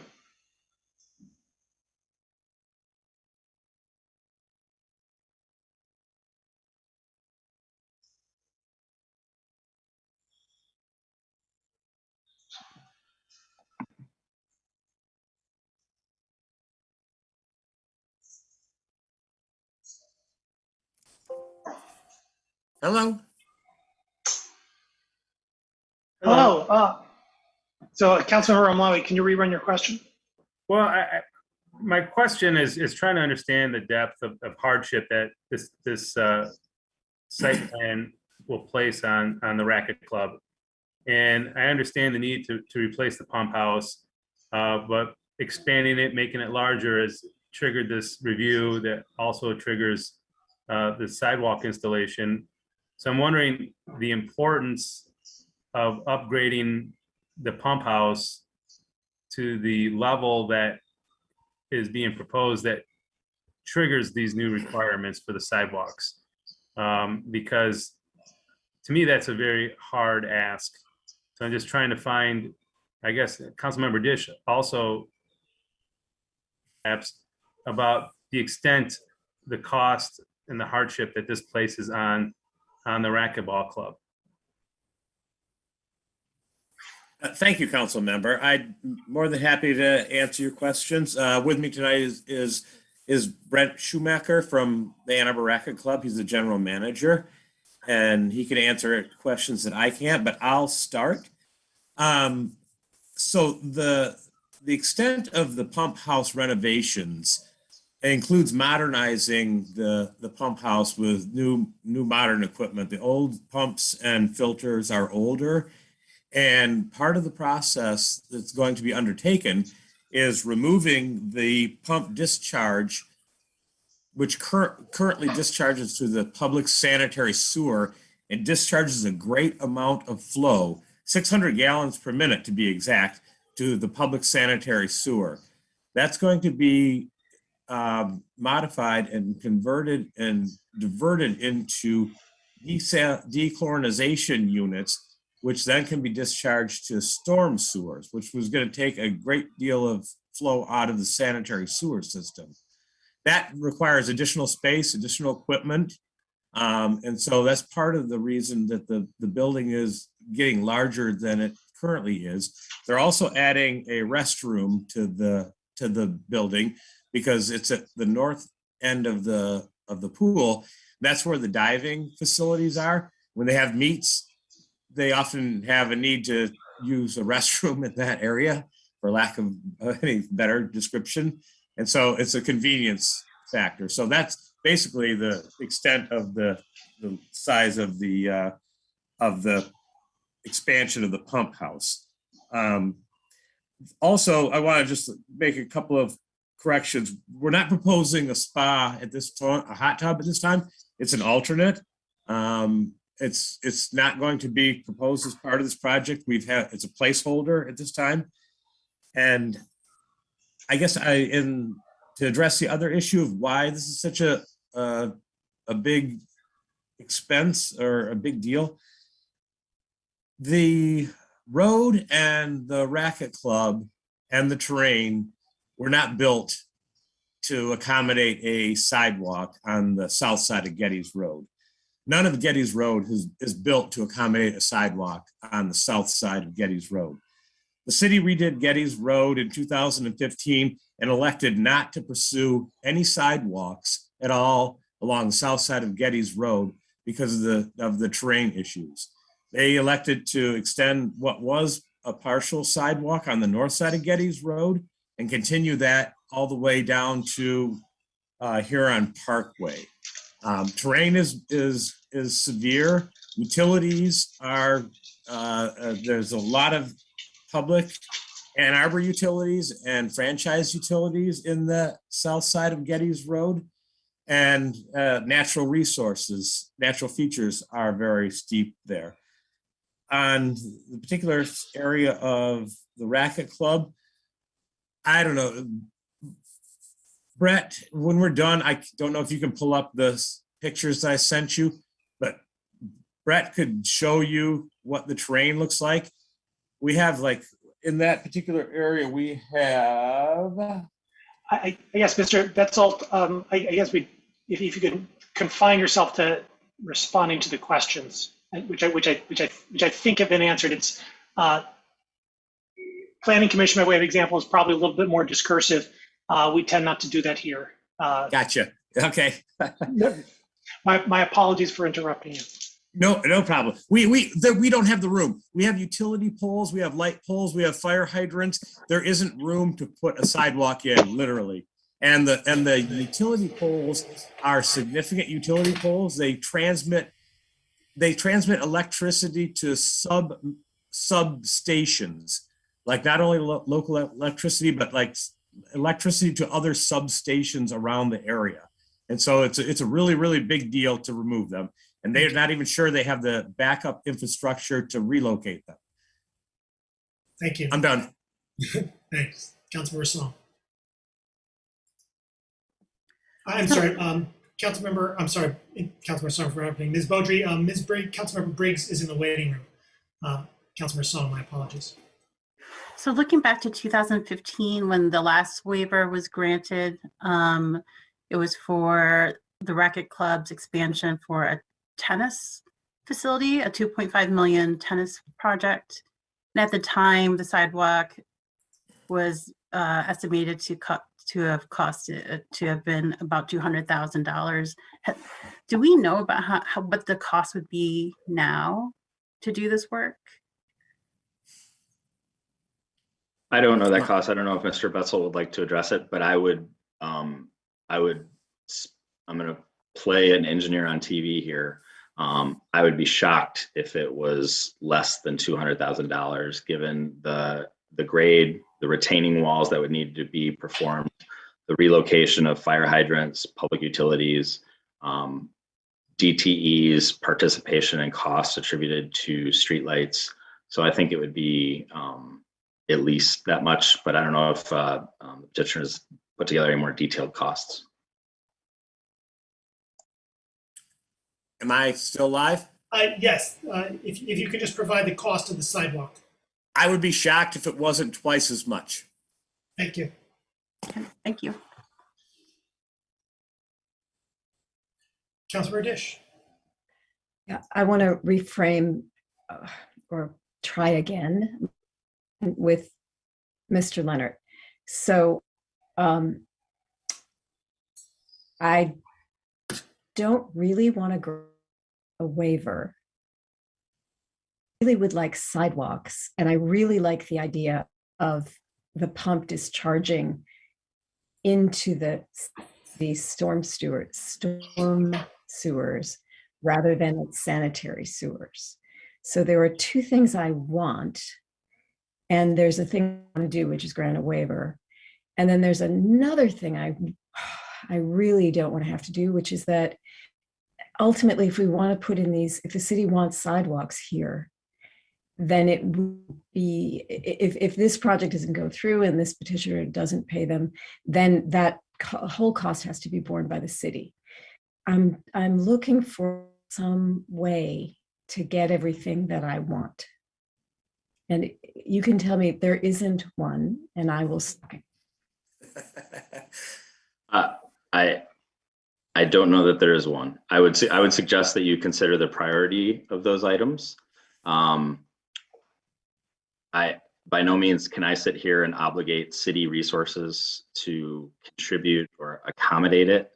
I think that I just want to share, despite from my recommendation, given the scope of improvement on the site, that benefit, it's difficult, but I think that a waiver is justifiable given the particulars of the installation of a sidewalk at this location.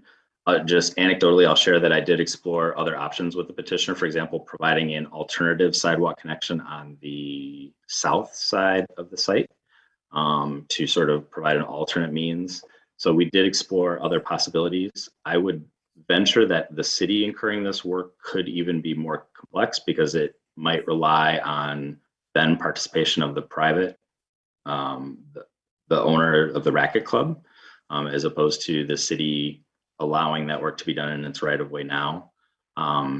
So my short answer is I don't know that there is a magic way to accomplish all of those things through this process. Councilmember Medina. Thank you. I just have hopefully what will be a couple of quick questions. I'm looking at the site right now, and I guess my question relates to kind of this comment I keep hearing about the terrain. And I mean, for much of it, it seems, I mean, it's a little uneven, but it doesn't seem particularly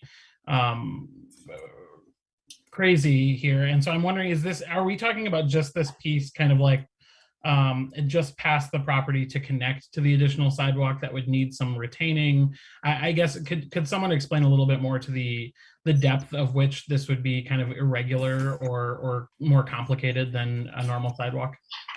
Yeah, the code requirement would require the extension of sidewalk for the entirety of the Getty's frontage. So it would have the effect of connecting to the previous sidewalk that was installed on the side street to that the former Huron Parkway vehicular, now non-motorized connection. That for that entire distance, there are challenges in the depth. That is the public right of way from curb to that fence, which is the property line. There are, as you look along that corridor, you are also challenged by the width between obstacles such as streetlights, fire hydrants, natural features just on the other side of the property mostly, that limit the physical lateral space where a sidewalk could go. And then on top of that, that sidewalk has to be installed to meet appropriate standards, which largely mean it has to be flat. So that means you're either going to have to retain up to the property line to create a flat path at the curb line, or conversely, retain to the curb, which might create concerns from a vehicular safety perspective. So I want to be clear, it can be, there are great engineers, both that the petitioner is engaged in on city staff. But this is about as challenging a place to put a sidewalk as you can find. Thanks. And then another question is, just as I've reviewed the resolution that came before us, am I understanding correctly that there is a discrepancy in what staff is recommending, and that, or maybe I'm reading this wrong. It appears that the transportation team is recommending against the waiver, but am I reading correctly that you are recommending that we support the waiver? That's correct. Okay. And then I guess I will just add as kind of a little, I am struggling a bit with the waiver. I think that, you know, while it is not entirely apples to apples here, I think it is challenging for me to support a waiver for kind of a for-profit entity while we are likely to see waiver requests from residents as well. I realize it's not apples to apples because the cost there is not the same, but when we have a citywide goal of connecting our sidewalks, I am struggling a bit with not having one there when it is possible. Councilmember Romali. Thank you. There's so many questions, but so little time. I guess a couple quick ones. How often are waivers granted? I don't think we've been in front of this question before. And then second, is there a way of maybe a payment in lieu where we could ask for monies that we could apply to other sidewalk gaps within our incomplete system? So we're not necessarily letting this property owner off the hook or this entity, but we're asking them to pay their fair share, but applying it in some other areas of our transportation network. Is that even possible? To your first question, I'm not aware of another waiver since this one was granted previously in 2015. I didn't do that research though, but I don't recall any. I don't know if Mr. McDonald would have likely reviewed those as well. And I mean, besides this site, the only waiver I think that was granted for sidewalks maybe 12, 14 years ago might have been for across the street from the, forget the name, it's Ann Arbor Golf and Outing. I think they received a waiver at some point in time. I could be incorrect about that, but it was quite some time ago. I'm not aware of any other way. And then as it relates to a payment in lieu, I don't, again, that's not something I investigated. We could go back and look at that. I think that part of that would be understanding the goal. I think that if the payment in lieu was sized in such a way to accomplish the sidewalk here, it's going to be of little difference probably to the project. If it were a lesser amount, that might be more substantive. But in short, I've just looked at this from the provision that the council has the ability to waive this requirement. That's as far as I've gone. We could definitely look at that further, but it's not something I've investigated today. I guess if I could just weigh in on that too, you know, the requirement for these sidewalks comes from the Public Services Standards and Specifications, and there is no waiver, there's no payment in lieu requirement. I mean, essentially there's a requirement to provide sidewalks and the ability for council to waive that requirement. There's no other way for them to meet this requirement, at least spelled out in those requirements. I have a quick question, or perhaps Mr. Leonard. It's my understanding that this sidewalk requirement is triggered by site plan review. I understand that the conditions for site plan review are themselves under review. Thinking as to the our conversations up with respect to Arrowwood. If those proposed changes to the site plan review process, and it's maybe hard to tell, but if those proposed changes or changes similar to those that are currently contemplated do indeed move forward, will that requirement here, will a site plan requirement here be obviated? That is to say, could the pump station in a year from time be built without the sidewalk? It's possible. I don't want to set an expectation that while we are looking at that, it has yet to reach any conclusion by the Planning Commission, let alone the City Council. So that is definitely possible, but it's not something I would speculate that we are headed or aren't headed there. I wouldn't get more committal than that. Thank you. Councilmember Briggs. Thank you. I'm going to keep my picture off since my internet is apparently very unstable. So I'm not sure how much you caught of what I last said, but I assume not much. Essentially, in the past, since 2015, this property is proposing to make $3.5 million of investments in their property, and they continue to ask waivers for this sidewalk, and it keeps getting more expensive. And honestly, our requirements for the sidewalk and what our accessibility standards continue to improve because we continue to have this as a community value. Our community is telling us that they want to invest in filling our sidewalk gaps, and I know this is a challenging sidewalk to fill, but they've had opportunities to fill it before, and it would have been less expensive. I don't know what point in the future we're going to stop valuing wanting to have this connectivity. I think it's only going to get more and more valuable as we try to have a community where people can walk and bike safely, and we meet our carbon neutrality goals. So I would hope that we'd not grant this waiver. Councilmember Iyer.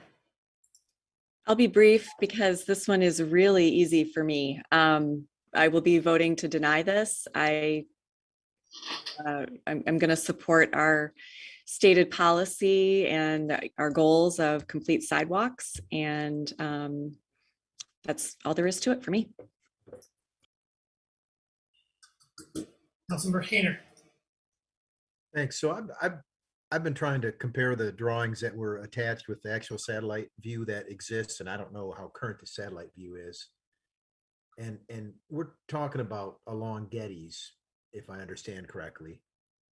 And so when I look at the satellite, we had a caller say that this is a critical link, and I see where they're talking about where they have the old exit ramp there that's kind of used. And I mean, is this essentially a sidewalk between the access to that ramp on Huron Parkway and Hickory Lane, which has a sidewalk on the east, sort of east or west rather, side of the racket club? I mean, or is this a sidewalk stub awaiting more sidewalk further up Getty's Avenue? Are we asking them to create a sidewalk that it sits alone, unconnected to other parcels west of Hickory Lane, between Gallup Park Pathway and so on? It's not clear to me that sidewalks exist leading to this site. They do. On that side.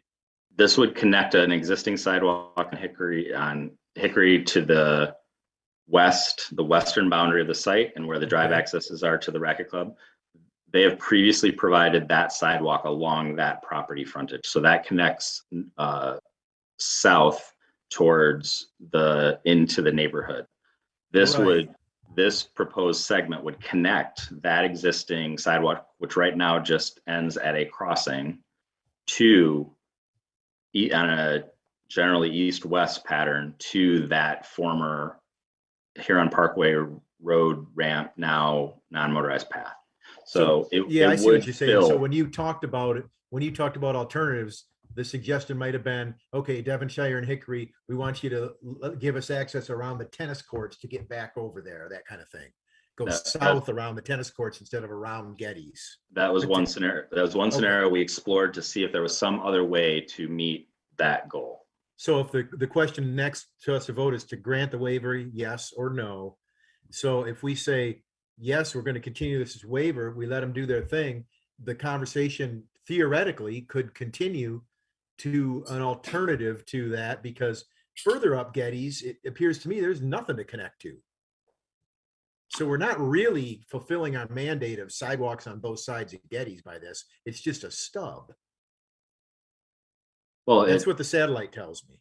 It would be, the intention of the regulation is over time, we do build those segments. So as properties are redeveloped, we build those segments. There might be gaps over initially. In this case, it would be connecting to existing pathways that right now, the only accessibility is via crossings across Getty's. This would shortcut those crossings where you could traverse this property without crossing Getty's. So like 3001, 2985 around the bend at Getty's to the Gallup Park pathway, it doesn't exist there. So you got to be on the other side and then back, which I get because I've done that. All right. I understand that we got to put these pieces together to make a whole. And yet, you know, maybe a waiver will encourage alternative routes to be sought on the part of the petitioner to help people get around their property, which kind of stands down there on the corner in a critical position. Okay, thank you, Mr. Leonard. Thank you for the answers. Councilmember Song. I mean, I'll admit I'm hesitant to grant this waiver. I mean, just a mile from this location, there was a fatality of a 5-year-old back in 2014. This is a busy area of a 5-year-old child actually during Rosh Hashanah. And if we're going to talk about pedestrian safety and installing, I think we installed a crosswalk after this, if I remember the timing correctly. But if we are to support pedestrian safety and address these sidewalk gaps, I would be in favor of not supporting this waiver. I mean, my thoughts is that with development, we require parking, you know, it's a cost of development and building. Perhaps it's not too much of a stretch to think that this is a cost of the sidewalk cost. I mean, even though it's considerable and difficult, hopefully it's a good faith investment in being part of a city, in the city, and part of a greater community. So I will not be in support of this waiver. Councilmember Radina. Thanks. I'm sorry. I have one final question, and I too am probably voting no on this waiver. But if we were to grant this waiver, and this is, you know, the last opportunity for this sidewalk gap to be filled before it becomes a priority, a higher priority for the city, are we looking at a potential future where the taxpayers are footing the bill for completely filling the sidewalk gap? Is that the alternative? My assumption is yes, unless some other development activity happens here and we revisit this decision. But absent that, then it would, the only way that I would envision that being filled is through the city's investment, through sidewalk gap filling specifically, or perhaps part of some future other road improvement. That would seem further down the road because that road's been done relatively recently. Thank you.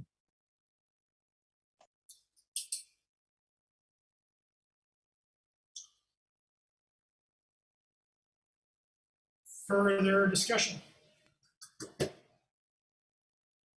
Councilmember Hayner. Just real quickly, since we're in the neighborhood, how did Getty's Ridge get away with not having sidewalks? Is that a private development? That's all relatively new in there. There's not a sidewalk in sight. I don't know off the top of my head. I'm happy to follow up and provide that. I'd be curious. I mean, there's a lot of nice homes in there and they don't have sidewalks.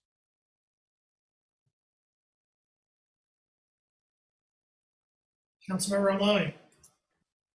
Thank you. I appreciate it. I know we've belabored this and talked about it, but I think it's important that we did and continue to. You know, I just constantly try to find ways to, you know, make lemonade when you got a bunch of lemons, and this is a case where it looks like there's a lot of lemons, and we're putting on a significant hardship to, you know, a community member, and we're going to continue to see this as I talk to staff and continue to come across things.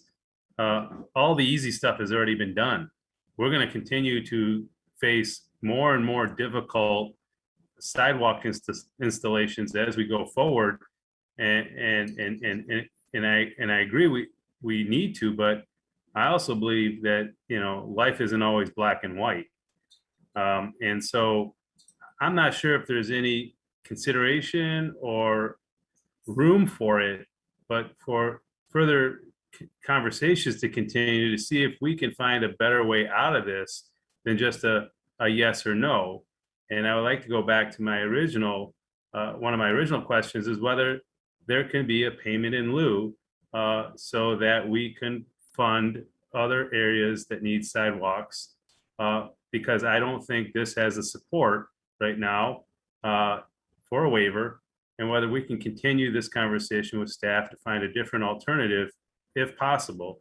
But I only ask that for consideration of the petitioner and others who are going to come before City Council with this same problem in the days and years ahead.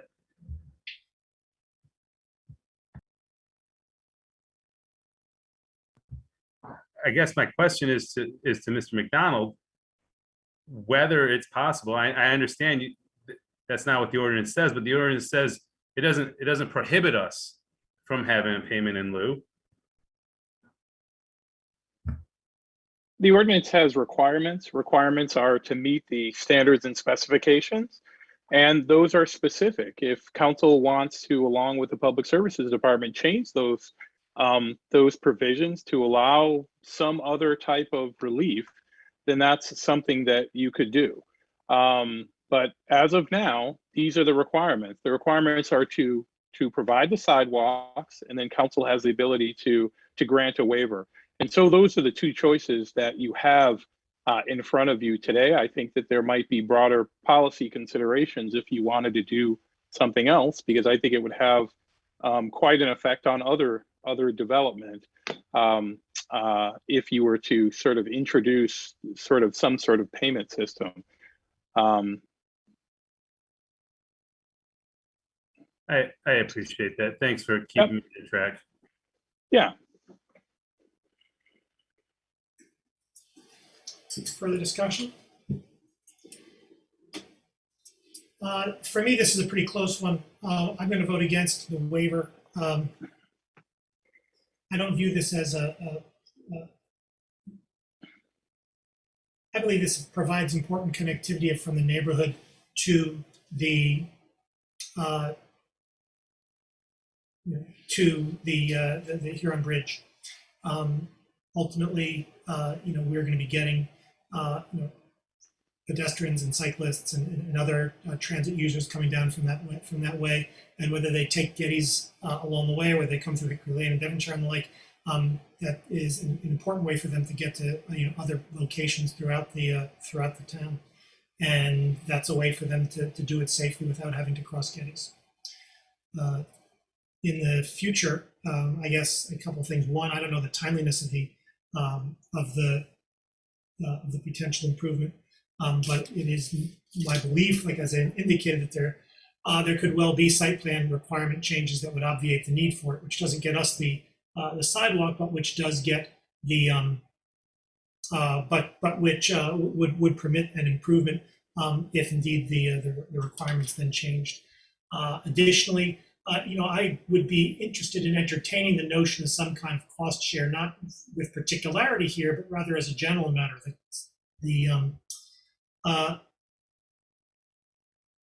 I'm still thinking this through. This may not be a good idea, but ultimately, we as a community have decided that we are interested in paying for sidewalks, interested in paying for sidewalk gaps, and we do so at the locations where property owners continue to own their property. Where property owners are changing their property, we make them pay for it. There may be good reasons for that, but that is an asymmetry, and that's something that I'd be interested in hearing and thinking more about. Councilmember Hayner, unless I'm mistaken, you've already spoken twice. I believe you're correct. I guess I just I should have asked this question earlier. I don't understand. Like, we're waiving. They're asking for a waiver. We're going to decide if we're going to grant that waiver or not for a sidewalk in a very specific location, not the racket club providing a sidewalk generally that makes the connection we need. Is that correct? It's the sidewalk as considered as part of our sidewalk system as staff laid out. Is that correct? The requirement is public sidewalks along the extent of the private property. So in this case, their frontage on Geddes. Not Hickory. They've already built that sidewalk. Well, I mean, the rest of Hickory, like connecting to our golf course. Like on the South. Southwest, like Hickory runs abuts the property by the tennis courts, right? They have, so the sidewalk the sidewalk that they've put in, I thought it was the full extent of their property along Hickory. Mm-mm. I mean, not on the satellite, but there's a lot of trees. It's hard to tell, but I don't see a connection at Hickory and Devonshire. And so, in other words, are they supposed to, when I read that, what you said, Mr. I'm sorry to take another question, but what you said, Mr. Leonard, of the public right away, the public right away also is Hickory Lane, if I understand correctly. So we're waiving both, they were asking for waiver for sidewalks on Hickory and Geddes?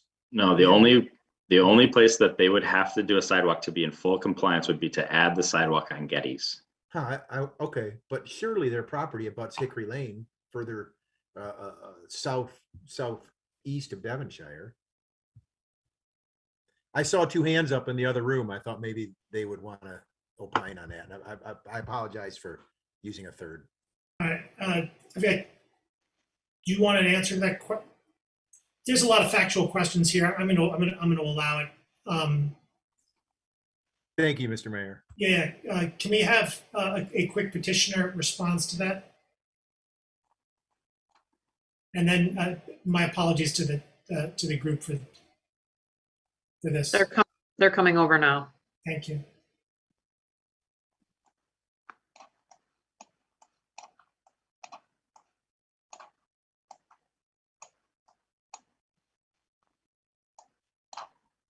Hello, I'm back. Thank you. Hi. So in 2015, the Racket Club provided a sidewalk along Hickory Lane, along their property up to their entrance. That sidewalk that was also provided a crosswalk to the new Geddes Road sidewalk that the city provided as part of their Geddes Road improvement that was on the north side of Geddes. That sidewalk ended at their entrance, their southerly entrance. As a part of this site plan, they're going to extend a short section of sidewalk from the south side of that entrance as a dead end that goes into the Arbor Hills community, about, 100 feet. It goes to nowhere because there's no sidewalks in Arbor Hills whatsoever.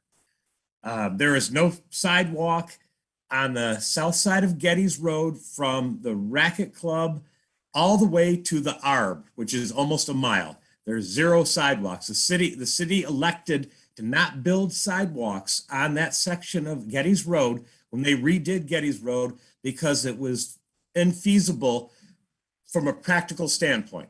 So they elected to not do any sidewalks on the south side of Geddes Road. I want to be very clear about that. So this is not a gap filling. This would be the only sidewalk on the south side of Geddes Road. Thank you. Councilmember Briggs.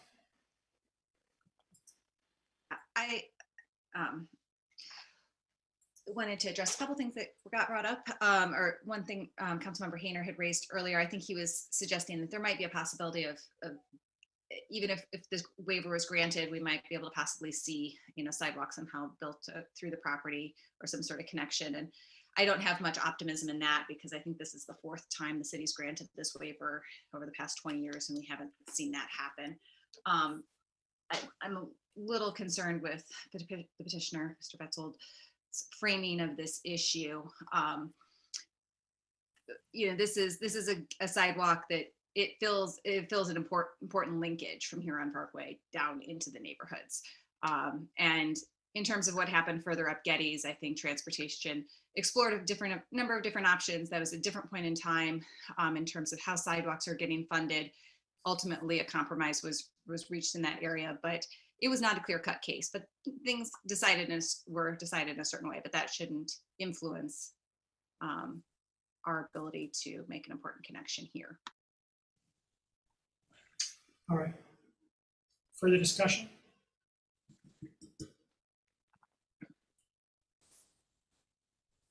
Roll call vote, please.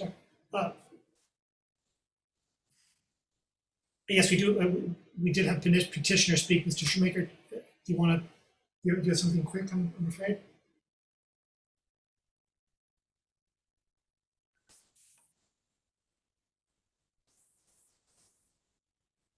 Thank you, Mayor Taylor. I'll be very brief here.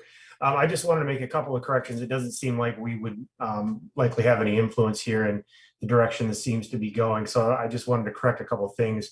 Councilmember Radina had mentioned earlier about the club being for profit, and it's actually a nonprofit facility.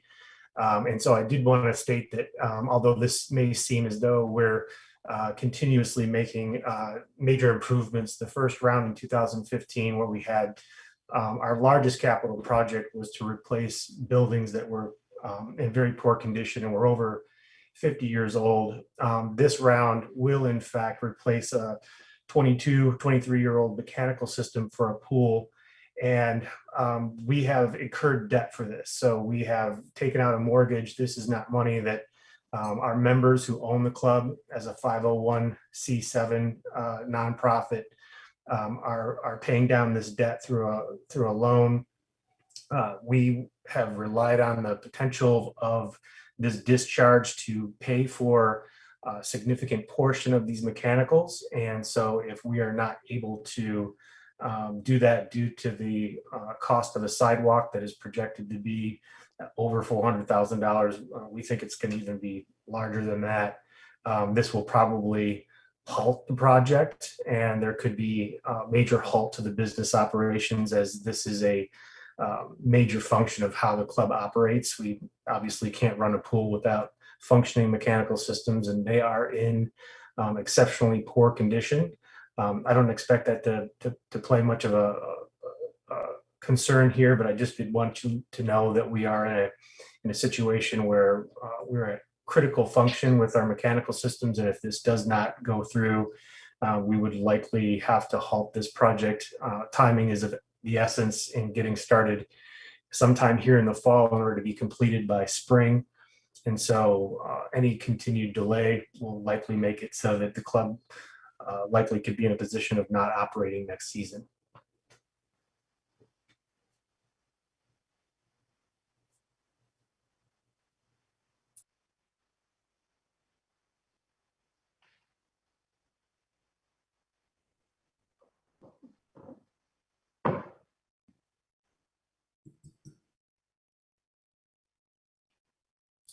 That's all I have. Councilor Bradina? Thank you. And I acknowledge my mistake. I noticed that as well, and apologize for calling you for profit. I recognize that it was nonprofit. I will say, I mean, as kind of a final piece here, one of the things that seems to be, really extending the cost of this project is the obstacles in the way in the public right of way. And echoing some of the comments of some of my colleagues, it seems like there may be some sort of common ground here.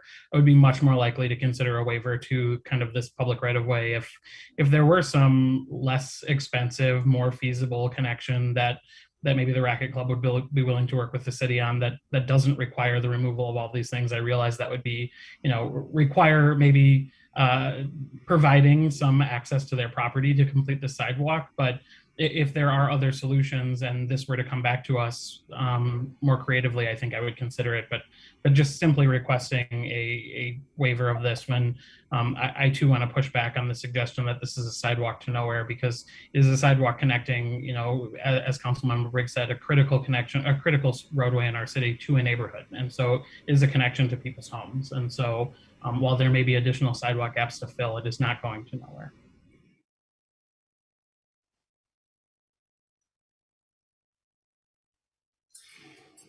Councilor Dish?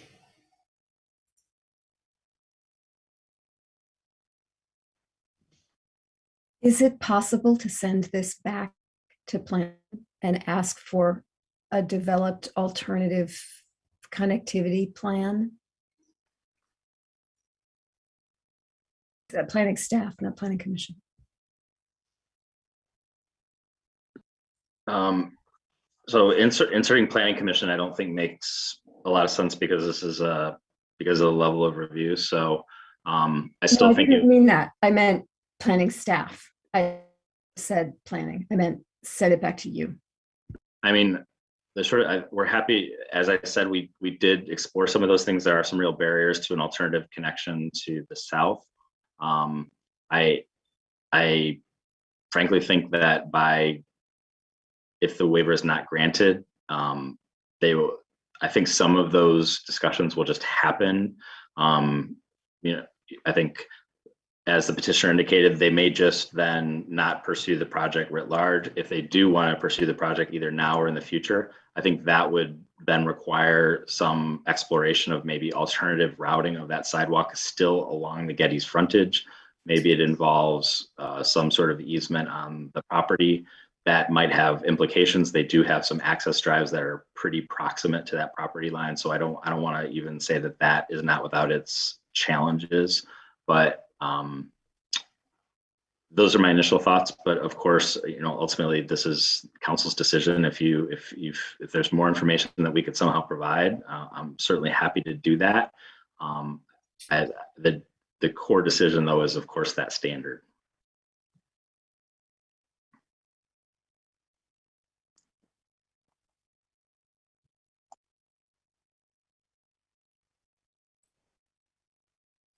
Councilor Lally? Yeah, thank you. I appreciate the additional time to speak on this. I think this is unfortunately a collateral damage on policies that have been put forth that are well intended, have based in science and based on what our constituents want, and frankly fairness in the application of our policies. I hope that the petitioner can continue operations. I know that this facility, I'm not a member, but I know many people are who use this recreationally. This is a big, life. This is where they go to enjoy recreational activities. It's a quality of life issue for many folks who go to this place, and it provides the things that we want our community members to experience. And here we might be shutting this thing down inadvertently because of our rigid interpretations of policy. So I would hate to see this public benefit that exists today not exist in the future because of some rigidness in our policies. And I hope that we can come back and look at this with a different solution. It's just, this is a very difficult vote. Councilor Breyer? Sorry, I'm not going to accept responsibility or council accepting responsibility for shutting down the club. This, has been a known issue for them for years, and they received a waiver in the past, but they know full well what the city policy is.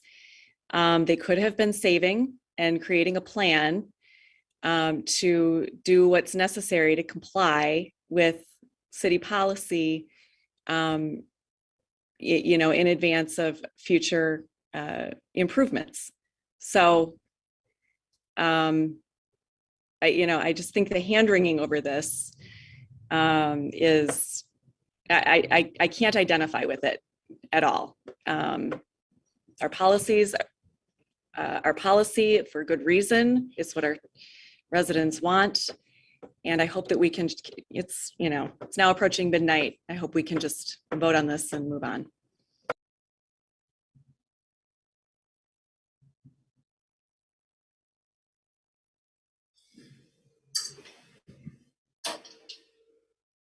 Further discussion?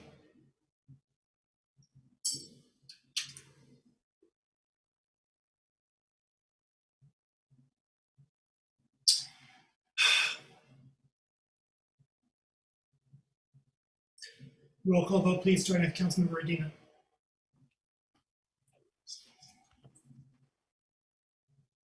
Councilmember Redina, No. Mayor Taylor, Yes. Councilmember Iyer, No. Councilmember Nelson, No. Councilmember Briggs, No. Councilmember Ramlawi, Yes. Councilmember Hayner, Yes. Councilmember Dish, Yes. Councilmember Griswold, No. Councilmember Song, No. motion fails. DS2, resolution authorizing summary publication of ordinance A23 and ordinance to amend sections 5.25, 5.33, 5.37.2.b, 5.37.2.c, 5.37.2.f, 5.37.2.g, 5.37.2.i, 5.37.2.l, 5.37.2.p, and 5.37.2.s of Chapter 55 Unified Development Code of Title 5 of the Code of the City of Ann Arbor. Amendments to outdoor lighting regulations, moved by Councilmember Dish, seconded by Councilmember Medina. Discussion? All in favor? Opposed? Aye. It's approved. DS3, resolution authorizing summary publication of ordinance 2124 and ordinance to amend section 5.16.6 of Chapter 55 Unified Development Code of Title 5 of the Code of the City of Ann Arbor. Amendments to home occupations, moved by Councilmember Dish, seconded by Councilmember Hayner. Discussion? All in favor? Opposed? It's approved. Mr. McDonald, do we have a closed session today? We do not. May I have before us the clerk's report of communications, petitions, and referrals? May I have a motion, please, to approve the clerk's report? Moved by Councilmember Medina, seconded by Councilmember Song. Discussion? Councilmember Hayner. Oh, I just wanted to point out and thank the answer that I got from the clerk's office that our seeking 4 changes to our charter, Prop A, B, C, and D, are going to cost us between $150,000 and $250,000 to run a special election in November. And I don't know. It seems a shame to bring people to the polls for one thing like that, one set of things. I'm sorry that we're spending $250,000 on this. Thank you. Further discussion? All in favor? Opposed? It is approved. We have communications from our city attorney. We do not. We now come to public comment general time. Public comment general time is an opportunity for members of the public to speak to council and community about matters of municipal interest. To speak at public comment general time, one need not have signed up in advance, but you must dial the number on your screen. That is 877-853-5247. 877-853-5247. Once you are connected, please enter meeting ID 942-1273-2148. 942-1273-2148. Once you're connected, please enter *9 to indicate that you wish to speak. When it is your turn to speak, our clerk will identify you by the last 3 digits of your telephone number. When she has done so and it is your turn to speak, she will notify you when 30 seconds are remaining. When 30 seconds are remaining and when your time has expired. When your time has expired, please conclude your remarks and cede the floor. Is there anyone who would like to speak at public comment?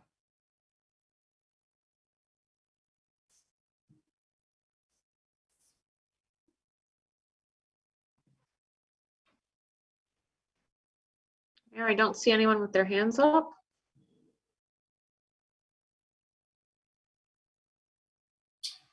Seeing no one, public comment is closed. Are there communications today from council? Councilmember Nelson. I'm glad that our meeting is not running as late as it often does, because I have my first day of preschool tomorrow, which is a reminder that most schools have been in session for over a week now. And I just want to express gratitude to everybody who's been teaching our kids and is rolling with a very different kind of year. We're all trying to keep safe. And my email box is full of regular updates from my kids' school about the status of everything. And this is just going to be a different kind of year. The other thing I just wanted to say was that during our meeting, 1,500 residents lost power due to wind. That's all. Thanks. Further communication from council?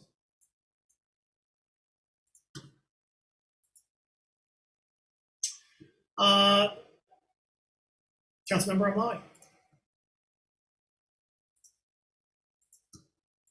Yeah, just to expand on what Councilmember Nelson had reported, that we have anywhere from 500 to 1,500 residents right now in the 5th ward without power. once again while we are deliberating things here in a way. I just want you to know, and others to know, that this is a continuous problem that my residents in the Fifth Ward are experiencing. They have no power, can't work from home, throw away all their food, medical issues, etc. And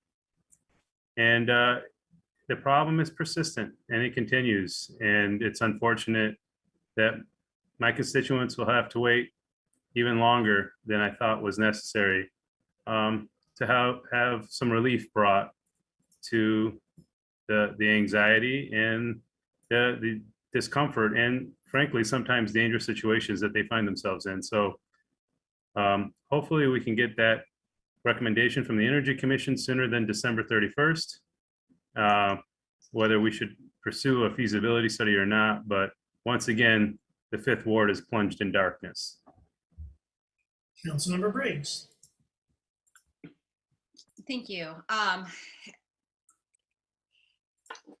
would like to extend a thanks to our Office of Sustainability and Innovation that continues to work diligently to come up with good and forward-thinking solutions so that we can make sure that we are building a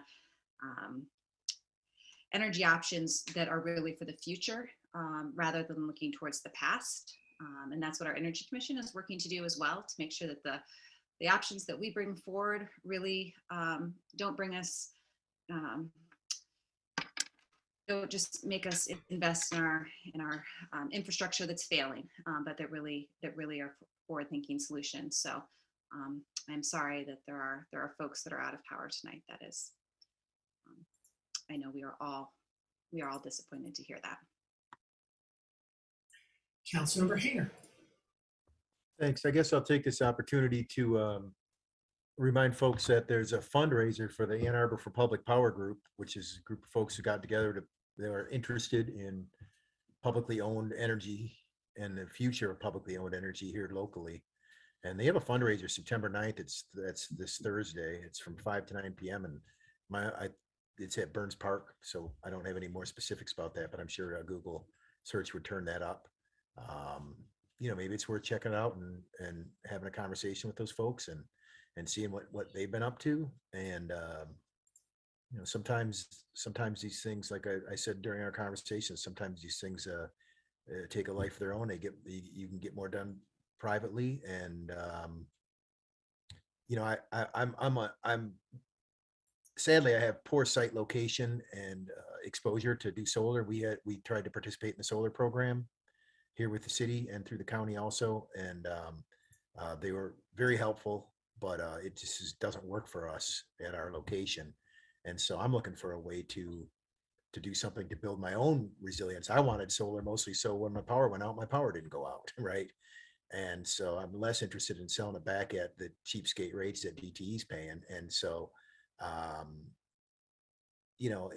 it's tough, man. It's individual decisions, community decisions, neighborhood decisions, but there's a lot of solutions out there waiting for us. And it's everybody stay positive. And again, I'm sorry to those folks who don't have power right now. And it wasn't much of a storm, so that is frightening.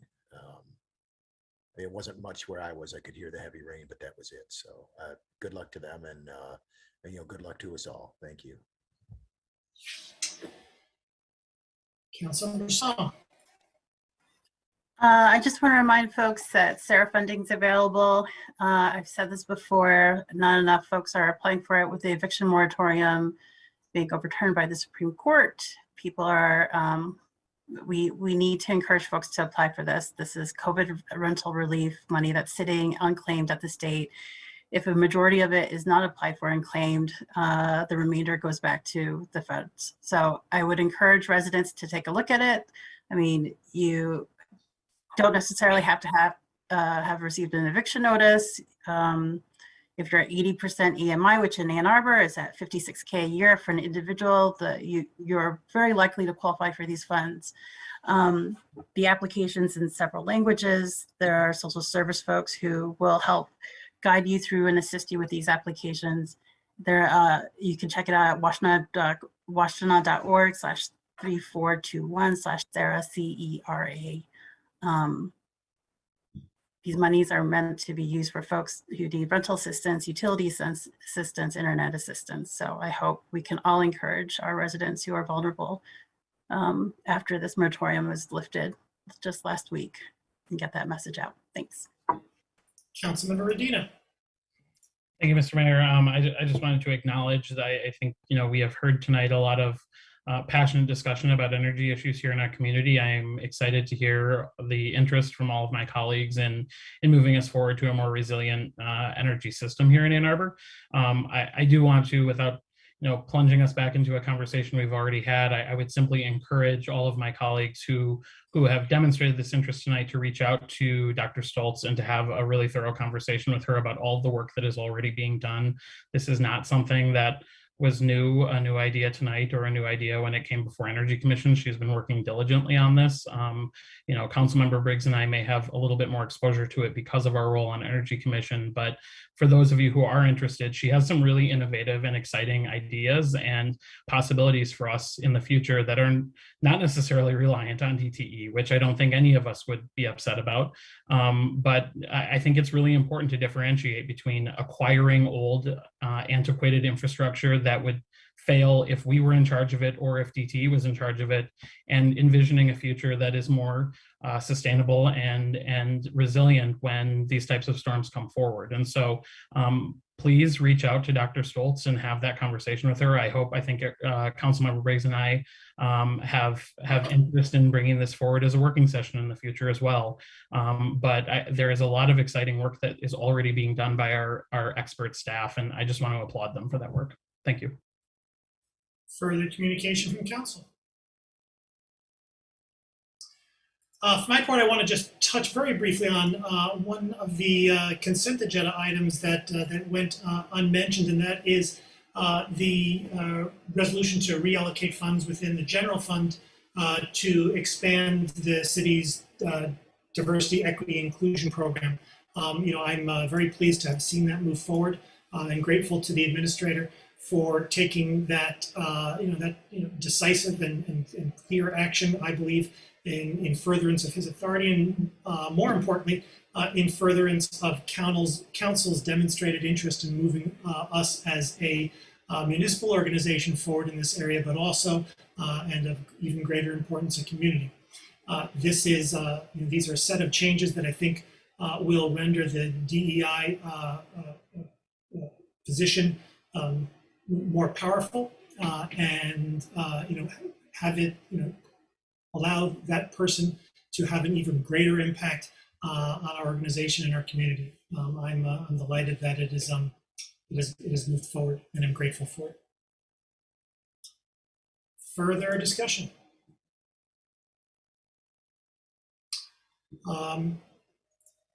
May I have a motion to adjourn, please? Moved by Councilmember Griswold, second by Councilmember Dish. Discussion.